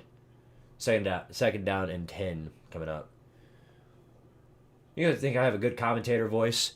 The second down and 10 for the Kentucky Wildcats. And that ball is thrown to the ground and it is incomplete. Yeah, that's my radio host voice. Because there's a different feel with being a radio host. Obviously, you have more enthusiasm and, depending on where you stand. Like, if you're like a radio host and you're like, this is... let's see. This is WIVK, your radio station for Knoxville, Tennessee. Something like that. You know what I mean? Good lord, Dante Dowdle got nailed hard. Oh my goodness. Where's that ferocity been all game, huh? Hope he's okay. He did. He got slammed. And he wasn't leading with the crowd of his helmet, so if Mark Stoops is crashing out, that's not, I don't know why. My goodness, look at Kentucky Stadium. It is a sea of orange. The more things change, the more they stay the same, huh, Wildcats? You think you can escape fate, but fate never leaves your sight.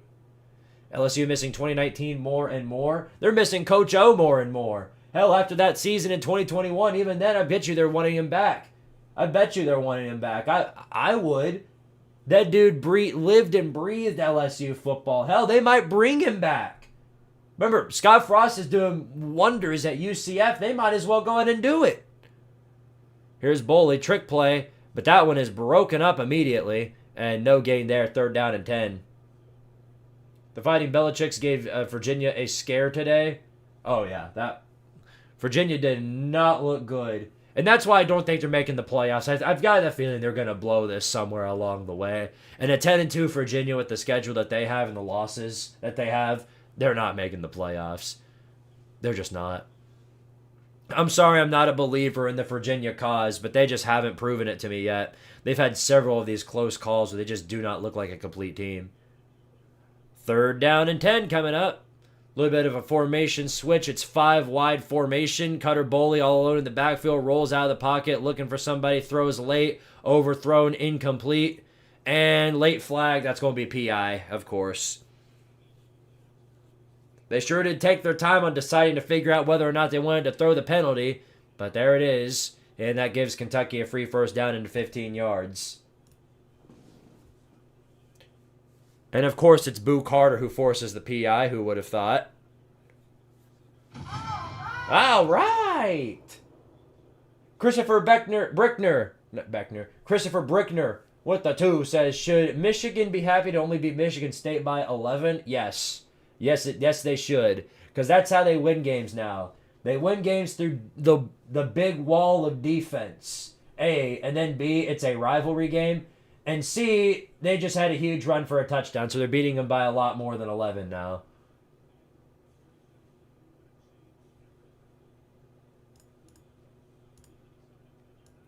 $31 out of 50 for the gritty, and then 131 out of 200 for the mustard costume. If anybody would like to see me put that on. 2nd down and 1, man moving in motion for the Wildcats here.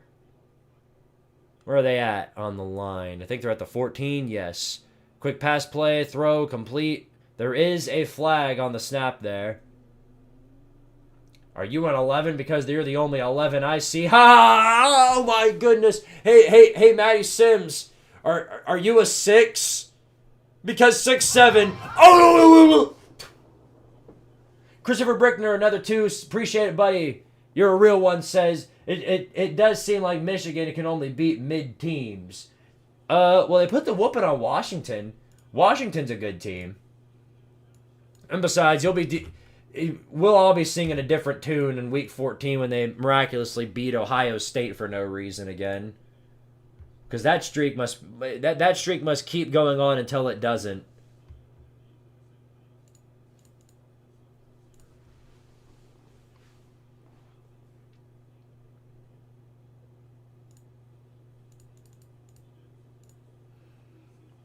Rolling out of the pocket. Here's a pass play. Good enough for the 1st, I think. Actually, I don't know. That ball might have slipped out at the end there, but I think they're going to... I don't know what they're going to rule it. Let's see what they call it. Yep, they rule it a touchdown. Touchdown, Kentucky. It's against our backup, so I'm not, going to freak out about it or anything. I'm just going to eat my candy corn. Good. Dadgum good candy corn.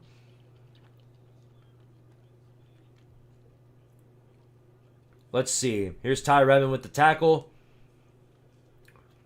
Ooh, they might have to take a second look at that. I think the ball might have slipped out right as he was coming down. Let's see another angle.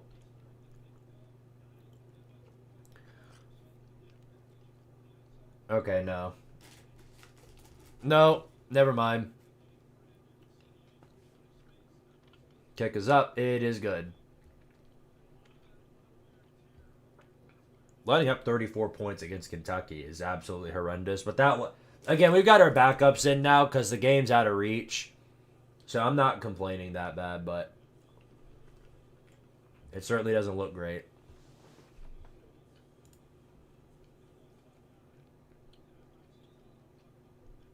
Yeah, it looks like a big pile of stinky. See, how I wish this would have gone was that we'd score 70, they scored 50. Because you let up 50 points against Kentucky, and that's worthy of being fired, but this isn't enough.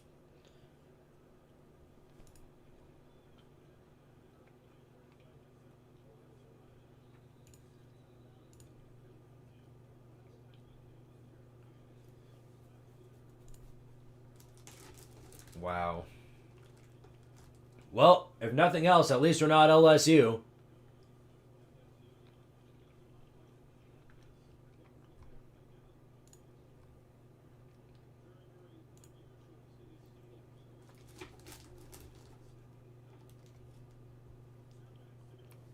Because, boy, they are bad. 2-minute warning just hit. A&M is up by 31. Dadgum 31 points. Unbelievable. What's going on, Buckeye 046? Good to see you, buddy. Utah already up 17-0 on Buffs. Yeah, I think Utah's going to run away with that, too. Yeah, I already know how the Brian Kelly press conference is going to go. He's going to be like, well, what went wrong, coach? Well, everything. First of all, my coordinators didn't call any good plays. Our wide receiver's going to catch. Our quarterback sucks. He can't throw. He's going to put the blame on everybody else but him. Because if there's anything BK is good at, it's shifting the blame away from himself.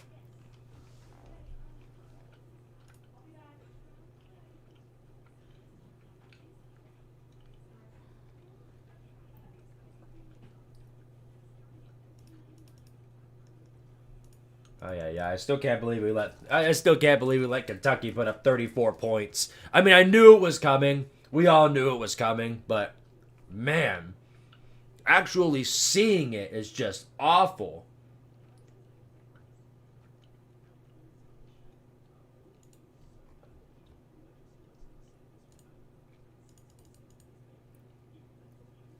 Tennessee's chance to make college football playoffs. This is according to the SEC Network. Currently, it's at 18%. If they win out, it's set to 90%. Which means that they'll win. They'll get in if they win out. But boy, that schedule is brutal. Oklahoma next week. Vandy at the end of the year. And Florida is no gimme, as we all know. So.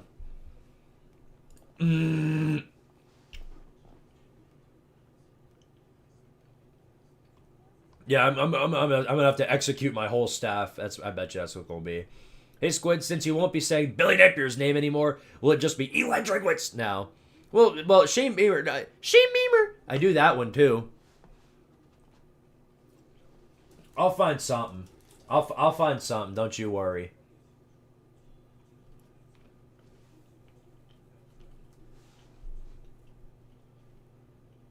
Here's the problem with LSU and BK's buyout. First of all, it's twice the amount of Jimbo Fishers. And with all the stuff that they have to do after they fire him, they don't even have the boosters that Auburn has. It's not looking like a good situation. Push up the gut, maybe 2 or 3 yards on that. Yeah, Tennessee's back on offense. My sister had to say goodnight. But they might put up 60 points. It would be very funny. Although I can't figure out why Joey Aguilar's still in the game. I know there's however much time left, but there's 8 minutes left in this ball game. We're up 3 scores. You might as well put somebody else in just for funsies. Why does Shane Beamer sound different from Billy Napier and Eli Drinkwitz? Because it does. That's all there is to it. We gotta score 60. I believe it. Here's a big push. Star Thomas gets maybe 7 so yards. Good enough for the first. Auburn can afford infinite buyouts because of Tim Apple. Yep. The only thing is, I'm just surprised they haven't gone through with it yet.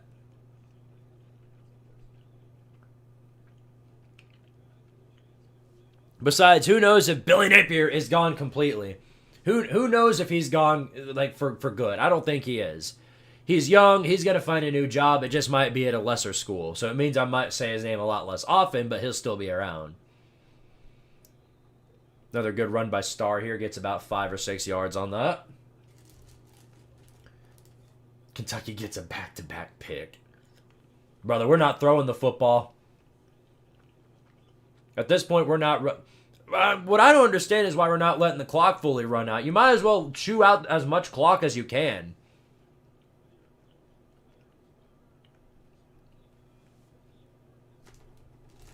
It doesn't really add up to me. Oh, is LSU going to get some garbage time points? Look at them fighting for a moral victory. Oh, and that was a beautiful catch. Speaking of beautiful, we just saw another bubble screen. There's number 5 on the day. Boom.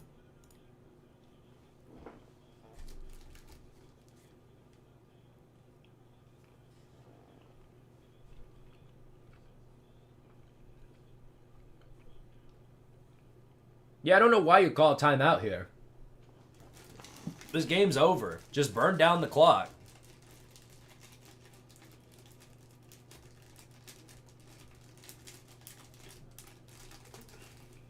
That's enough candy corn for now. 3rd down and 1. Expect to push up the gut. That's exactly what they go for. Good push. Gets about 5 yards. Gets to midfield, and that's another 1st down.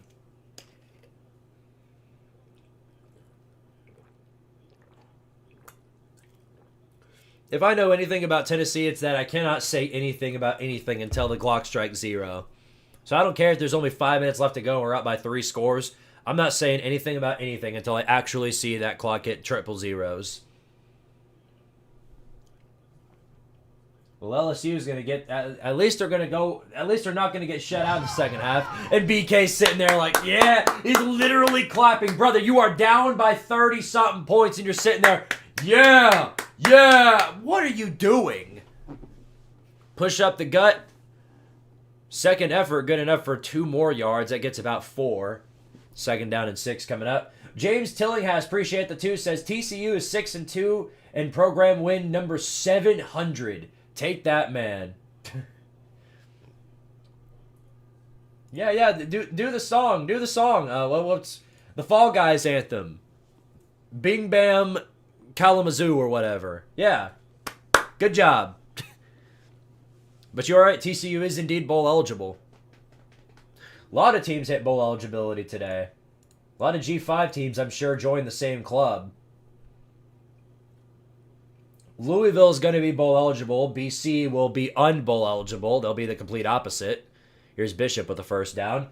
Who else? Michigan, bowl eligible. Let's see. Tennessee, most likely bowl eligible. Who else? Arizona State, no. It looks like they're going to go down to 5-3 if that score holds. Utah, if that score holds, bowl eligible. They'll go to 6-2. Who else?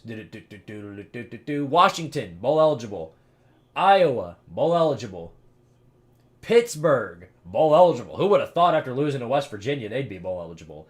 Southern Miss, San Diego State, they're both bowl eligible. Who else? A lot of teams. Texas, despite not really earning it that much, they are indeed bowl eligible. Oh my goodness, what an effort by Star Thomas there. But Texas is going to be bowl eligible this week. TCU, as previously mentioned, they're bowl eligible now. Nebraska, for the 2nd year in a row, bowl eligible, 6-2. What a celebration for the Cornhuskers. Truly a celebration for them. They're bowl eligible once again. Who else are we missing here?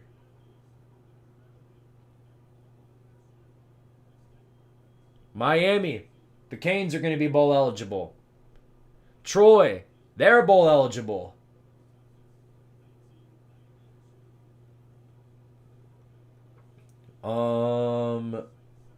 Yeah, I think that's it. I mean, obviously there was more. There's more. Western Kentucky. Western Kentucky and Boise State are also bowl eligible. When it comes to the teams that are eliminated, there are a lot in the G5 that have bitten the dust. Nevada, Charlotte, Georgia State. Who else? Yeah, no, there's more. There's more, including we of course there's some Power 5 teams that also had the same, they're going through the same thing. Wisconsin, they haven't done it yet, but they're getting ready to. They're on their 6th loss. Next one, they're done.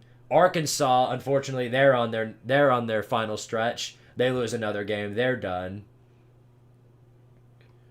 Purdue, same thing. The Soilermakers, next loss, they're done as well. North Carolina getting close to it. They've got 5 losses. Syracuse, 5 losses. UCLA, 5 losses. West Virginia was on their 6th loss. They lose again. They're done.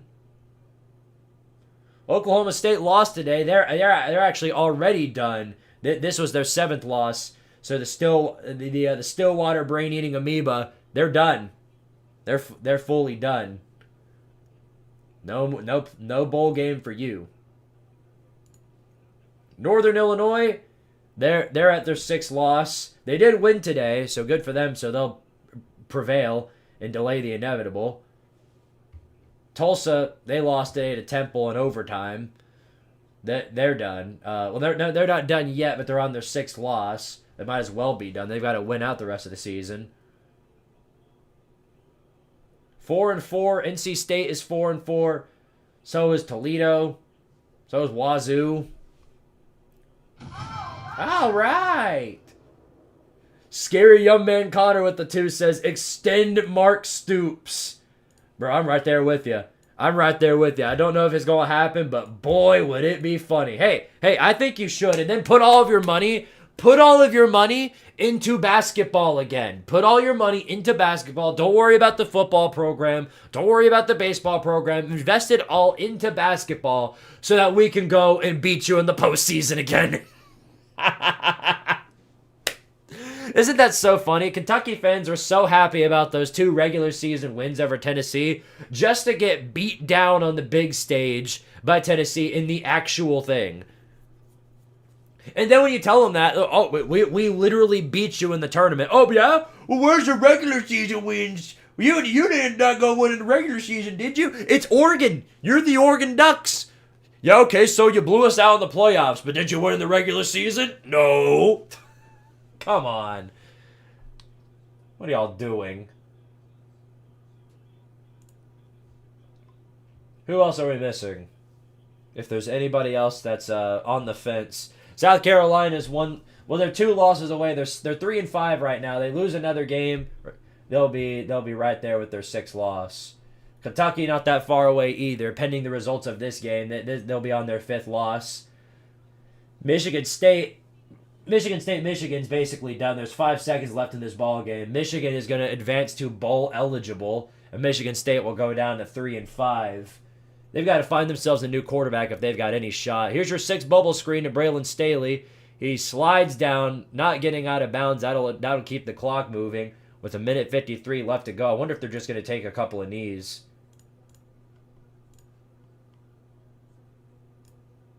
Where's the bubble screen counter?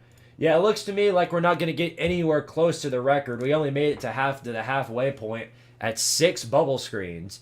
Very impressive, honestly. The offense hasn't had many problems today. It's been the defense that's been the main cause of concern. Just terrible defensive performance. And we'll go over the stats after this game's over. 1:26 left to go. They're burning all the time in the world. Make sure you at least get the snap off. I don't care if you have all 3. You're going to have to burn a timeout. There's no way. Nope, they will. They'll get it off. And Aguilar, for what it's worth, we're not going to run the score up on Kentucky. We're going to take a knee and we're going to call it here. Sorry. No 8 bubble screens, no 60 points. I know, I'm just as devastated about it as you are. I would have loved for us to put up some more points on these bums, but that's all there is to it. As long as they live under the knowledge that we once again beat them, then I can live happy with that. Mark Stoops just looks extremely depressed, and who can blame him? Who can blame him? Tennessee and Josh Heupel. Josh Heupel is going to advance to 5-0. Mark Stoops will advance to 0-5 or whatever against Josh Heupel. It's another win for Tennessee against Kentucky, and there's your ball game, ladies and gentlemen. That's the final knee, and there it is. What's where's my victory tune?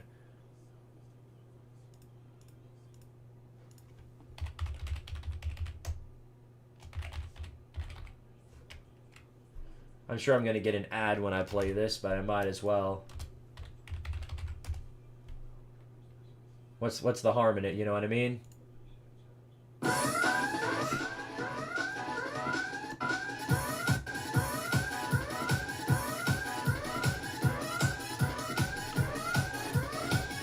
up your shovel and get back to the coal mines, baby.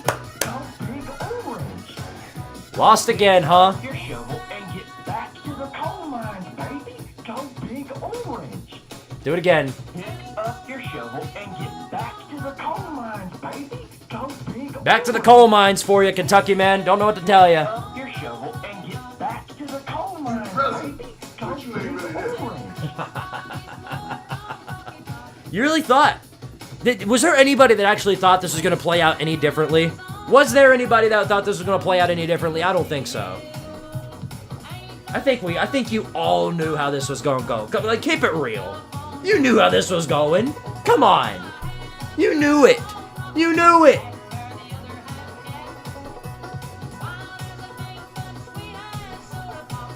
And about that. Rocky Top, you'll always be home sweet home to me. Woo! Let's go. I don't care if it's Kentucky. That is a win in my book. Ah, man, y'all really thought. Y'all really thought. I don't really know what else to tell you. I mean, credit to you. Credit to Kentucky. You put up a good fight on our turd-ass defense. You put up a great fight. That looked to be like it could be another barn burner towards the end, a shootout type of battle. And with the 100-something points being scored, I guess it was as close to it as you can get. But the Volunteers prevail once again. Vols win. It was a pretty healthy game, all things considered. We had a couple of people get hurt, but no bad injuries, nothing like that. And that does make me happy. I like the clean football games, and this is about as clean as you can get between these two. Tennessee will once again hold on to the beer barrel, extend this domination of the rivalry even further than it already likewise was. And, yeah. Not much more you can ask. Whew. But yeah, wow. We went really far in today's stream, fellas. It's already past 11 o'clock. Absolute pinnacle of insanity right there.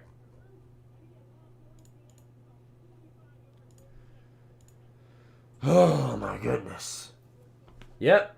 Tennessee is now officially bowl eligible, so at the bare minimum, if nothing else, Tennessee will be going bowling.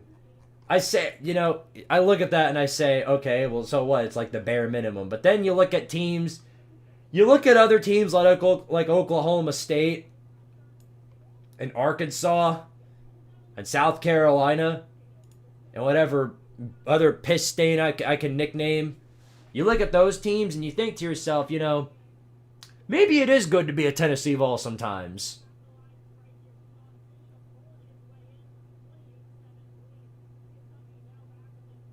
Wow.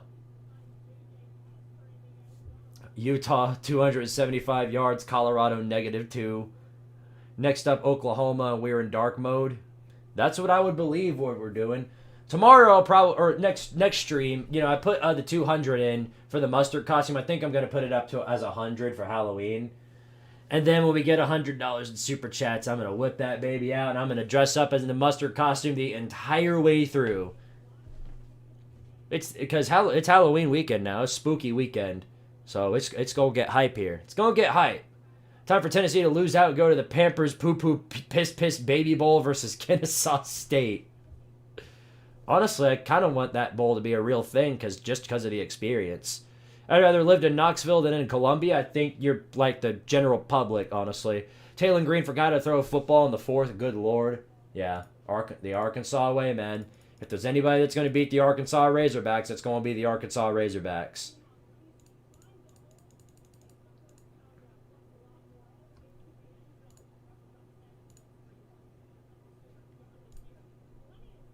I'm going to go to the Oklahoma game. Ooh, that's going to be fun. Hope that pans out the best for you. And definitely make sure to get a black jersey or something, because if it's going to be a blackout like we all think it is, you best want to go in wearing something like that. Only nice place in South Carolina is Kiowa Island. That's not true. Charleston's fine, as previously mentioned. Look. I'm a Myrtle Beach enthusiast, okay? I like Myrtle Beach, honestly. Might just be me, but I do. I like it. No, I am. I'm a big fan of it.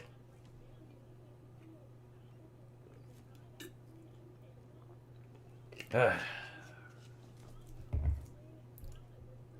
imagine a lot of you guys are going to the Oklahoma game. Opinion on Resident Evil 4? I haven't seen anything about it, so I could not tell you. Hilton Head is a nice place. I've been to Hilton Head, but the last time I've been was when I was like 4.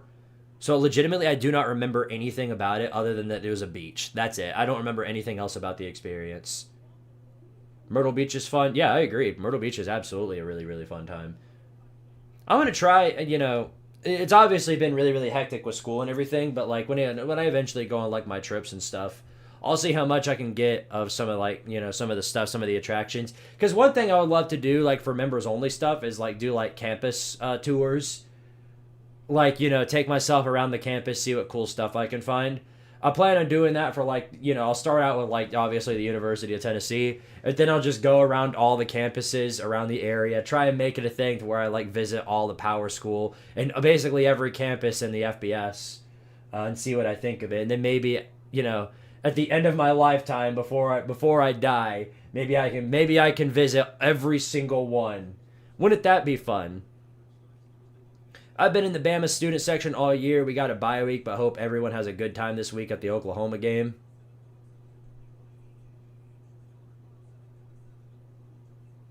Me too.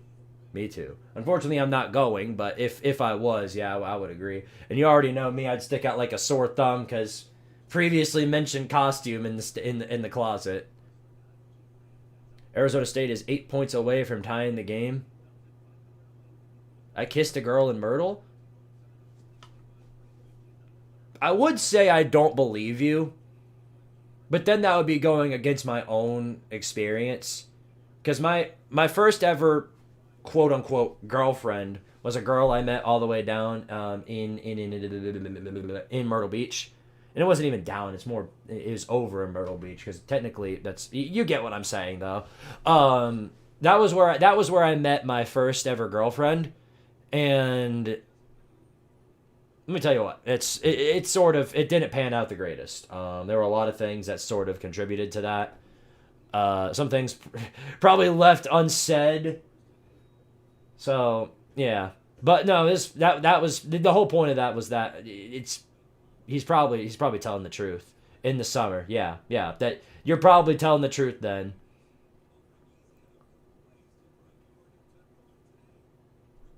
God, well, Utah is just beating the life out of Colorado and Dion.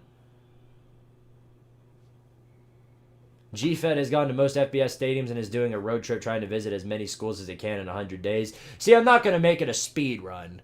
No, it's not going to. It'll be like over a few years, probably over maybe even a decade. You know what I mean? It's not going to be something that just happens.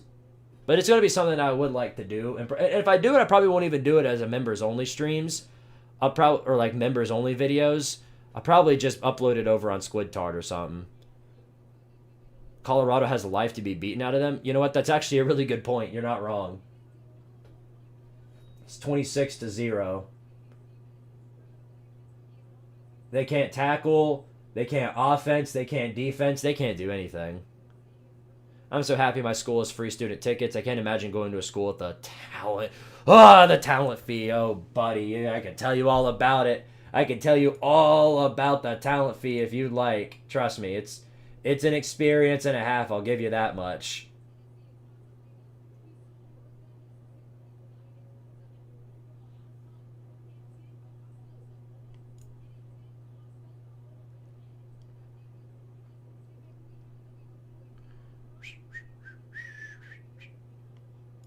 I didn't realize. I was wrong on the super chats the entire time. We're actually 43 away, or we're at 143. I'm glad I checked that. We're actually one. What are we at? We're at 144. If anybody's got $6 to spare, I'll hit the gritty one last time before I get out of here. Squid, when or if you ever visit Tuscaloosa, you got to stop by the Standard, amazing pizza place. Ooh. You may love me a good pizza place, so I'm going to go ahead and take a picture of that so I can remind myself. Chances are I'll probably forget, but that's why I'm taking a picture. Hello, Squidtard. I see that you have that UCLA versus Indiana in the Hub database. Do I really? No, I don't. What are you talking about?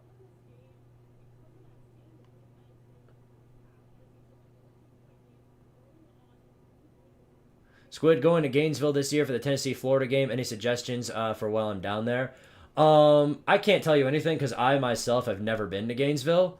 But what I can tell you is that just be careful. Florida fan do be crazy though. Just make sure you keep that in mind. I gotta scroll back up. I think it was at the very top. All right. Moran and McGee with the 6 says, I love giving my paycheck to millionaires. Well, your first mistake on that would be giving anything to a millionaire. I'm no millionaire. I'm broke. I ain't got nothing worth of nothing. But your support is greatly helpful, so thank you very much, Moran and McGee. And for you, here's a gritty out for you, and then I'll probably call it a night because it's getting really, really late. That's the problem with these late night streams, is that I cannot be up for as long as I want to be. I can't be streaming you guys forever because these, it's already as late as it is. But here is the gritty for you. I said right foot creep. You